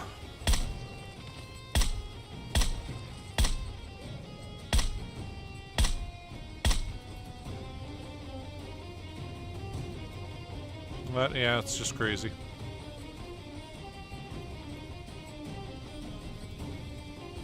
It's like, you know, personally I don't believe in the death penalty. But the amount of, you know, damage and destruction these people wrought on the world, and number of people they killed through their lies. I mean, if anybody qualifies for it, or should qualify for it based on any kind of criminal law, it would be these people.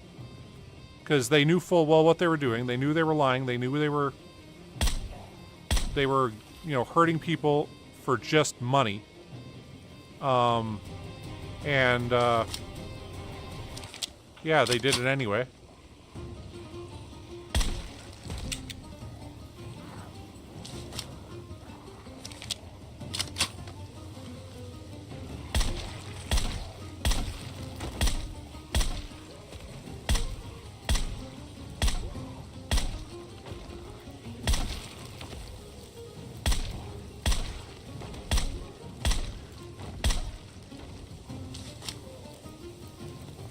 Oh, that's it?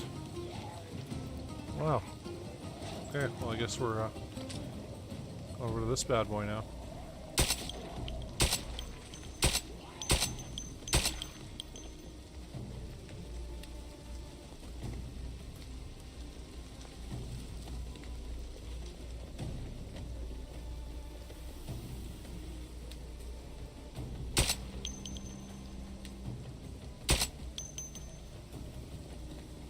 So we went through there.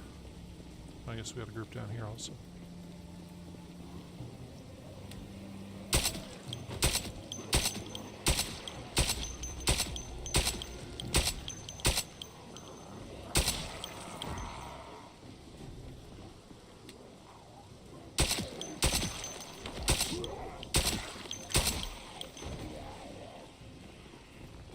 The heck?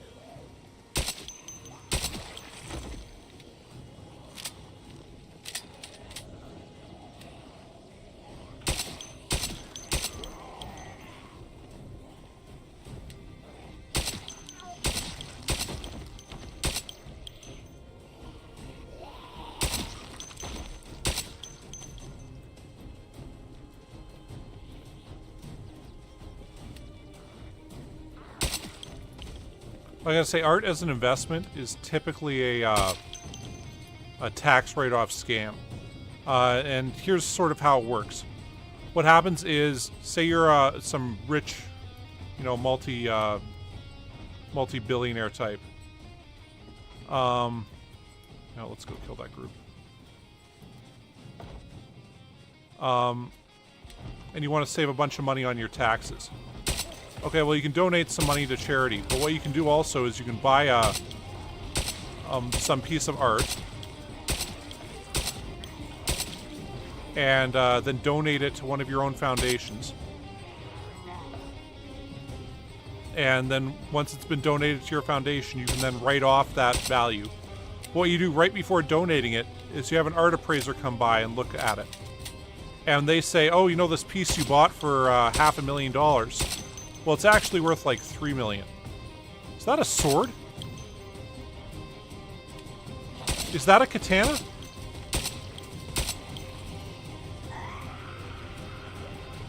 Okay, we gotta check that out before we, Okay.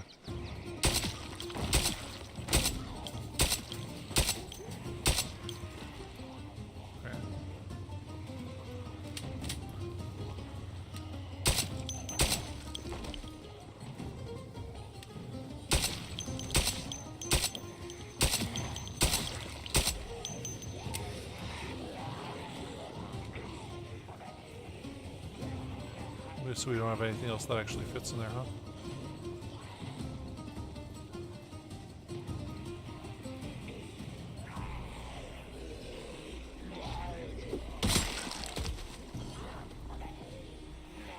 Okay, so that guy did have some kind of sword in his body. We're not sure if it's one of the extra mod swords or a katana. I mean, that was a sword, right? Anyway, yeah, so you have these art assets, and then once you sell it off like that, or give it off like that, you end up saving money on this piece of artwork you bought. Now, actually, Donald Trump is kind of a grand example of this because he bought a picture of himself and had it appraised and then donated it to the Trump Foundation.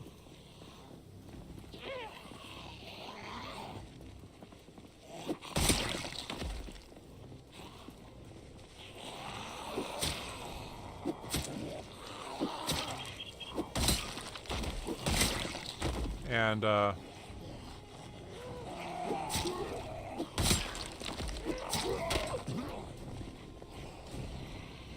yeah, it's a pretty scummy business strategy, but I mean, hey, it's allowed.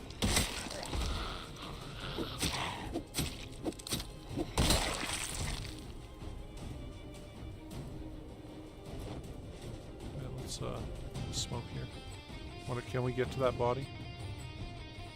The body was right around here. I just want to see if that's a sword. Yeah.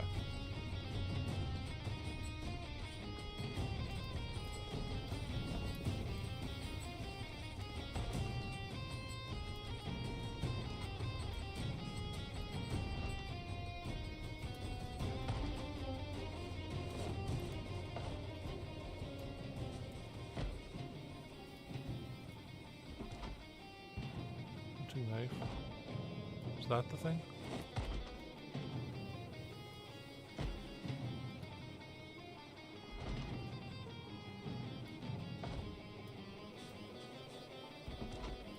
I just spent a hunting knife stabbing his back there.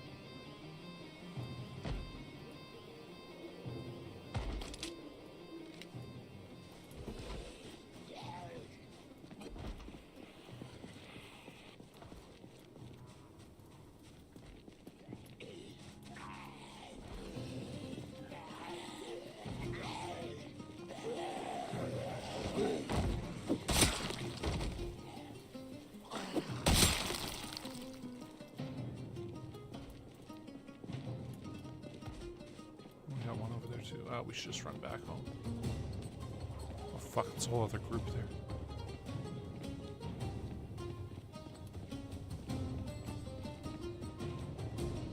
Totally able to do that. How do you super run?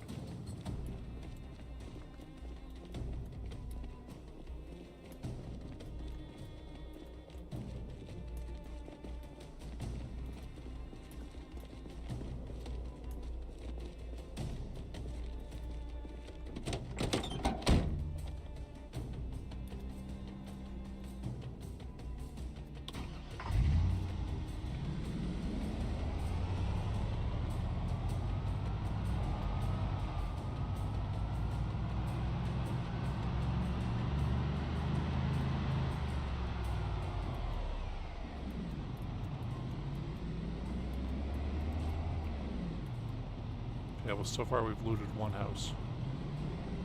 One house this whole time.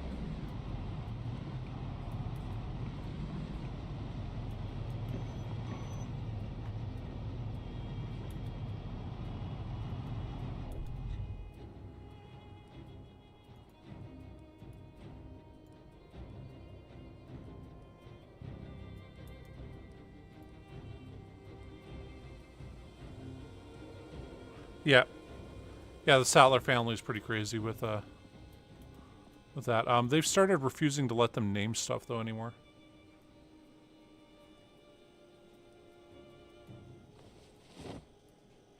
Like have their name on stuff. It's also become such a toxic brand.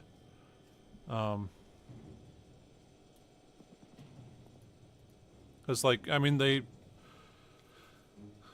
came a point where they absolutely, you know, no doubt about it, knew exactly what they were doing.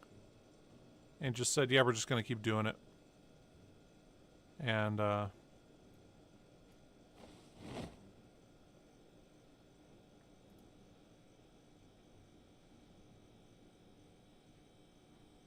it's,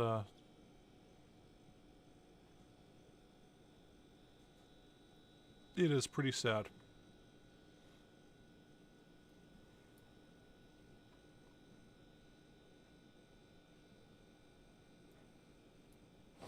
Put that there.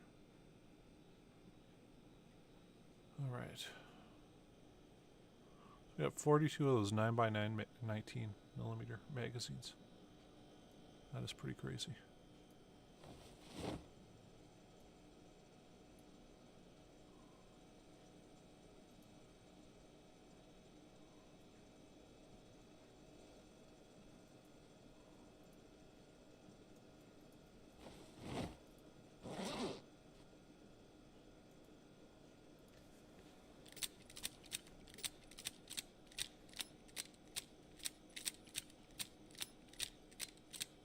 Well, okay, I'm not sad for the Sackler family. I mean, it's just... Yeah, I mean, it's like, what level of scumbags? Like, it's like, I can't think of anything else that, you know, quite compares to it. In terms of just putting out a product that you know is going to cause all these problems. And it's just easier to, well, we'll make some money off it, so that's great. And then doing it.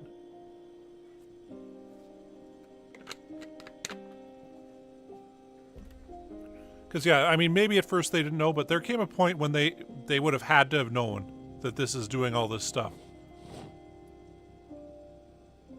And, they just kept going anyway. I'll put that there.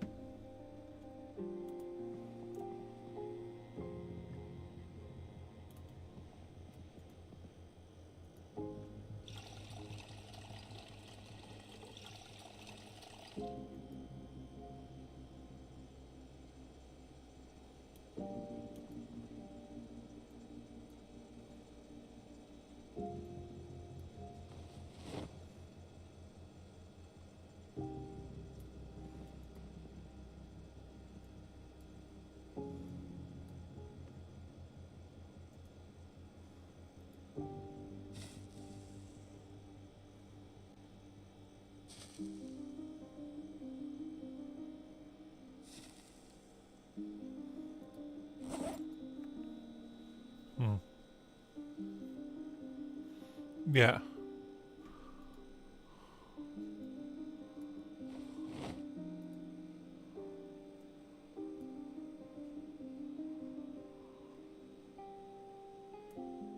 Shoot, we got no,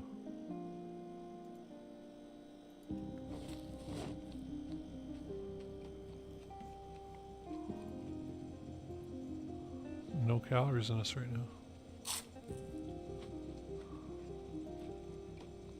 So we'll eat half a jar of peanut butter.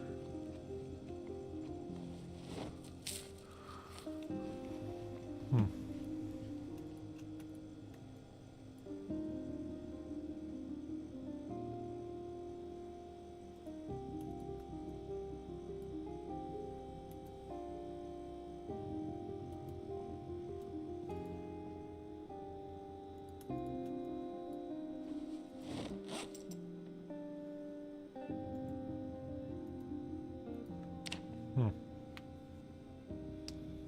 Yeah, it's well, the thing is, okay, like well, my mom, she had surgery.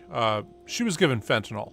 It was like part of the stuff, and it was, you know, you wouldn't think anything of it. But the part that got all these people is they said, "Oh no, this isn't addictive. Don't worry about it. This isn't addictive. Don't worry about it." And then of course they, oh shit. And of course, not only is it addictive, it is far more addictive than so many other painkillers there are that they could have given people.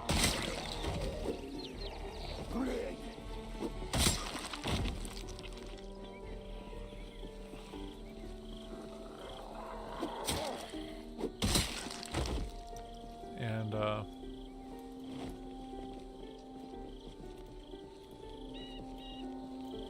I'm going to see what they did for just, I mean, what amounts to just a little bit of money is, well,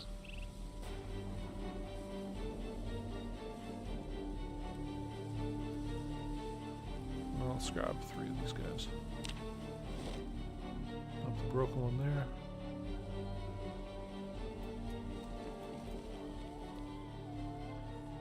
Oh, should we still have that peanut butter on us? Ah, well.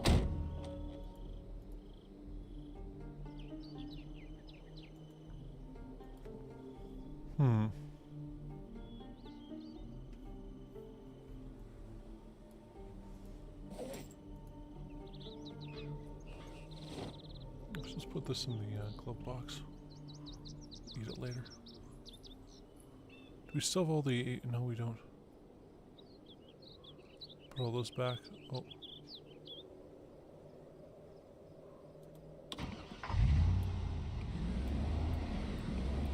Oh, no, it's, yeah, it's all produced. Like, I mean, part of it is also the regulatory environment that was created, wherein it's just so common in both America and Canada for officials that work for the safety agencies to just go work for a company that they were just regulating. I mean, like, it's bizarre to think, yeah, you just go from... You know, like,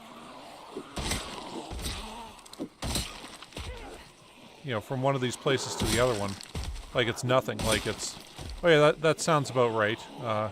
You go from regulating, you know, the agriculture industry, right into a job in the agriculture industry for, you know, 5-6 times the amount, and then think, oh, why is there corruption here? This seems very odd. Yeah, it's like, what exactly do you think is going to happen?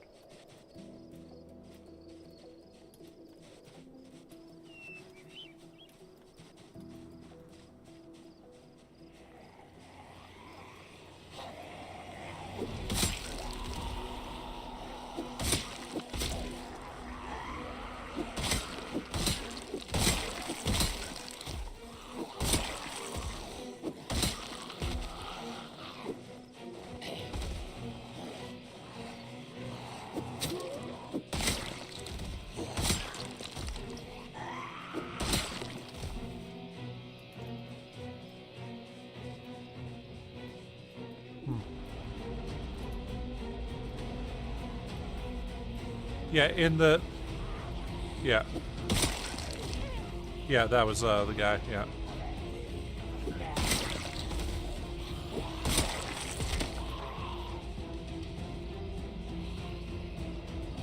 Yeah, in that Dope Sick movie, they point that out, that, like, this guy gave it a designation that's never been given out before for what... Oh, jeez. That was 2 smacks that was gone. For, I mean, the most dubious reasons, like... Anyway. And then, like, I mean, if he wasn't bribed, he sure as hell went out of his way to make it look like he was bribed. Like, it's just... It's really bizarre.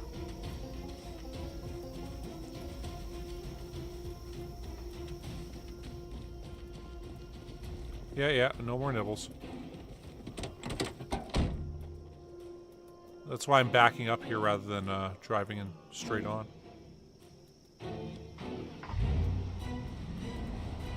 What the? Where'd that group come from?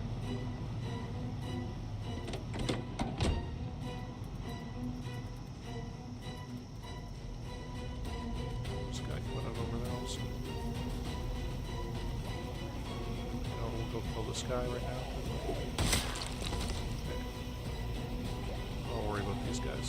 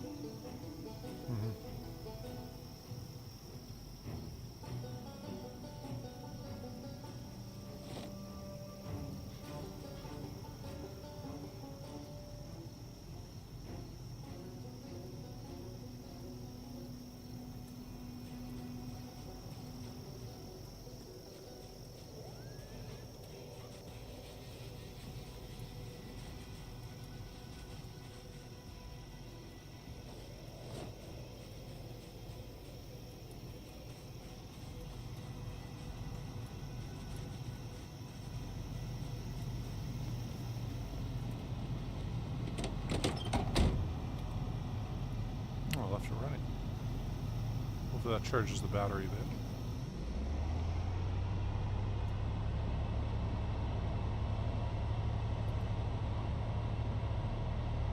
There's a group over there too, like 2 groups? 3 groups?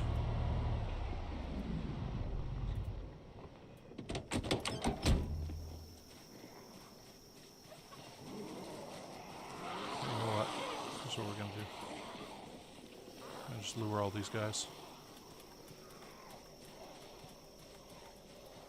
And we're gonna grab our ump. And we're gonna do some damage.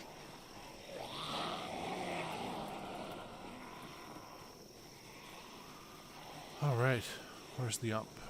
There it is.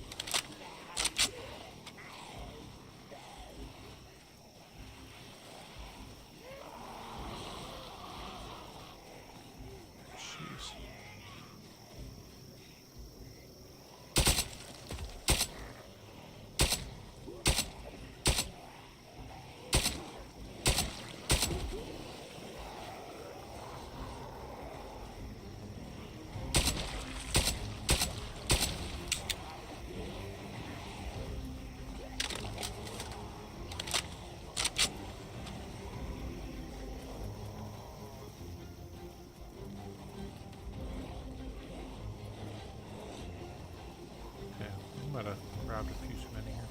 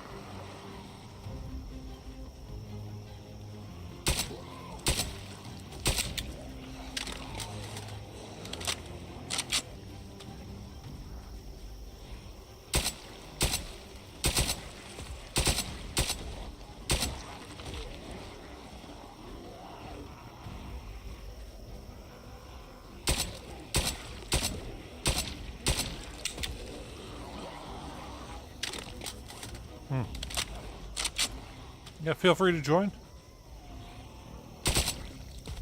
I've just started Discording myself, so I...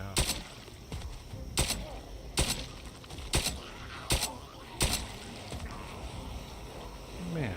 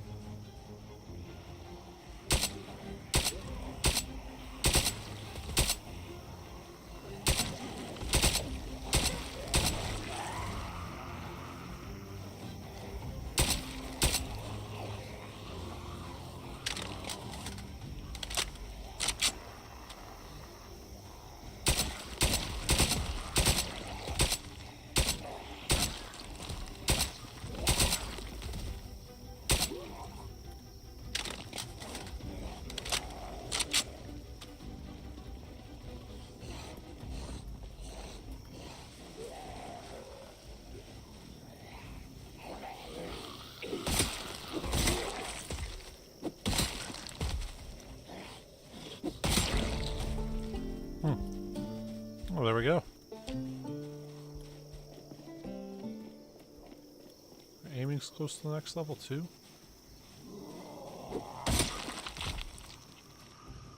Alright, so what, there's like 5 or 6 here, still 7.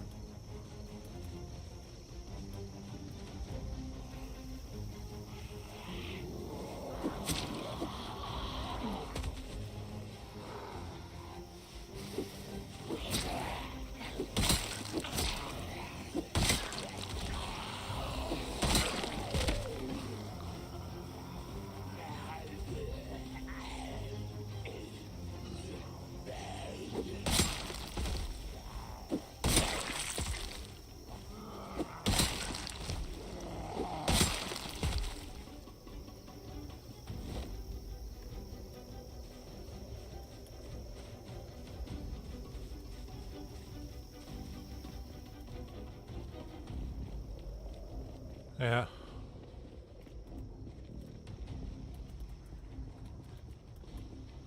Okay, so there's somewhere down here.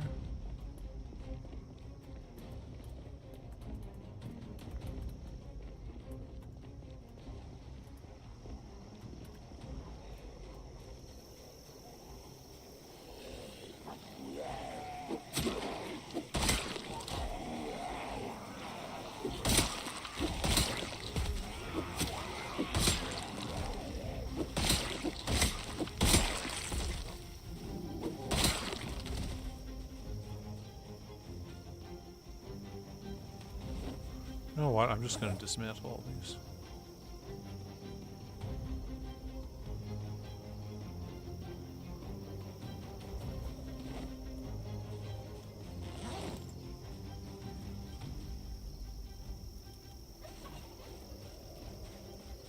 Okay, are we actually done all these?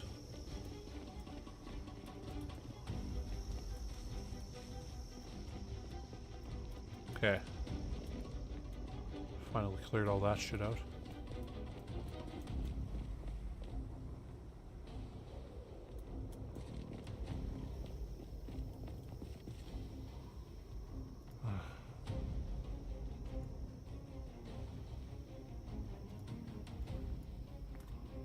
Say 5 of these.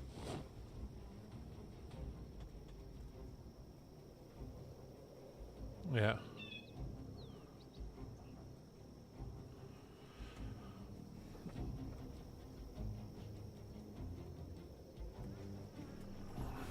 Yeah, that's crazy. You can't just cut people off like that. Like it's not going to turn out good. Unfortunately.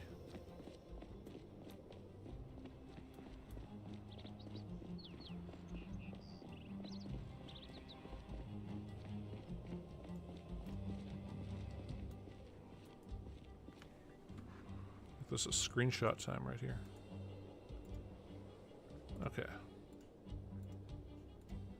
Well, let's keep going.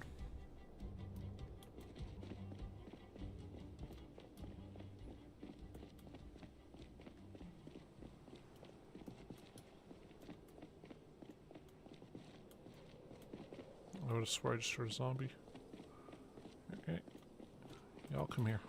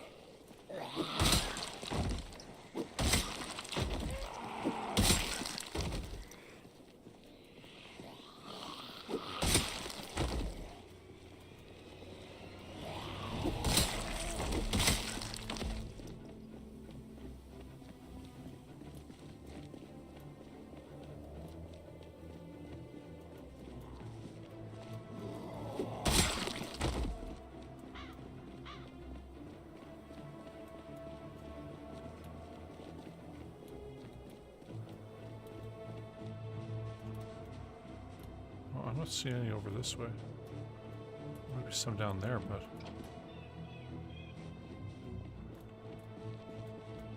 Back there, I guess these are the church people.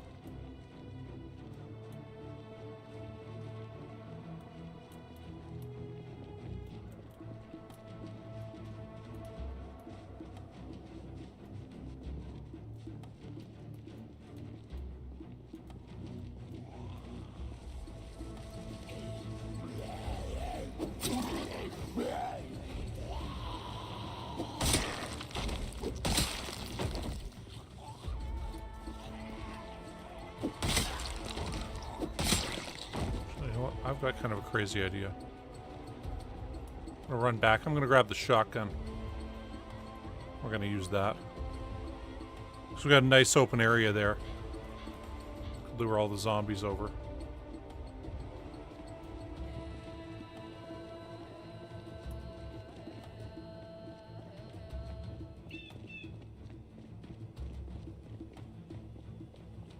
Fatigue's kind of getting a bit high though.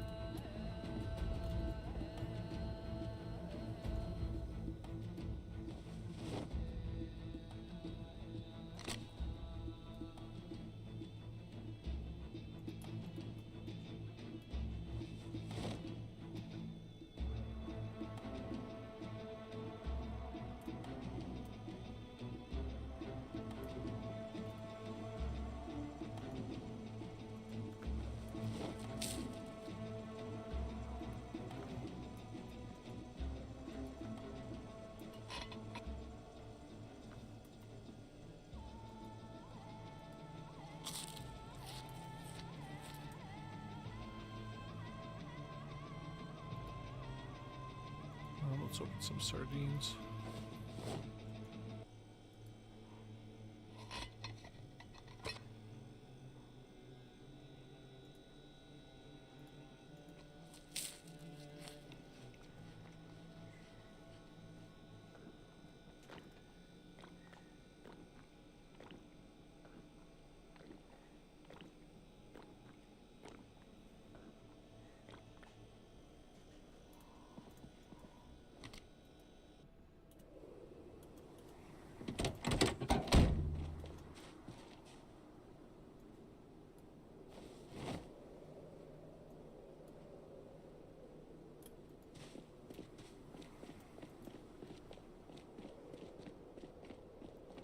There's no silencer on this. So, shouldn't do this right now.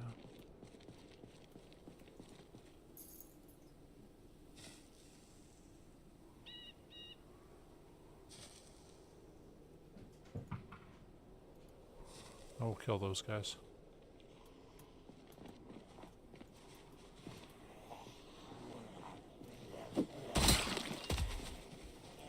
We'll deal with the church in the morning.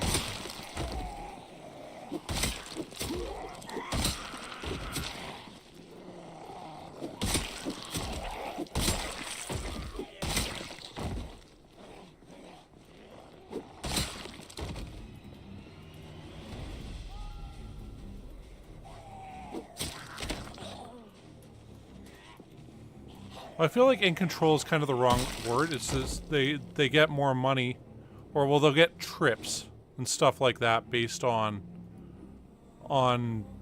being the doctor that sells the most of this, that, or the other thing.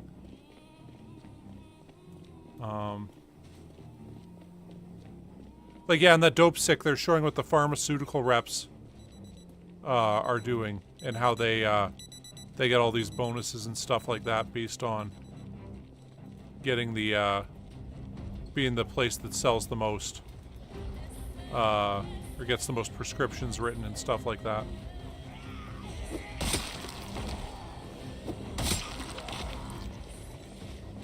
And the way they kind of present the idea is that, like, look, they're going to take somebody's pain medication, and ours is the best. You just got to make sure that everybody knows that ours are the best.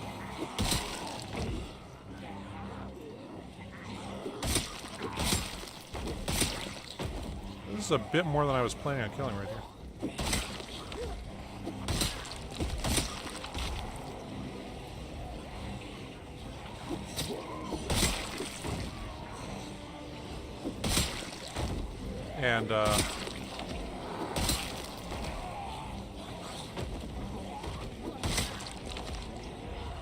And once again, a dope sick, there comes a point where the pharmaceutical reps realize what they're doing, like that it's they aren't helping people with pain at a point. They're just essentially pill pushing, and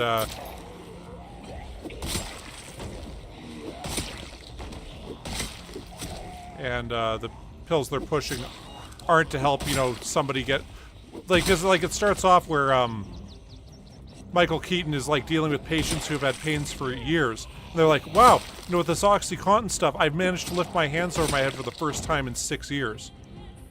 And he's like, and this is non-addictive? He's like, no, I feel fantastic. Like, I can't believe I actually get to go back to work again and stuff like that. And you know, the reps are saying, oh, yeah, these pills, they're so cheap, they're great. You know, we've just been having massive success with it across the board. It's the best way to deal with chronic pain and all this stuff. And then, yeah, there comes a point though where it's like the people they're dealing with are just, they've got no problems except for the fact that they're addicted to the opiate now. And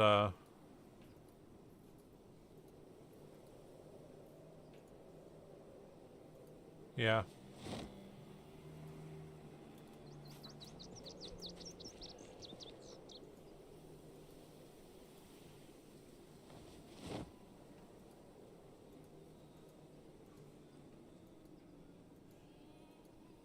There was something here. What was it? Is there? No. There it is.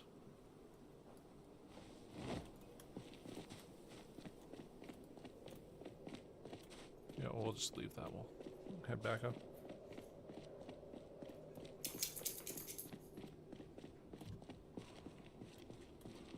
Well, and like the other thing is for some people, it's hard to put it this way, but for some people, being addicted to a narcotic in order to not have pain in their life is far better than the alternative, which is, you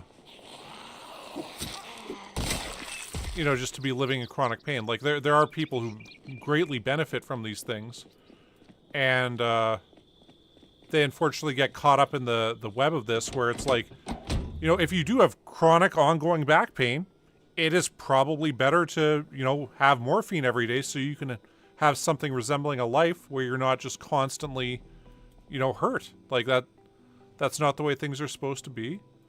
And, I mean, we can stop that, so we probably should.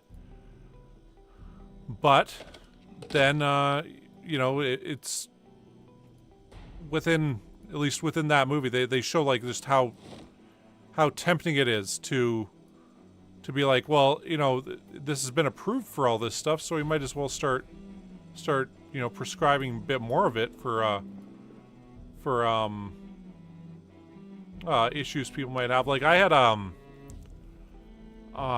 a cyst on my tailbone, which was the single most painful experience in my life, was having to deal with that and having that dealt with. Anyway, when I get to the hospital, the doc had given me some anti-inflammatories that was like the equivalent to aspirin. And they're like, wait, you're not on morphine? I'm like, well, no, was I supposed to be on morphine? They're like, well, every patient that's on this is usually on morphine. Now, of course, he didn't prescribe the morphine for the... Unfortunately, you have to wait a bit once you get diagnosed to actually be able to have it dealt with, which really fucking sucked. Because if it hasn't come to a head or whatever, they can't deal with it if it's infected and stuff. So you gotta wait a bit. And yeah, it's just like constant pain. Like it was just horrible. And anyway, so after 2 days I get in there and they're like, what, you're not on morphine? This is weird. I'm like, was I supposed to be? And they're like, well, yeah, usually. And I'm like, why wasn't I given proper painkillers then? And yeah, it's that the guy was like, well, you don't want to get addicted to stuff, so we're going to do this. Like, it wasn't my regular doctor. Like, I had to run in on the weekend for it and stuff. And yeah. In retrospect, I'm like, man, what an asshole. Like, I couldn't sleep. Like, I was in so much pain. I physically could not sleep. I couldn't sit on anything. It was just, yeah, it was just fucking awful. And, yeah. It's like, why wouldn't you just Why wouldn't you give me, you know, this? Yeah. Yeah, yeah. Oh.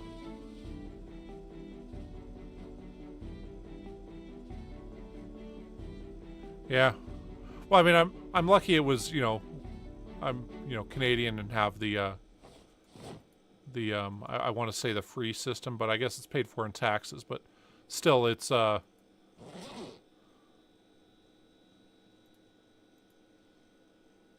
it's just it is something else. The healthcare system. How things are being dealt with. What the heck? Don't we have more ACP ammo? Is it in here? I thought we had a bunch of bullets still.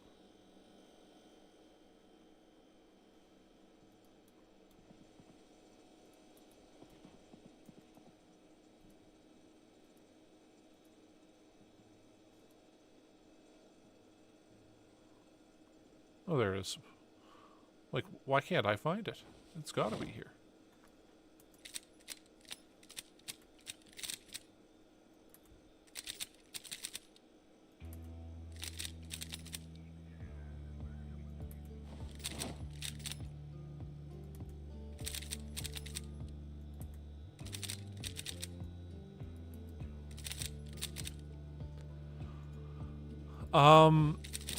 Okay. This wasn't... this is pretty gross. This wasn't the removal. This was the draining of it, where they lance it.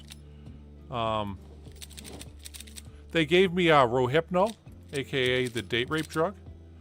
So I don't actually remember that part of the surgery. But yeah, they gave me Rohypnol, so I wouldn't remember that part of it. Anyway.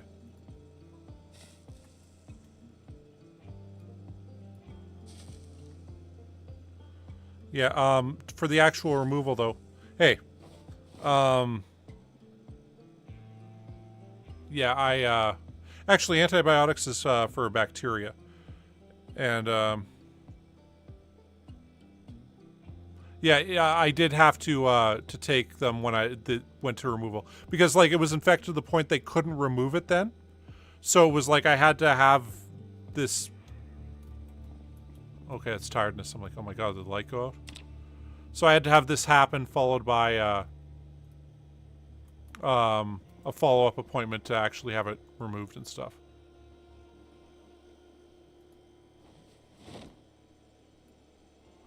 So...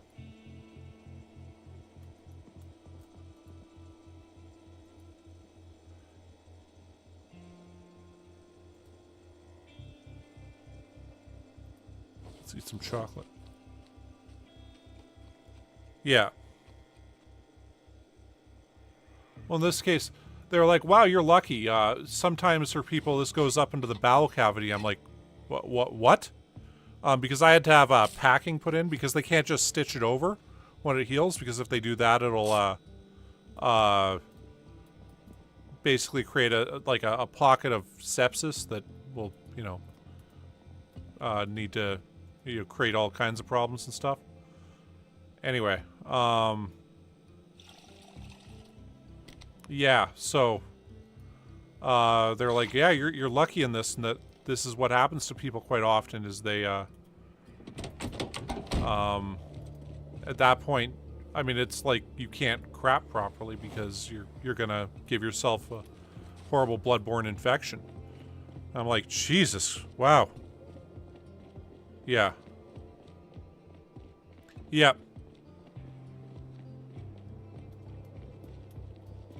I mean, it's where, you know, I still have a scar from it and stuff, and,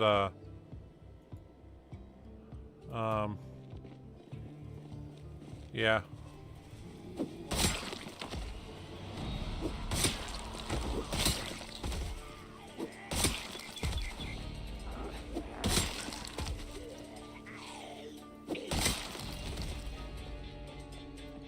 Yeah.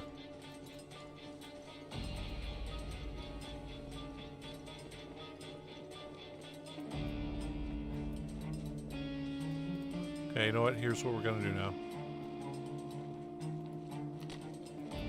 Hop in here, we're gonna honk this horn. gather up a fucking horde, and then we're gonna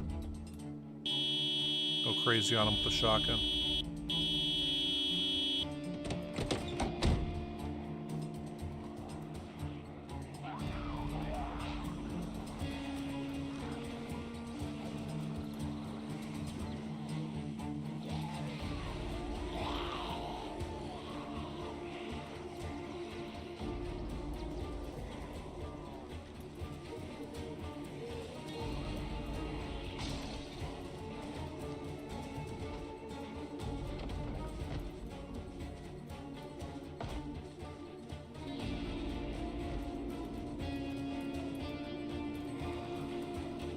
Okay, we might be gathering up too many of them.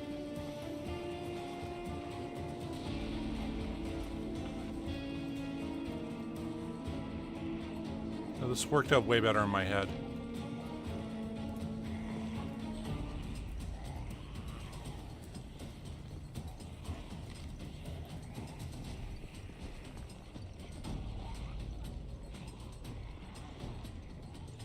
Yeah,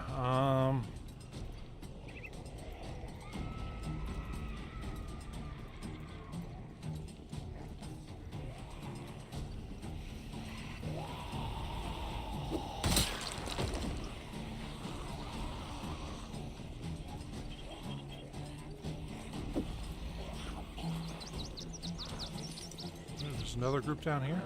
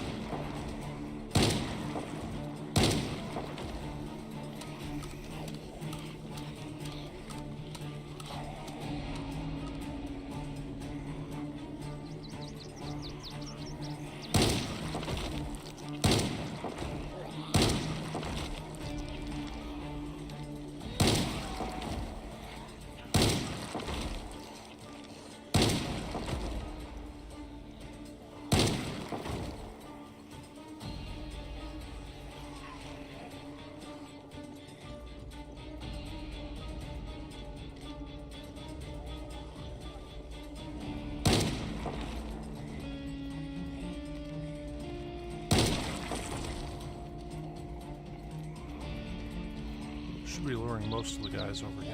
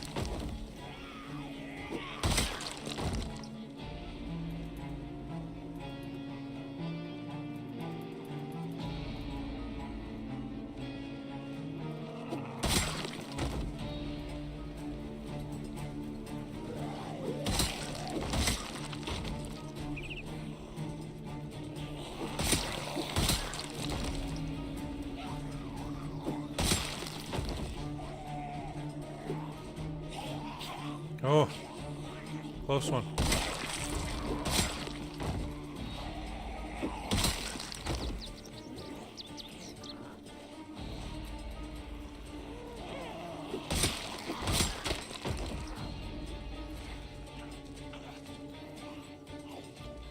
Is that Santa Claus there?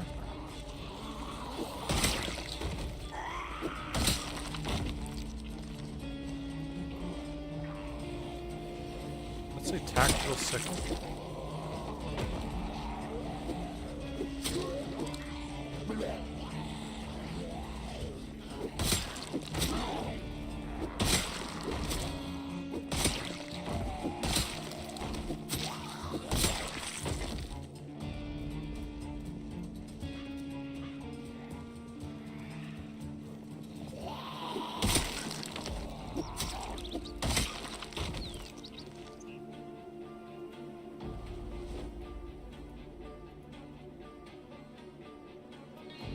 Yeah, that's crap.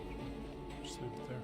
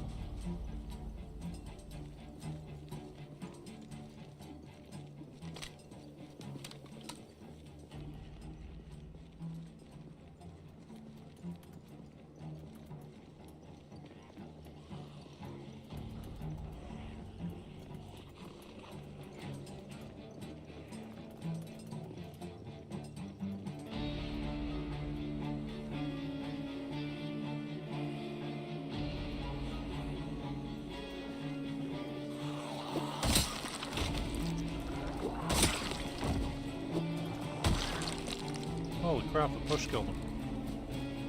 Wasn't expecting that.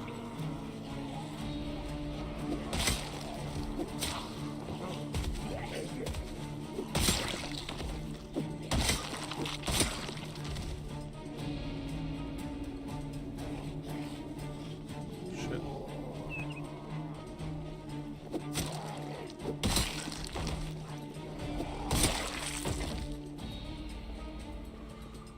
Okay, well, we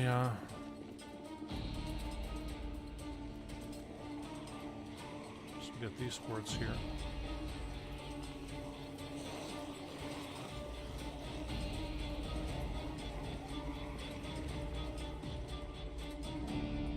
Okay, let's see any up there.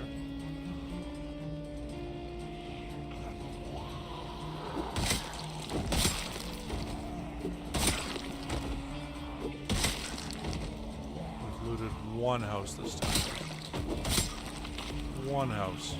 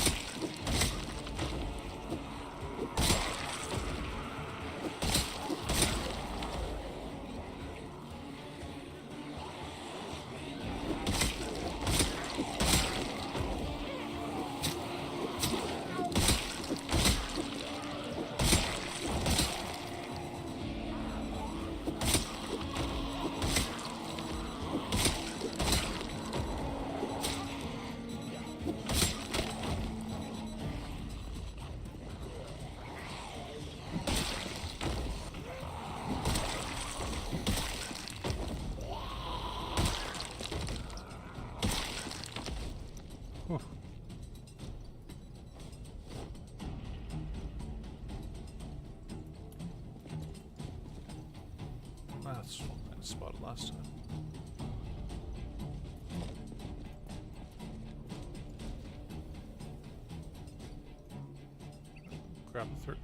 Grab the 38 special rounds, yeah. Okay, in the match.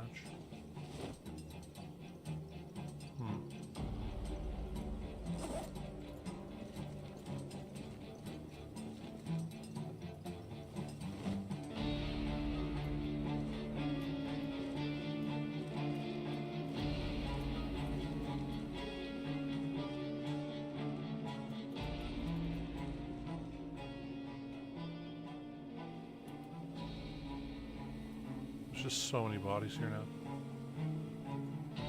Let's see how many,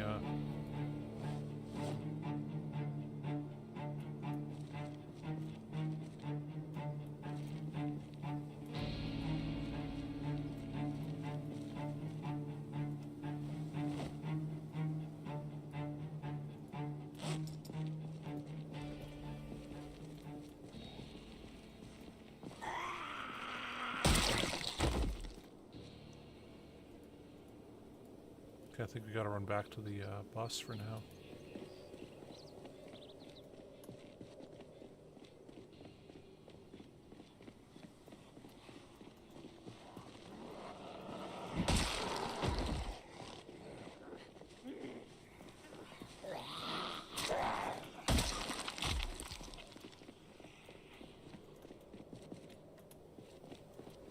I'll run back, we'll grab some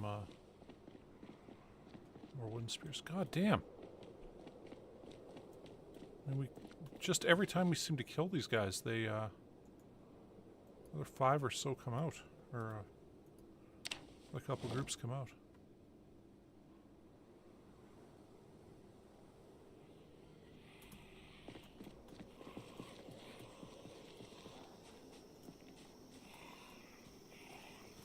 Here a little ways from us.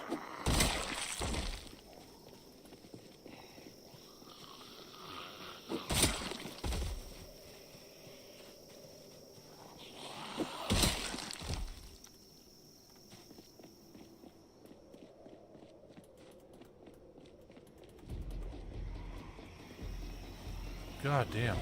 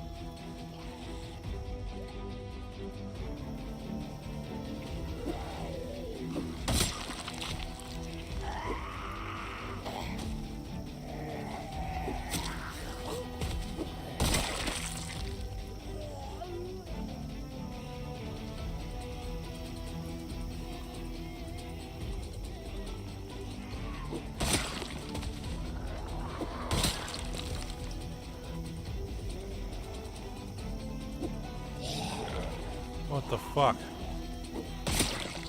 Didn't grab us there, did he? No, he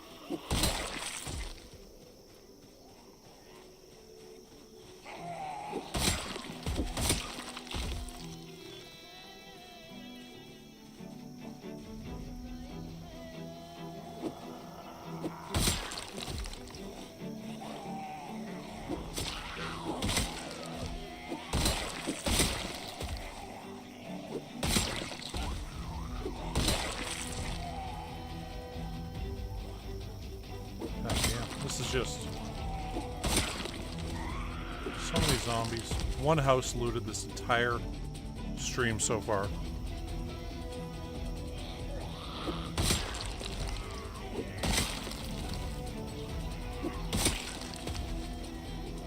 I guess our aiming's gone up and so is our spearing and stuff, but...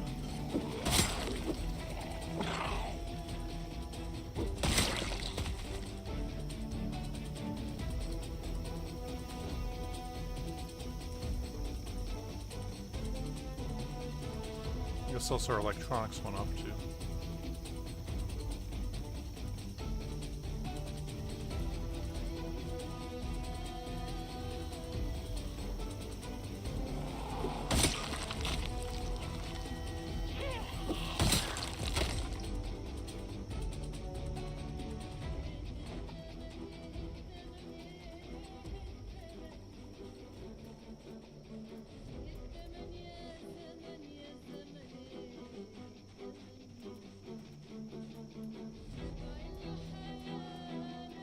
We'll leave those guys there for now.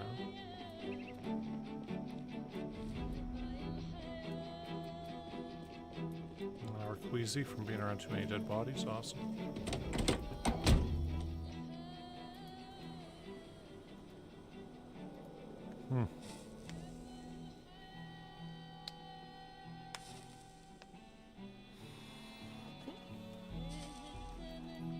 Yeah, oh man, wow.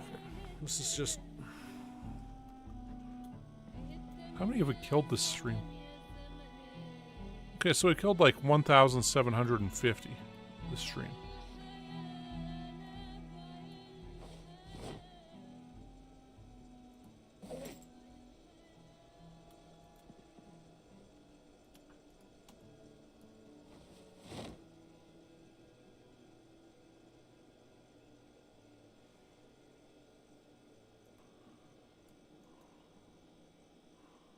We'll just throw that in there.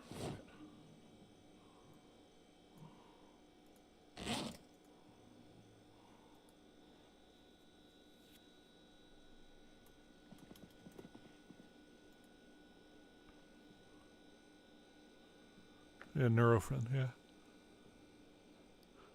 Yeah.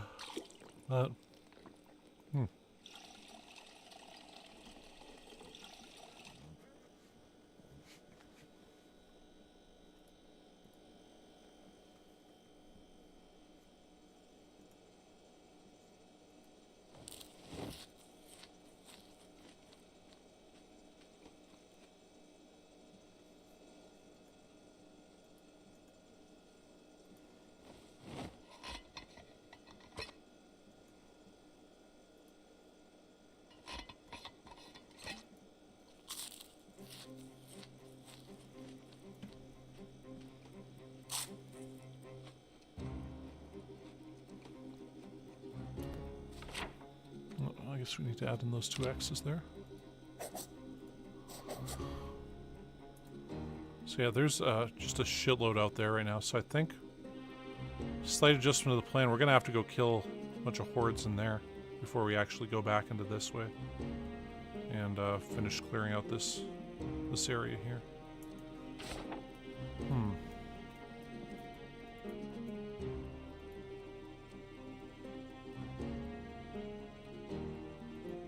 I'm actually going to go put both these back here. I guess we'll grab this ump.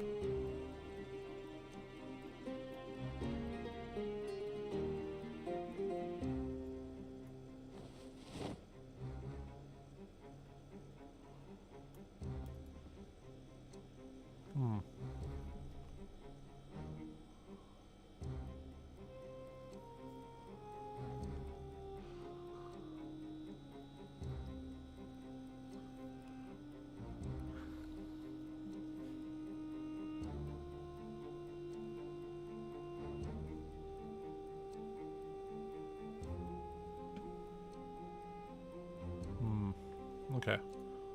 Well, we'll just go back. Kill the zombies.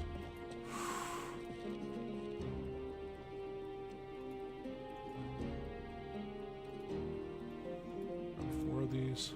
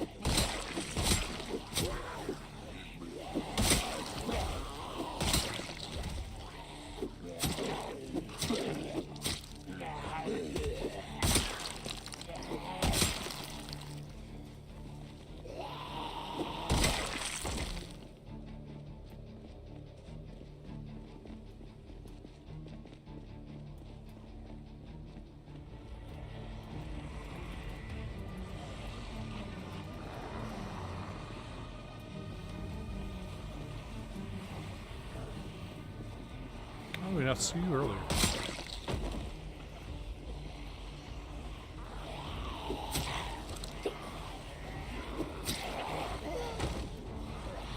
Right now we're getting tired. Yeah, goblin dog to watch still.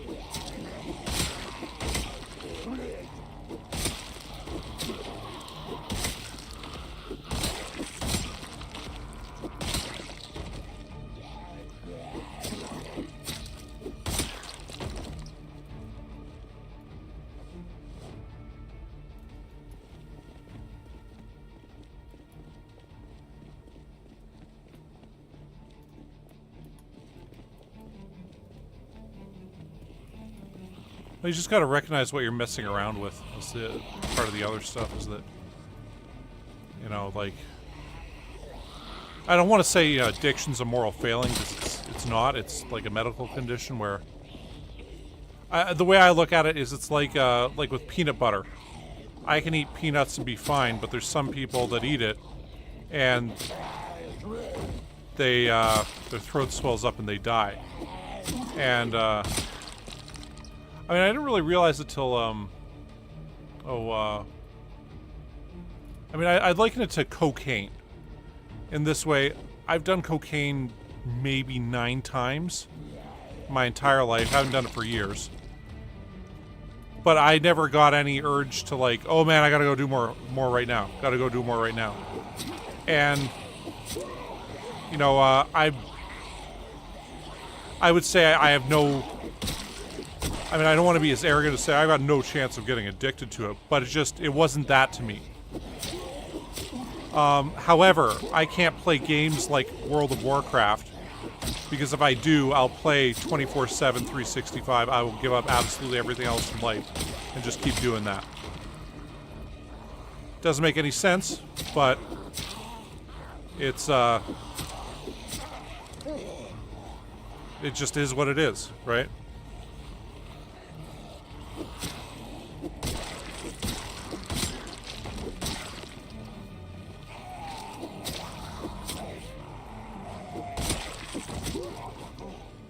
Oh, we're starting to kill a bunch of these guys in front of the, I think these were church guys.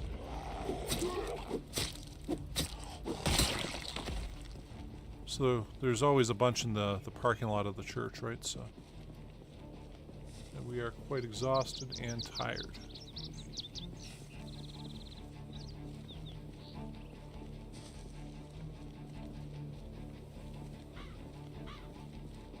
And we're kind of hungry.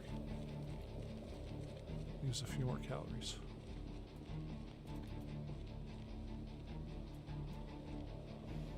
So you know what, let's just head up.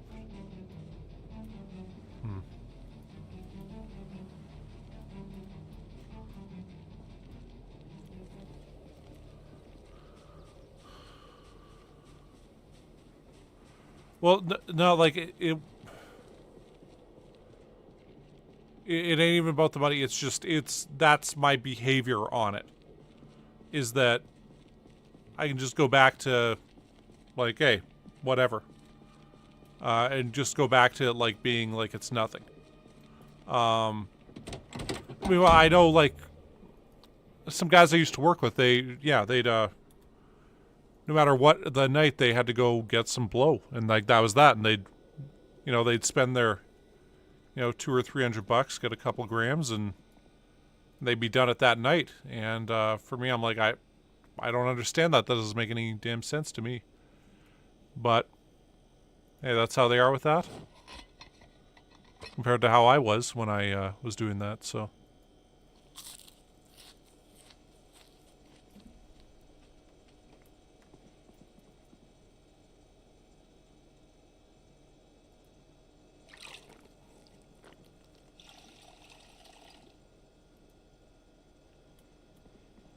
Well, it also, I mean, it also depends where you're doing cocaine, where it might be expensive to be cheap and stuff like that. Let's take some sleeping pills. Go back to sleep for a bit.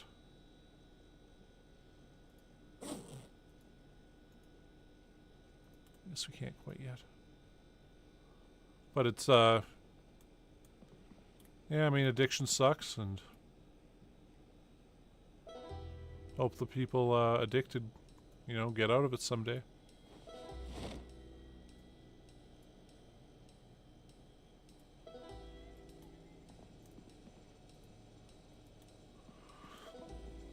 I kind of one of the killer things for me was I used to at one point be a smoker, and I got out of it, but some of the people that became smokers largely because I was their friend who was also smoking. Oh no, they still do it. I'm like, damn, man.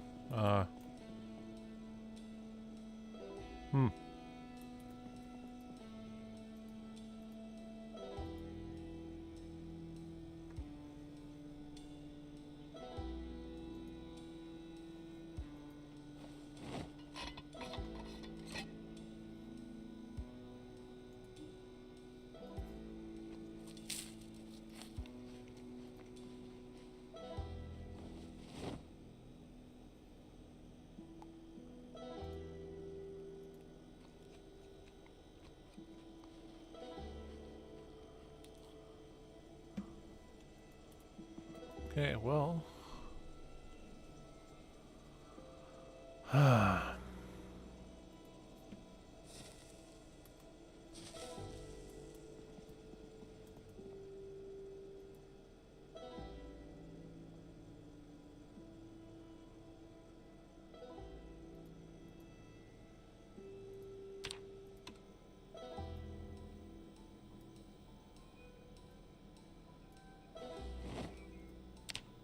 Let's watch some Operation Fort Knox.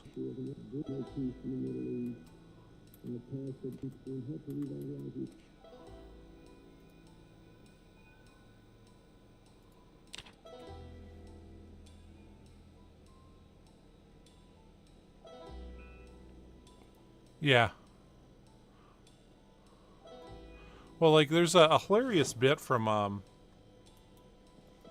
Dave Chappelle movie called Half Baked, where he was like, I was having trouble quitting marijuana, so I decided I needed some help. And he said, you know, I'm a real irritable person when I'm not high, so he goes to like this like Narcotics Anonymous kind of meeting. I was like, yeah, I'm addicted to marijuana. And of all people, Bob Saget, the stand-up comedian and star of Full House, stands up and goes, what, you're here for some marijuana? Man, that is some bullshit. And he's like, well, what? And he's like, Bob Saget stands up and goes, you know, I've sucked dick for coke. You ever suck some dick for marijuana? No, I can't say that I have. That's not an addiction, man. Man, coke's an addiction. You know, and then they say, boo this man, and then they kick him out of Narcotics Anonymous for just having a problem smoking marijuana. And, anyway. I gotta disagree with you there that basically anything can be addicting, and, I mean, for me, with weed, I could smoke it and everything, and, you know, my main problem was when I did, I had to keep going. Like, if I had some, I'd do it no matter what was going on. Now, it wasn't a major problem in that, you know, I'd stick at maybe 2 grams a day and otherwise be fine with it. But, it was like, if I had it, I had, like, no choice in it. I was going to do it no matter what. And, I mean, I wish that I could, you know, go smoke some pot on Friday and not think about it, you know, constantly and stuff, but that's just how it was for me. Now, I've met tons of people who are completely fine with it. In fact, most people, I'd say, are completely fine with it. But, for me, it was creating problems. And I remember I was like, I'm going to see if I can cut back to, not constantly doing it. So I quit smoking for 2 weeks. And I mean, for me, it was like, my big problem is I would lose all appetite on it, or like when I don't have it. So it's like I just basically quit eating for about a week, and then my appetite goes back to normal. And I'm kind of fine again. So I'm like, well, I want to see if I can, how well I can handle this after, 2 weeks not smoking. And smoked some, then bought some on my way home again, and went right back to, first thing when I get up in the morning, I just smoke a bit of pot. So I just had to quit doing it, and that was that. And I mean, it's the choice for me was this. It wasn't. It was either I'm smoking weed all the time or I'm not smoking weed at all. Same thing with like cigarettes. It was either I was smoking cigarettes like half a pack a day, or I wasn't smoking at all. And don't get me wrong, I wish I could just, say smoke a joint and go back to life as normal kind of thing. But hey, that doesn't exist for me.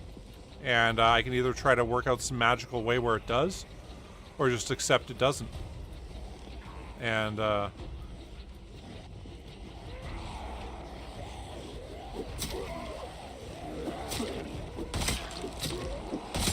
mean, the accepting that it doesn't exist for me, once again, it's like if I were to play World of Warcraft or something like that. Like, I never actually played World of Warcraft. I played Ultima Online and EverQuest. But when I did, it was like that was all I did. I had no interest in doing anything else whatsoever. And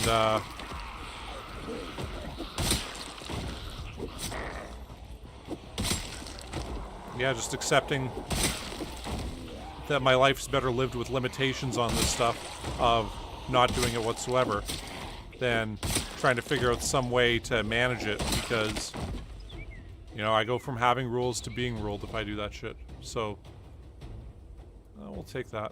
I'll work with our 38 special bullets, right? Maybe we can start using that one. Anyway.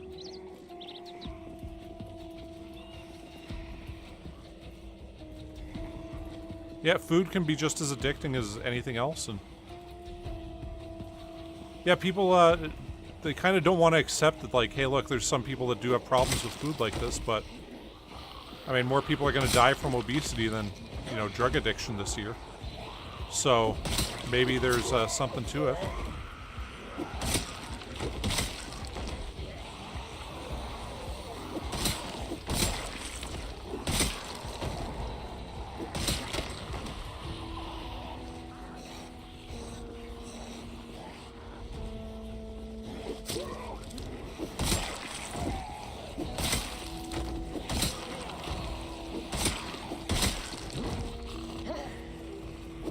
It's one of those things that's an addiction that people don't even really want to understand. It's sort of like sex addiction of like, oh yeah, sure, you like having sex all the time. It's like, no, there's a difference between liking to have sex all the time and just needing to have sex with any random person whatsoever, just so you can get that release. Or porn addiction, where it's like you just have to look at porn.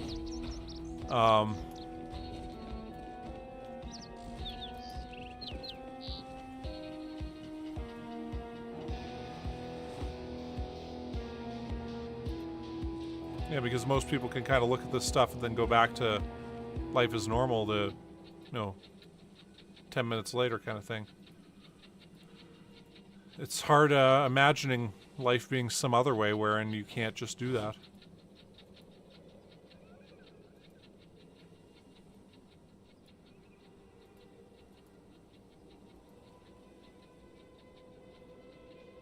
What's this Browning buckmark? Let's take that. I like that name.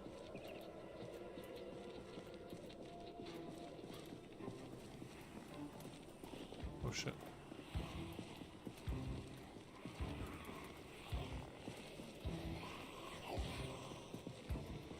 Huh.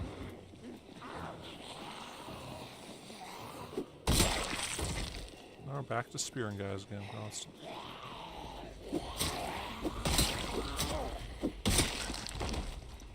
man, there's a whole nother group here.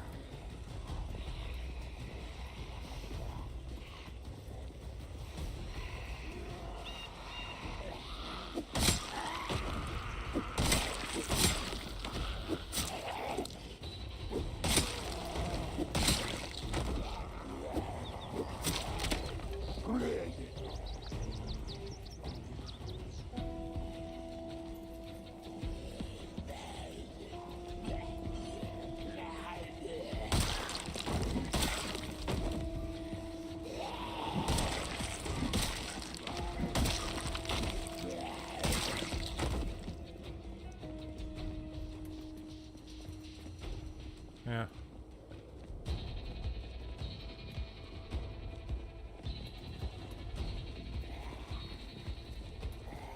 You see, I mean, for say you or I to look at porn, it might be because of lack of excitement, all that stuff. But for them, it's like, no, it's just they have to see something, and it's sort of like okay, with me gambling, I had to quit gambling because I had problems with it. Where, I mean, my problem was, well, to describe it this way, okay, I went to the casino once, and I had like $200. And it's like I had my whole gambling night planned out, where what I would do is, hey, I'm gonna play some slots at $4 a spin for my first $100.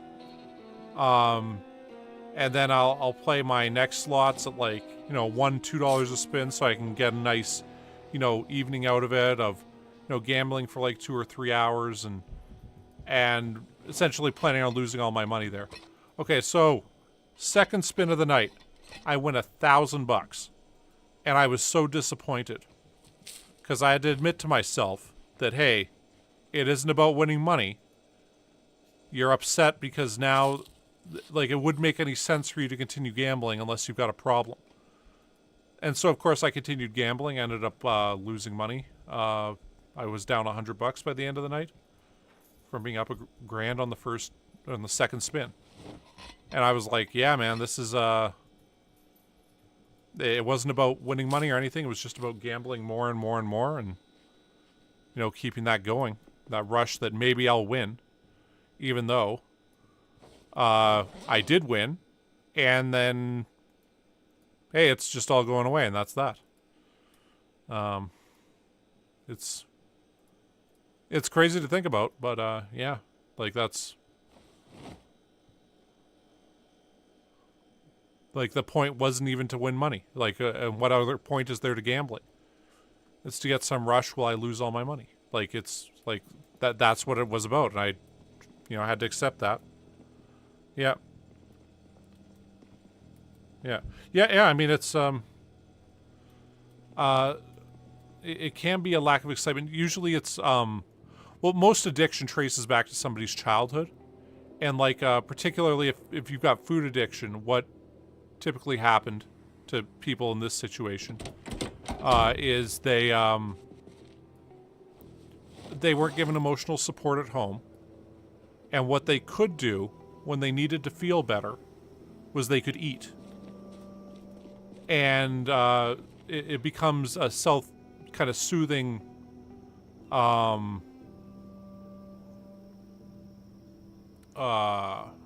going to grab them out. A self-soothing activity of, well, I can do this and I'll feel happy. And this is just something that ends up getting ingrained in them from childhood, that you need to feel happy. What you can do is eat, and that ends up becoming what it is. Yeah, well, the house does eventually win, but it was like what would happen is when I gamble, I'd lose money, and if I won money, I would just lose money. That it was just the activity of distracting my brain from everything and letting a machine tell me how I was feeling.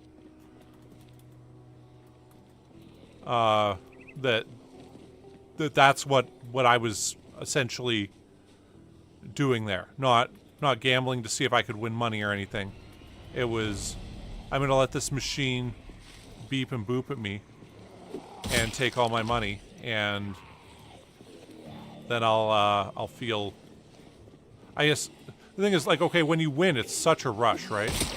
But when you lose, you feel so ashamed of yourself, and eventually you'll just lose. Like, yeah, it's, because, like, you know, I might go on one night and win 300 bucks, and then the next night I go out, I'd be like, well, I won 300 bucks last time, so I can really bet 400. You know, and so eventually you just lose. That's that.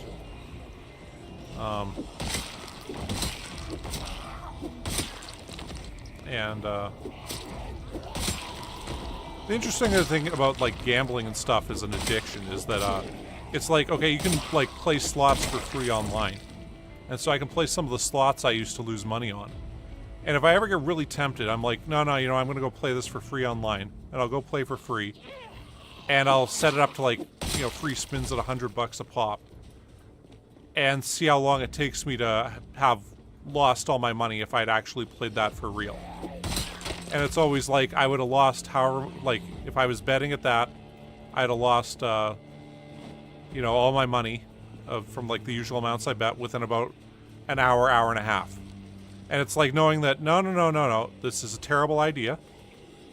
It's always a bad idea. You're not just going to win and walk away. You're not going to, like, that's not going to happen. That world doesn't exist for me.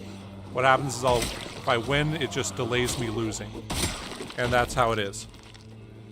So,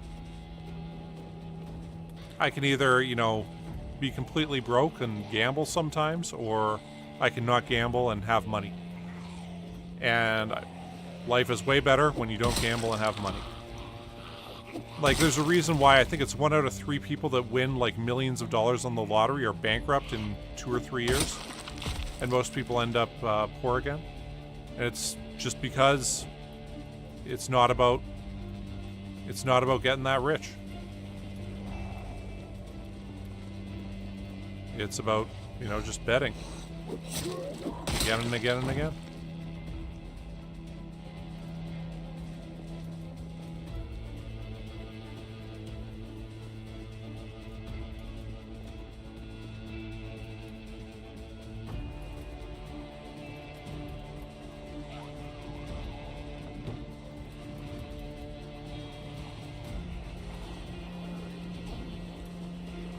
Yeah.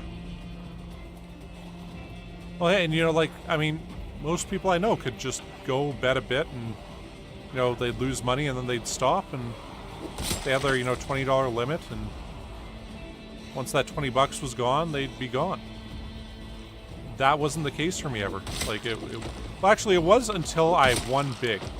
I remember I was playing video poker and I won 480 bucks off a $1 bet. And it was like, after that, it was like, man, I can really make money off this. Oop. And then the next time I bet, I won 200 bucks or whatever, and I'm like, oh, this is great. It's like free money. They're just giving it away. And yeah, it just became about the rush of winning, being told by a machine that I'm a winner. That started doing it.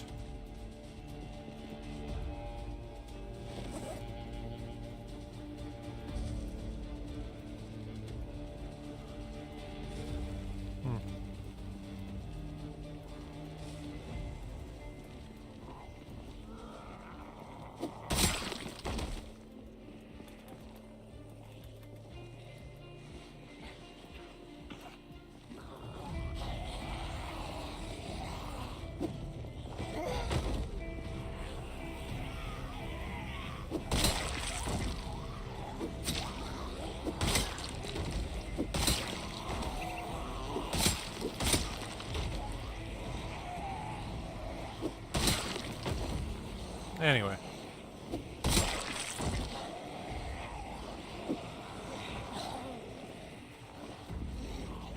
I remember I was watching this interview with Phil Lack one time, and he's a professional poker player. And he was talking about the 2 days where he lost $1 million. So there's been 2 separate days where he lost over $1 million while playing poker. Now, he wasn't just playing poker, he was basically flipping with people. So they'd get dealt their hands, they'd both go all in on video poker sites for like $10,000 or $25,000. And whoever won, and whoever lost, lost. And it was just you'd agree to pre-flop, we're gonna go all in. I'm like, man, I couldn't imagine gambling with that as the stakes, where you're doing like 25 grand, coin flip each time.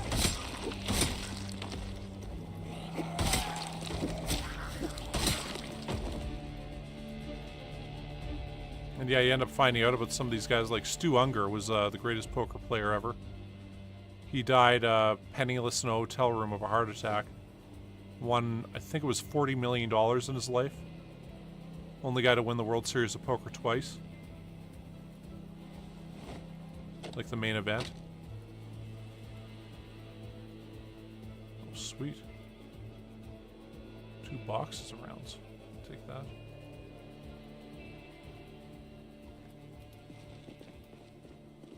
Oh, yeah.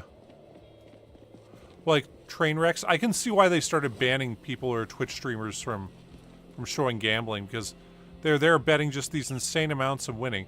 But what they don't tell their audience is that the casino is giving them this money to go gamble at their casino.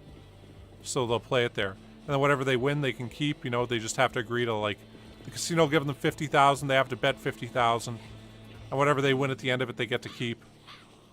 They also get the content out of it. And that way people go to their gambling site. You want to see a guy who goes crazy on gambling. Check out The Bandit. He's a British guy who, I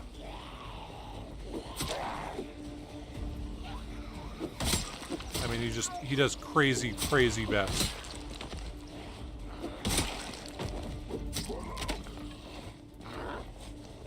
But yeah, he'll he'll win 100 grand, lose 100 grand sometimes. Like, it's... And he kind of quit gambling for a while there. And, yeah, The Bandit. He would do live streams every Sunday on YouTube stuff.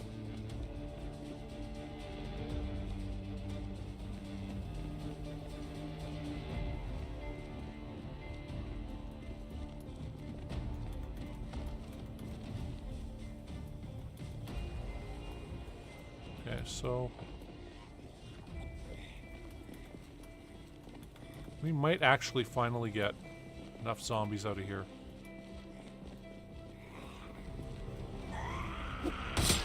To be able to go loot some of these houses. So we can loot more than one house this stream.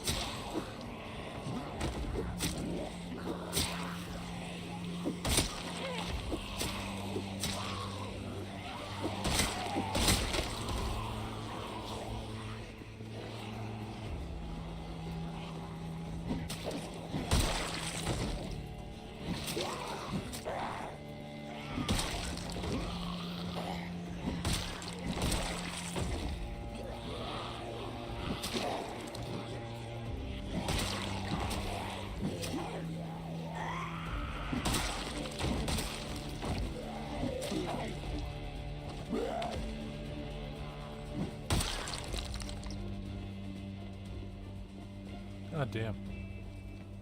Okay, we killed like, what, 1,050 in the first stream? So we're at 2,000 zombies. Yeah.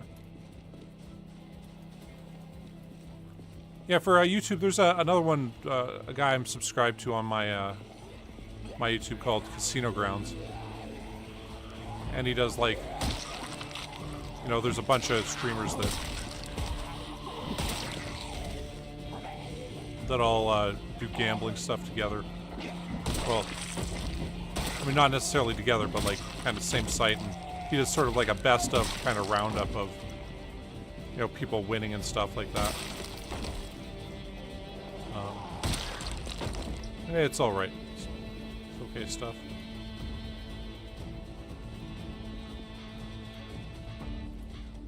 Oh shit! I didn't realize we had another crafted spear.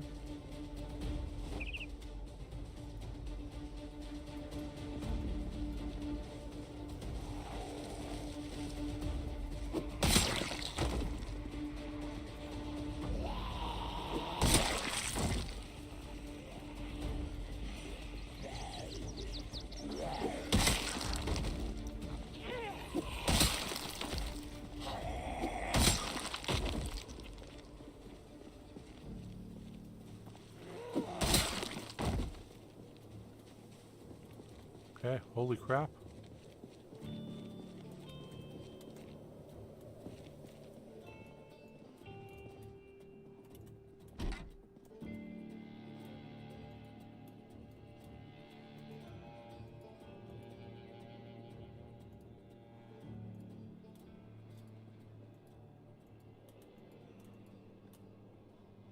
Did we loot this already? I don't know, we did.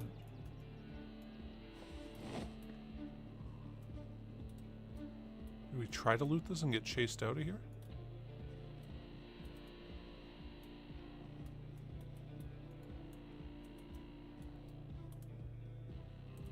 I think we looted this already.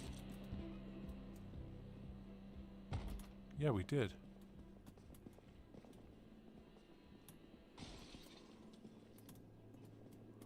Yeah, must have. There's too little stuff here.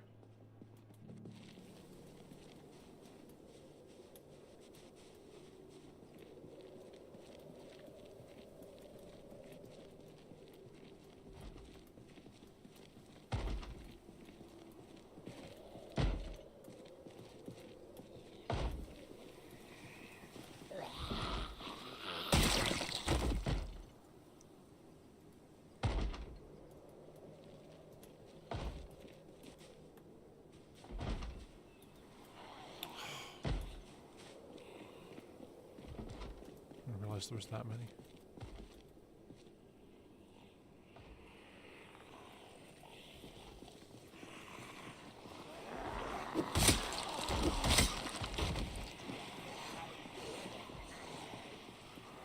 Alright, well, I guess we have to do more. Yeah, XQC. Yeah, he's alright. I mean, I see why people, like, people were complaining about him recently because he was just doing some React content. But it was like he put on a video that was somebody else's video while he's in the middle of streaming to react to it, and then went to the bathroom and just left the video playing for 20 minutes or some shit like that. Like, it's like, dude, you can't do that, man. That's just stealing somebody else's content. That's... I mean, you're not even actually reacting to it. You're just playing somebody else's video and making money off of it. Like, that's Sniper Wolf kind of territory, you know?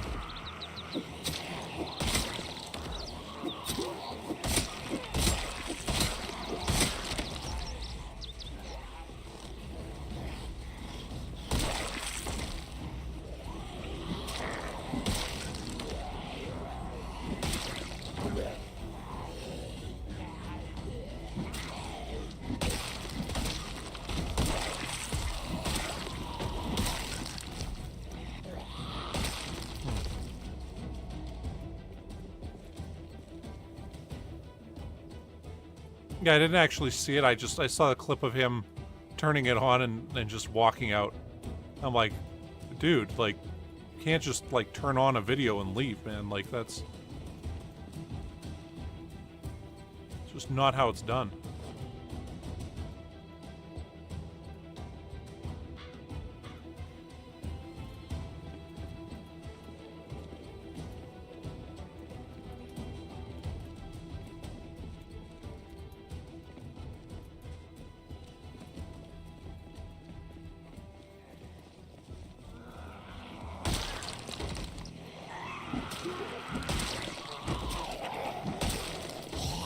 What the hell? What happened to the multi-hit there, game?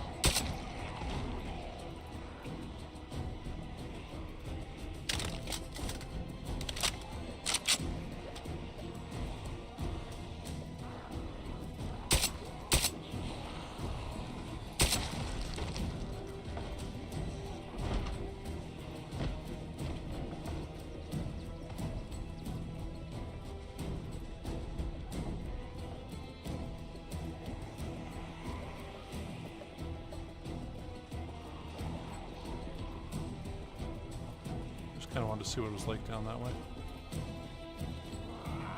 Fortunately, we don't.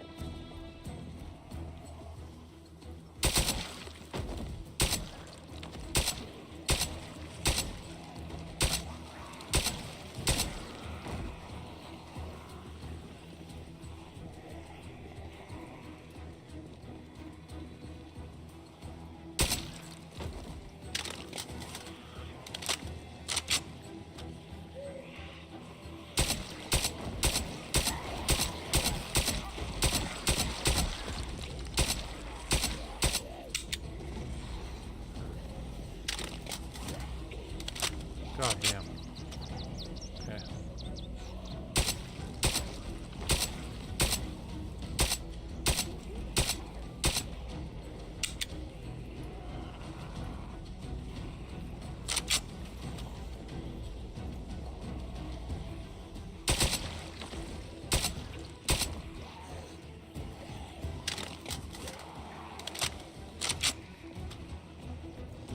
Okay, well the front of the church isn't too bad. There's probably, what, 300-400 zombies there total? Maybe a bit less than that.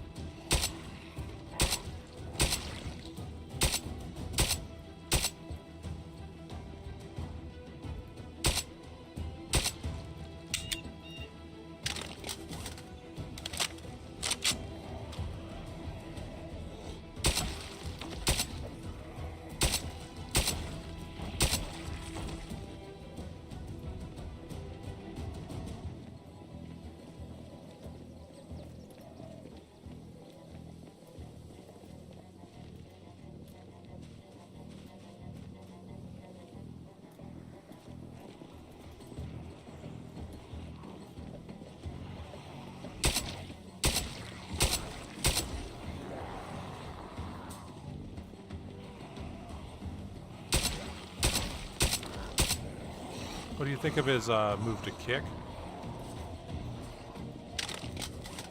I don't blame him. Hey, take the money. Like, you got it, man. Like, $100 million to stream on that site for 2 years. Like,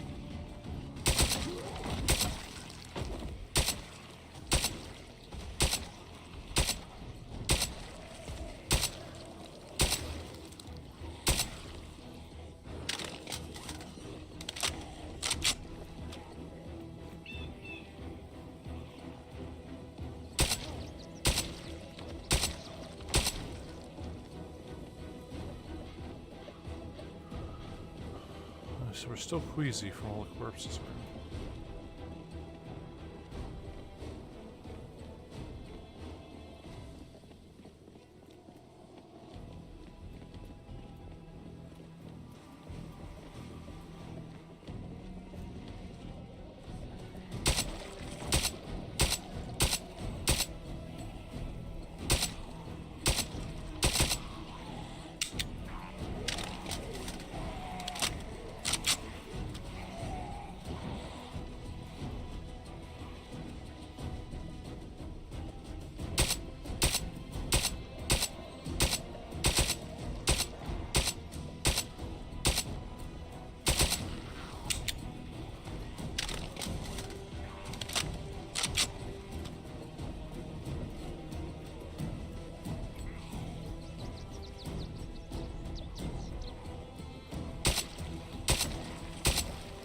I considered doing cooking stuff at one point, but really did. I like cooking and stuff,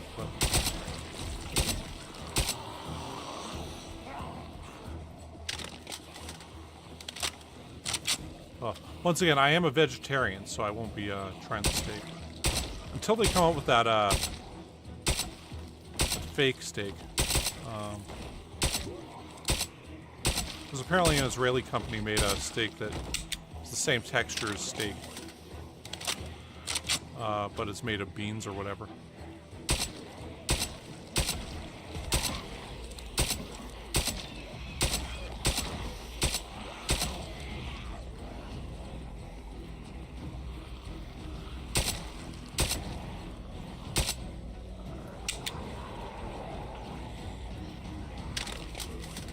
Oh yeah, no worries.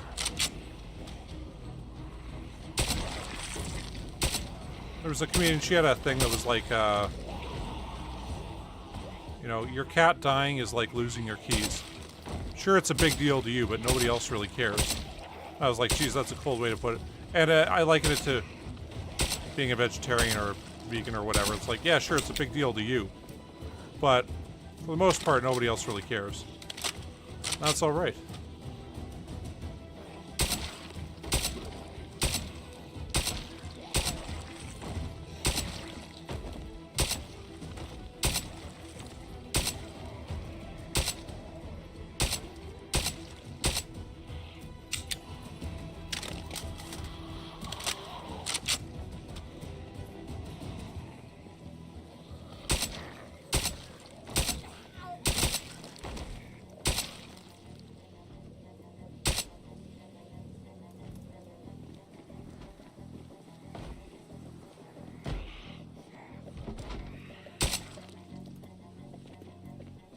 Okay, we gotta go back to the... Gotta go back to the bus here.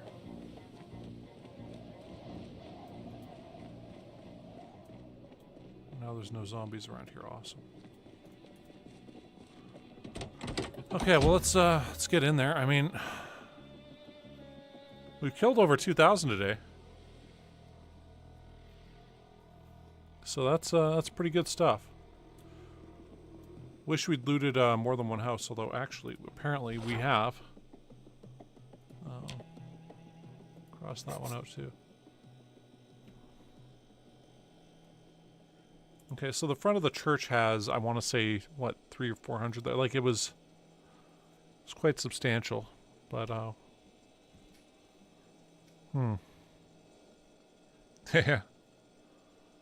yeah. Well, in grand total here, we've killed, I want to say 8,000 zombies in this city. Maybe a bit more than that. And this is as far as we are in the city. That's, that is pretty hilarious.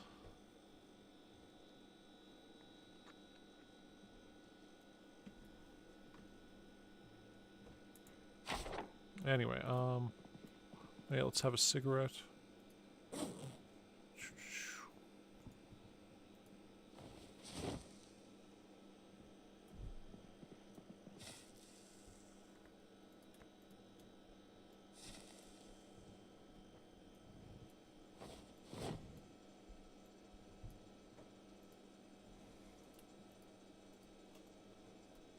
Those back there. I mean, we'll, I guess, reload as much of the guns as we can right now, right?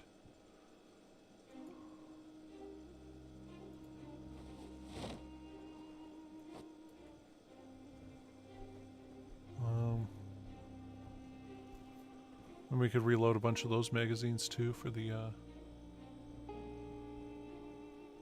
9x9 stuff, but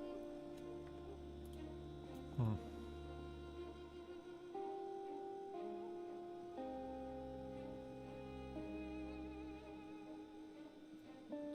put that there, I guess.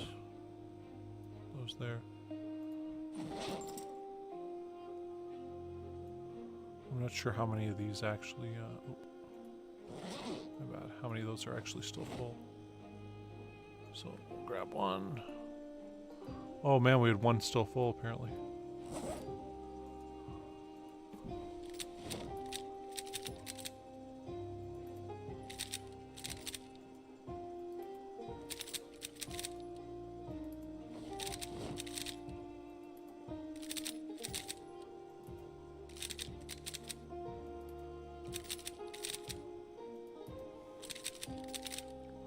I think we're gonna make one more run. Yeah, we should be over 20% of the way through the zombies in this town. It depends, like if there's stories, as they're called, that creates more zombies that don't count. And there can also be a bunch inside that don't make any sense. A story would be like if there's a police blockade. That's referred to as a story in this. And so there'll be zombies that spawn at that otherwise wouldn't normally be there.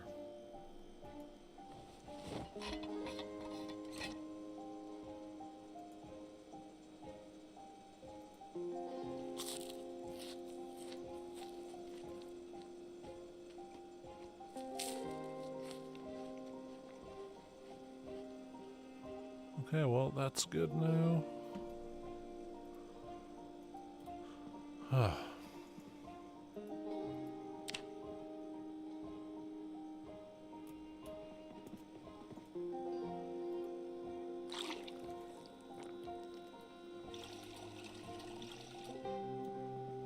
Okay, 5:30 in the morning.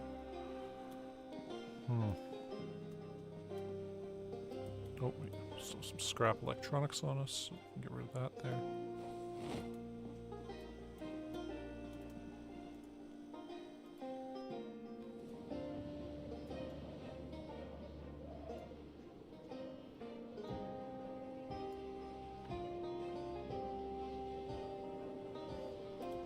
Well, I'm just wondering, like, are they sending zombies from, like, these areas? Like, I mean, I guess they get pulled over by incidents and stuff, like, gunshots and whatnot.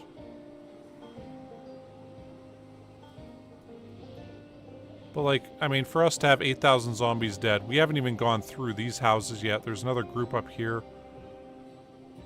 It does feel like there's, something off here in terms of just how many zombies are there, like they wouldn't normally be there. But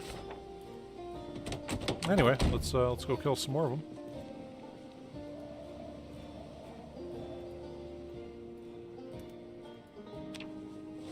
How's our skills doing? So our aiming went up. Working on level 8 there. Spears up. Oh, we almost have our maintenance up to the next level.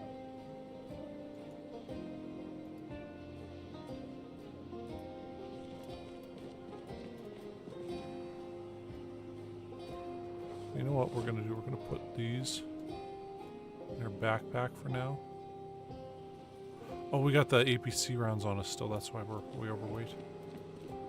Okay, well, you know what? We'll put APC rounds back here on the roof. And there we go.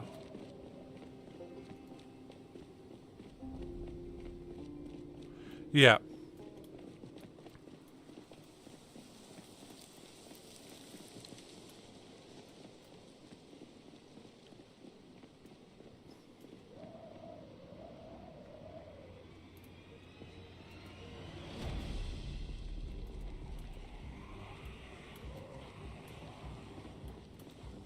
Oh, there's some over here now.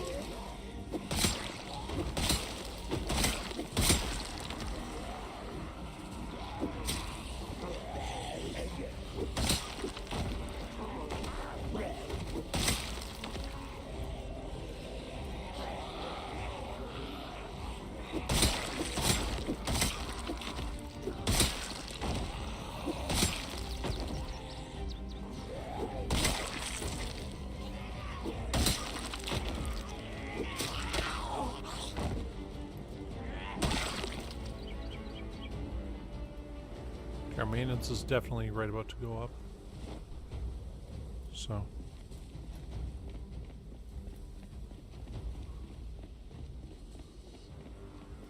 Oh man. More of these dudes. Come on, you guys.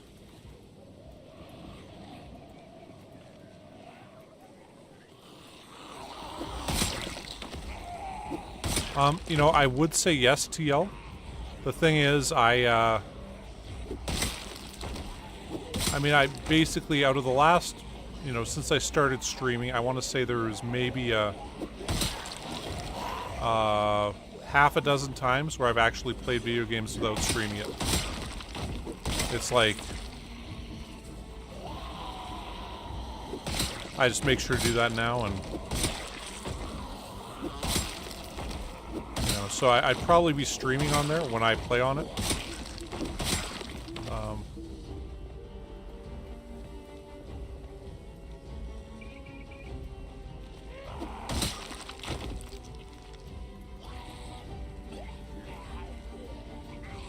But it'd be like I'd,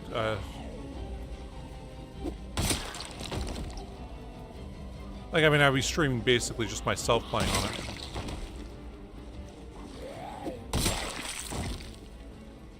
But, yeah, I mean, if people wanted to play without streaming, then they could, by all means, do that.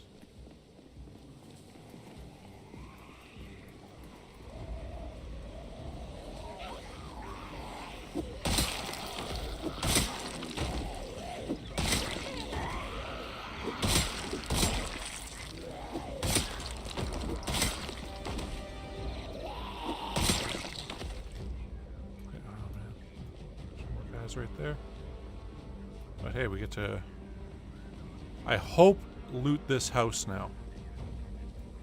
Oh, there's guys up front there. Yet again.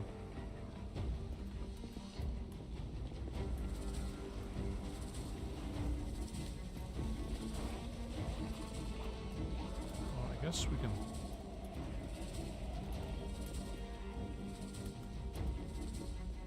What the hell? These guys probably all got pulled over.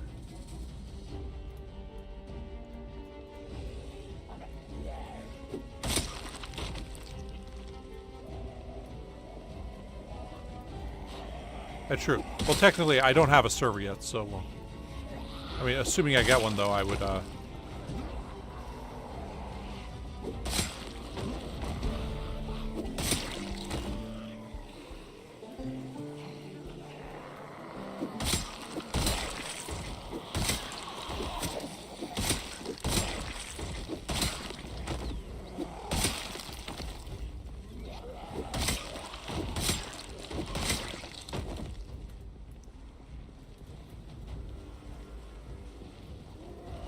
you know, people will be able to go and play on these settings. I haven't done up my mod list yet either. I told you I'd do that, and then I've yet to do that.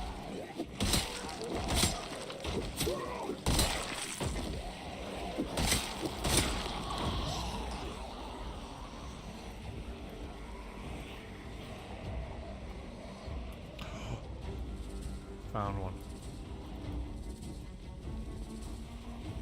Okay, you know what we're gonna have to do here is this.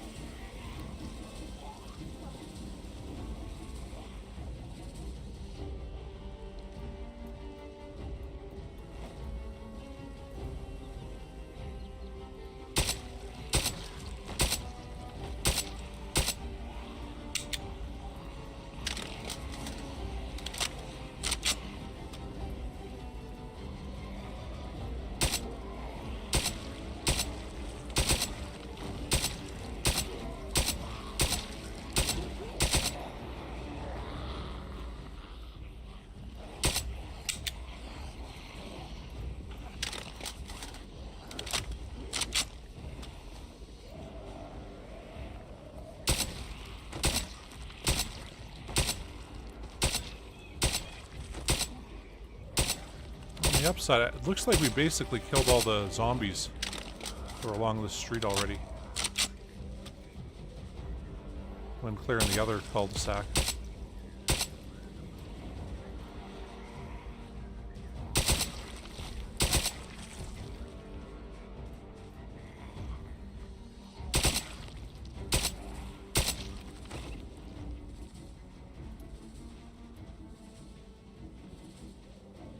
I want to see if there's any down around here.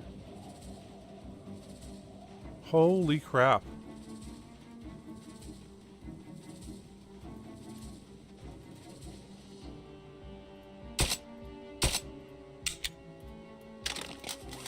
I mean, it looks like...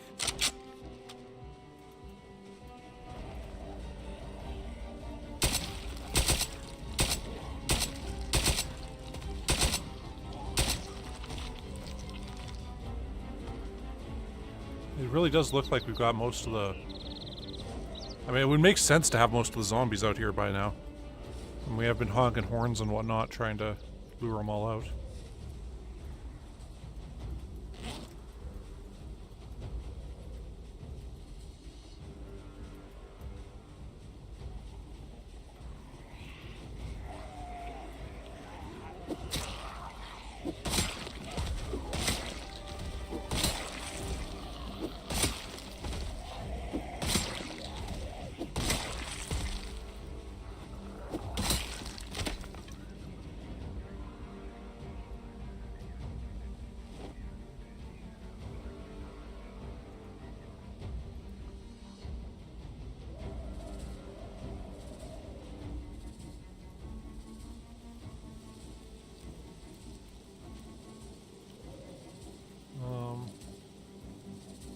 I swore one of these guys had a big knife sticking out of him. I guess it was the bread knife there.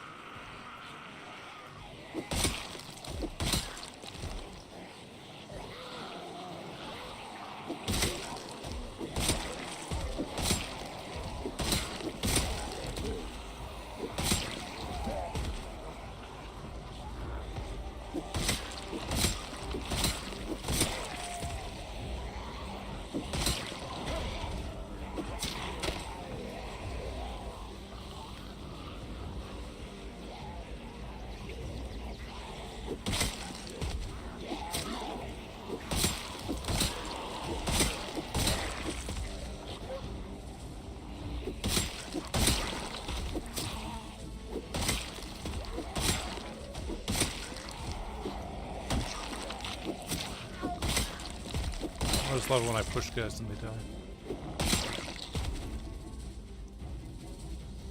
Oh. Okay, well. Yeah. Well, the idea, my original idea was put the base down here because we got these walls right here, right?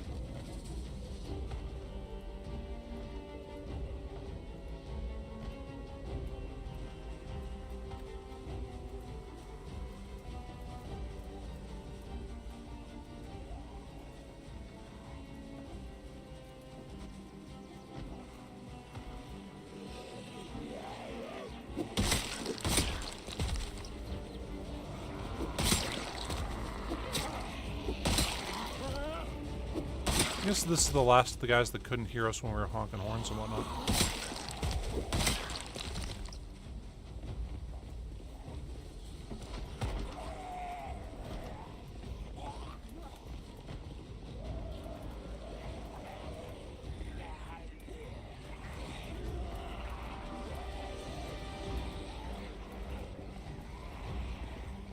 Okay.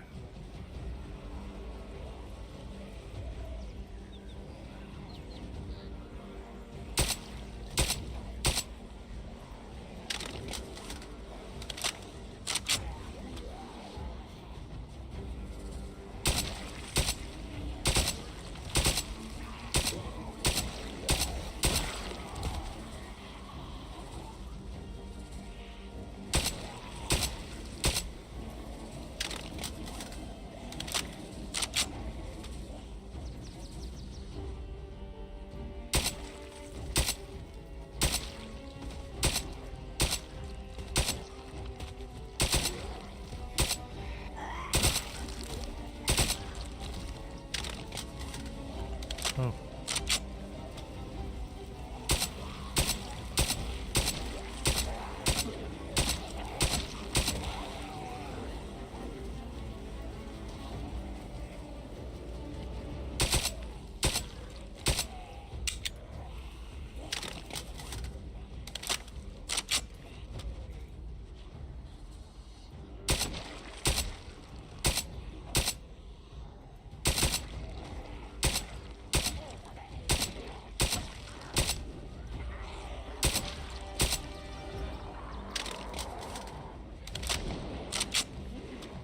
Really? Now's when a fucking gun goes off.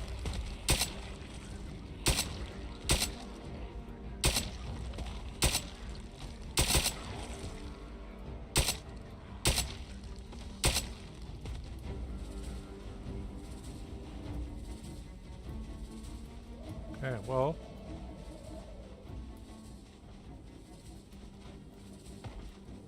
There's some in there still.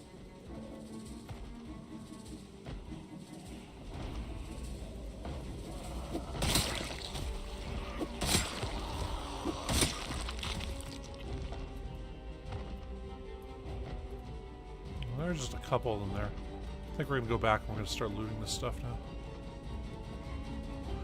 Alright, well, we finally cleared out the... I thought we cleared out this cul-de-sac.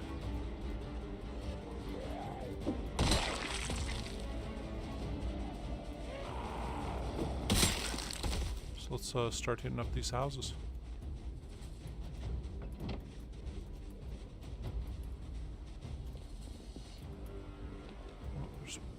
Right there.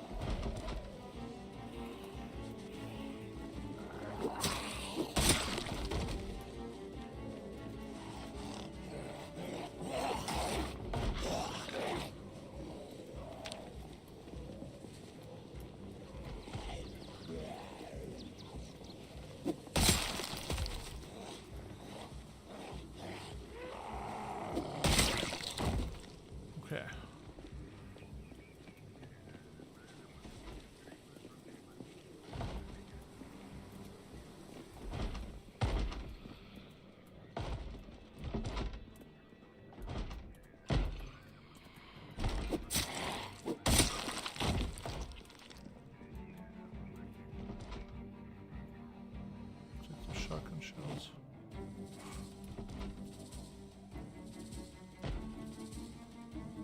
Oh, clava. Fucking awesome.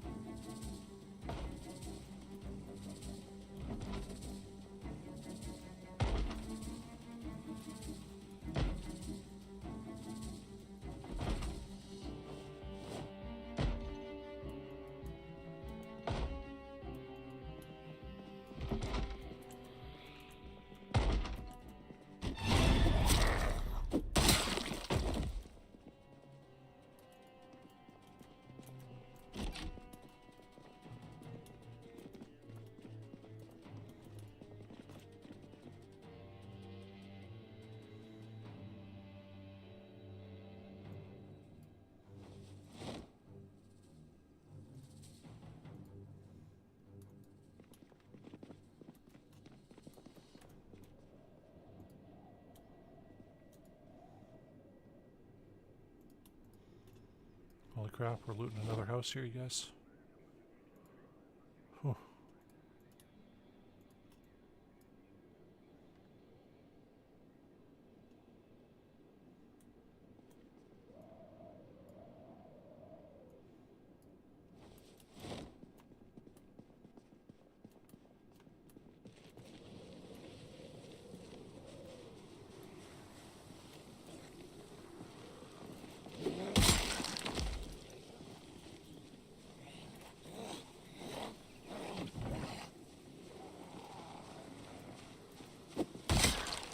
I heard another guy around there.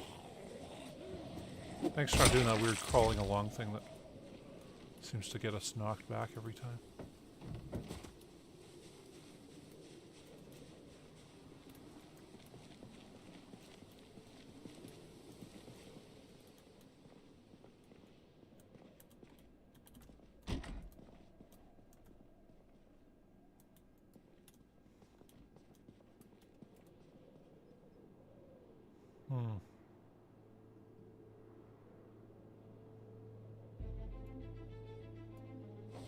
Another automatic gate mag.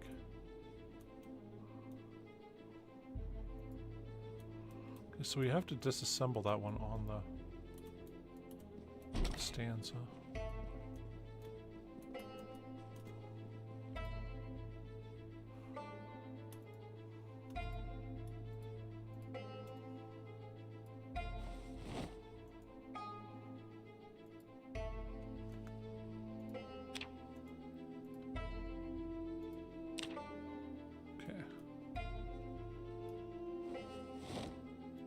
Leave a broken spear in there, why not? So glad we're actually getting into the stuff now.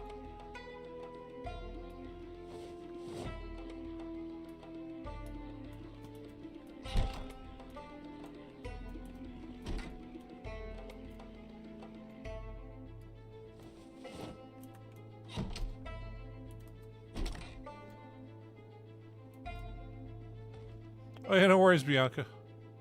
Hopefully I wasn't being too boring.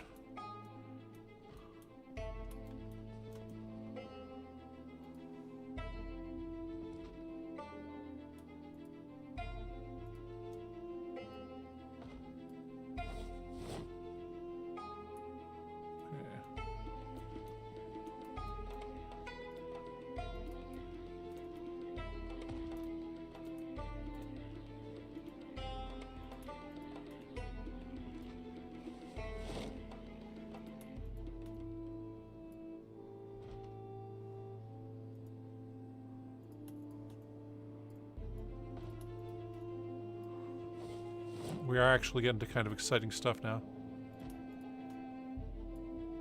After killing like 2,000 plus zombies, we managed to loot our third house.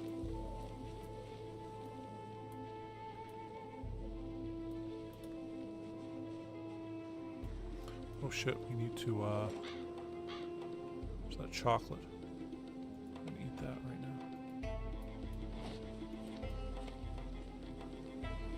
Oh, look what we found.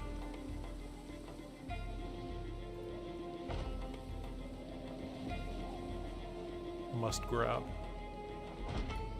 Goes another one.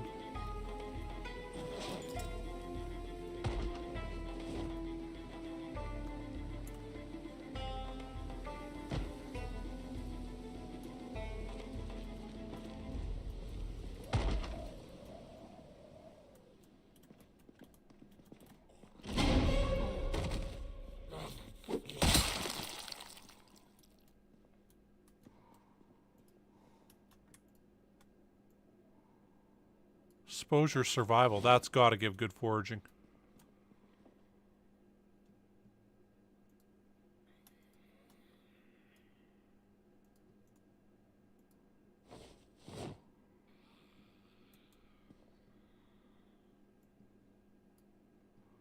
I can hear that zombie in this area.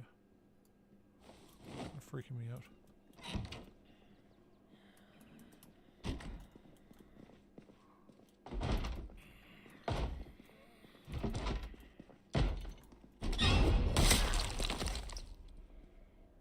Rambo 3 Standard Edition. Damn. Thought it might be a katana for a second there.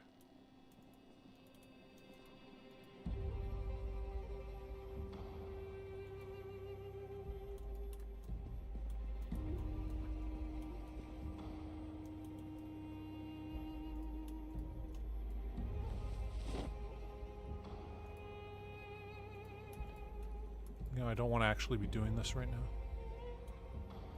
But, we're in the house, we're looting it already, so...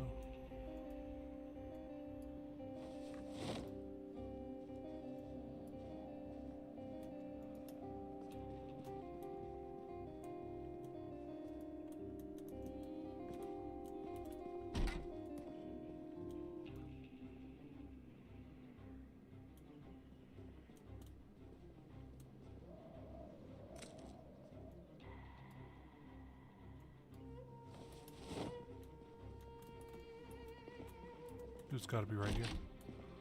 Oh, house next door, I guess.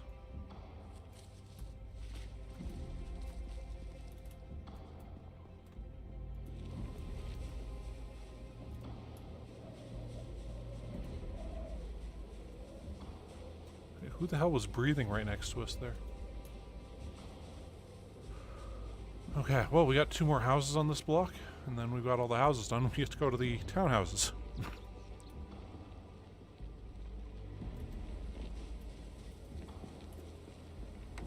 I think we can actually hotwire now, yeah, we can.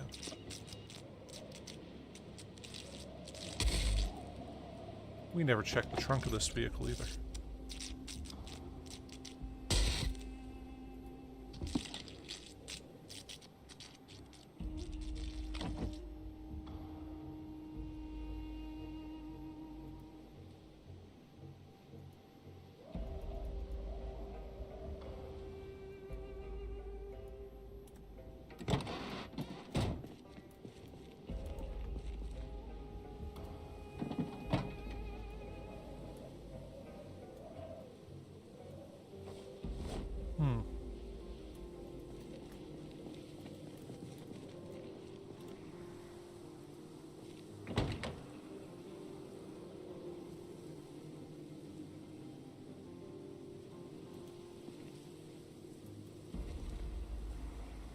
It's got no gas, no battery right now.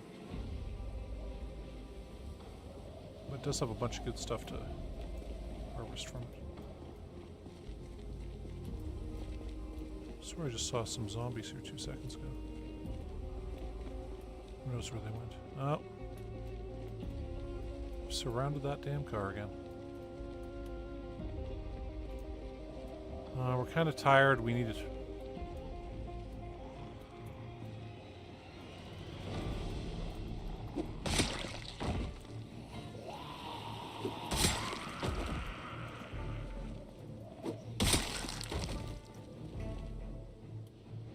Okay, there might be guys... Oh, right, there was a gunshot.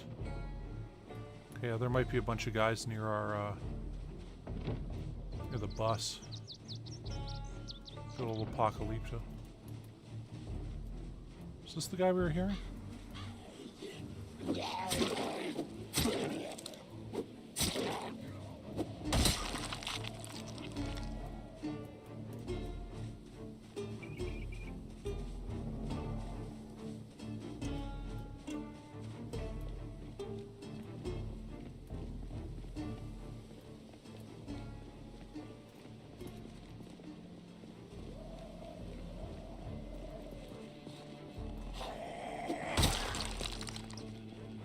Yeah, it's just a little bit crowded. There's just a few there.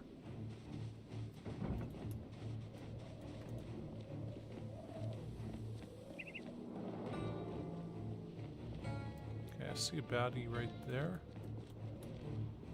I thought I did. Yeah, there's one. We'll stab him.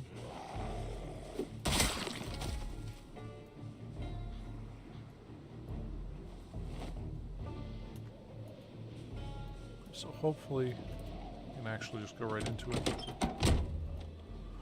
Oh, there we go. That's one hell of a day of looting. Oh man, I want to go back there again, but I mean it's like 3:30 and I try to keep the streams at 6 hours. Damn. Oh,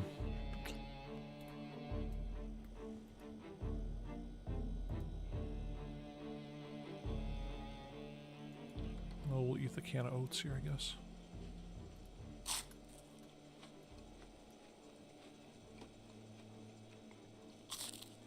Yeah, I gotta call it. I'm gonna put all the stuff away in this this vehicle here, and then we'll save it and call that a stream, just because it starts going on too long otherwise. We got a balaclava. Can we wear this? Probably have to take off our gas mask. Ooh. Now that looks like somebody who's ready to hunt zombies or break into houses.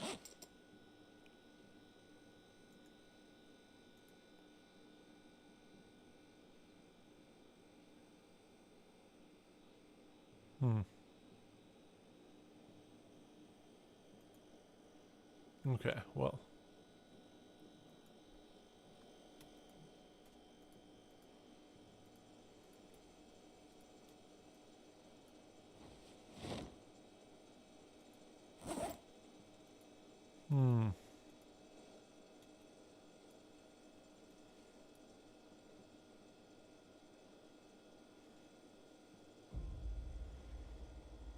Oh, I kind of want to check out that exposure survival. We got David the Gnome. Isn't that fantastic?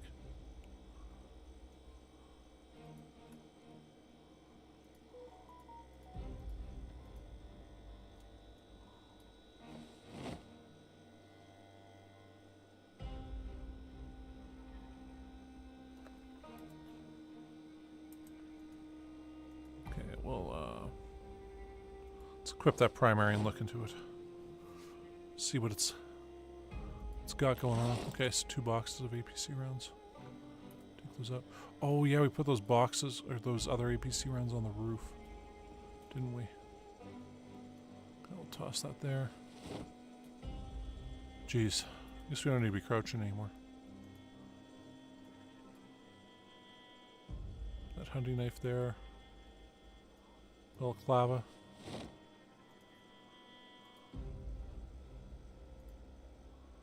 Okay, so put flour there, marmalade,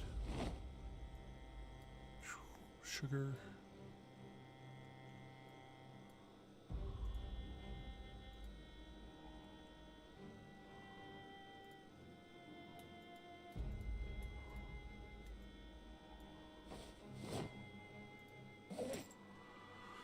All right, so what do we got here?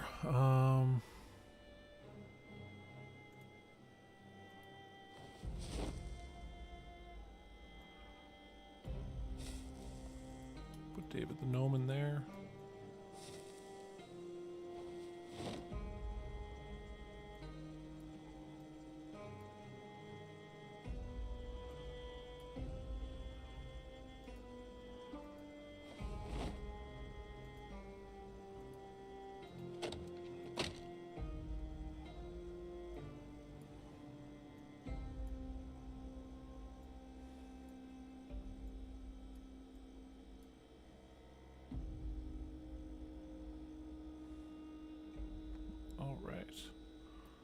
Toss that there. We probably don't need to keep that crowbar on us, but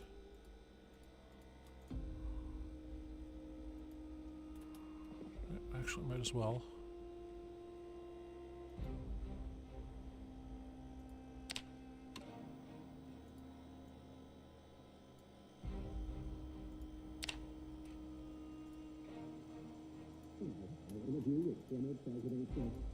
This week he hosted his second annual Global Initiative Forum in New York with an Fishing.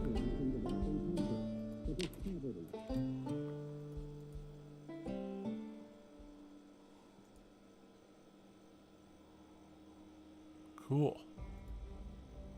So our ability to fish has gone up to level 2 already. And we haven't even tried to catch one yet. Turn that off there. Oh, okay. Put that in there for now. Some more scrap electronics. An amplifier. Alright, word search magazine goes there. Actually, we'll do this quickly.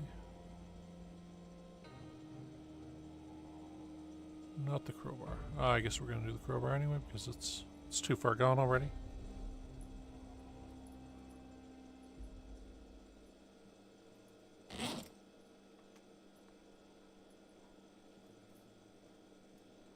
Okay, put that back there. Clock amplifier there.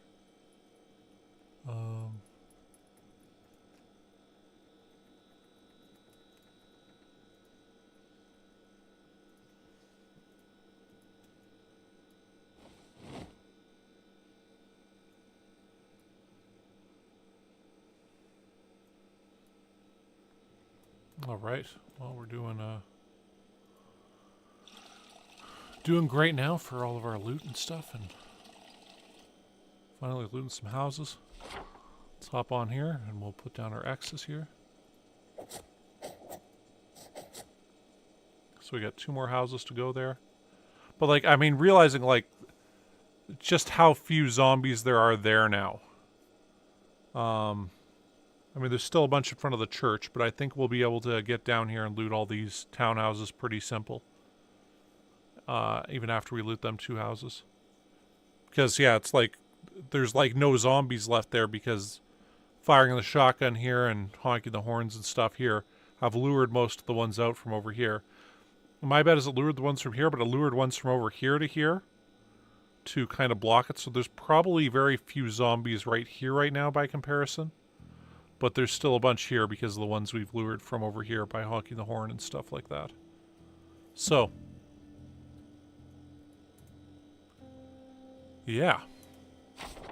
That being said, we got, what, 3,441 dead zombies now? Got 1,000 last time, so yeah, that's 2,400 zombies this stream. That's pretty crazy. We've killed 2 with a car. So that's... that is kind of funny.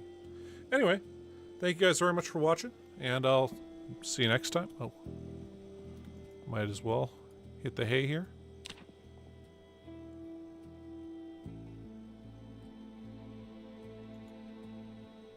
We'll smoke that, and the lighter here.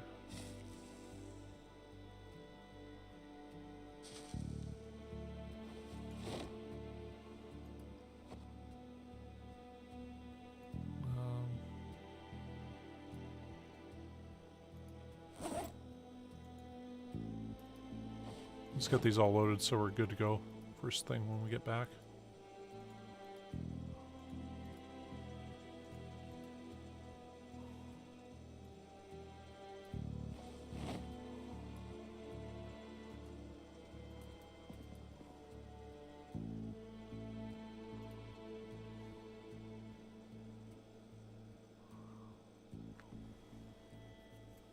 Have to quickly get out and grab the bullets from off the roof.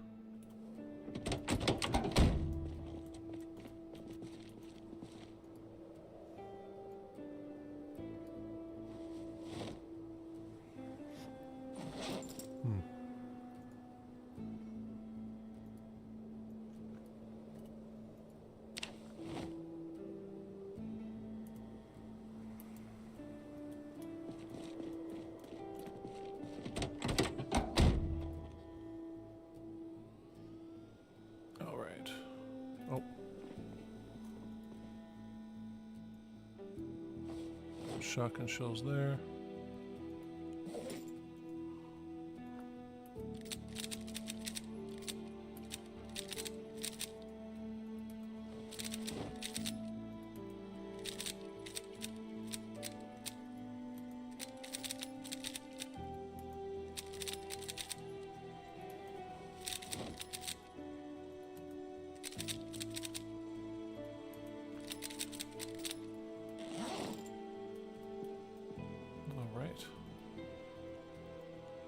Leopold's back there.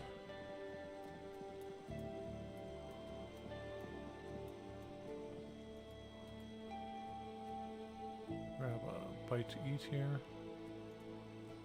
So we'll open up the can of spaghetti. Eat it all. Oh. We'll exit quickly. We're overweight by 0.18. Yeah. Gun case we don't need either. There we go. Now we're underweight. Actually, these we can, I think, just leave right there.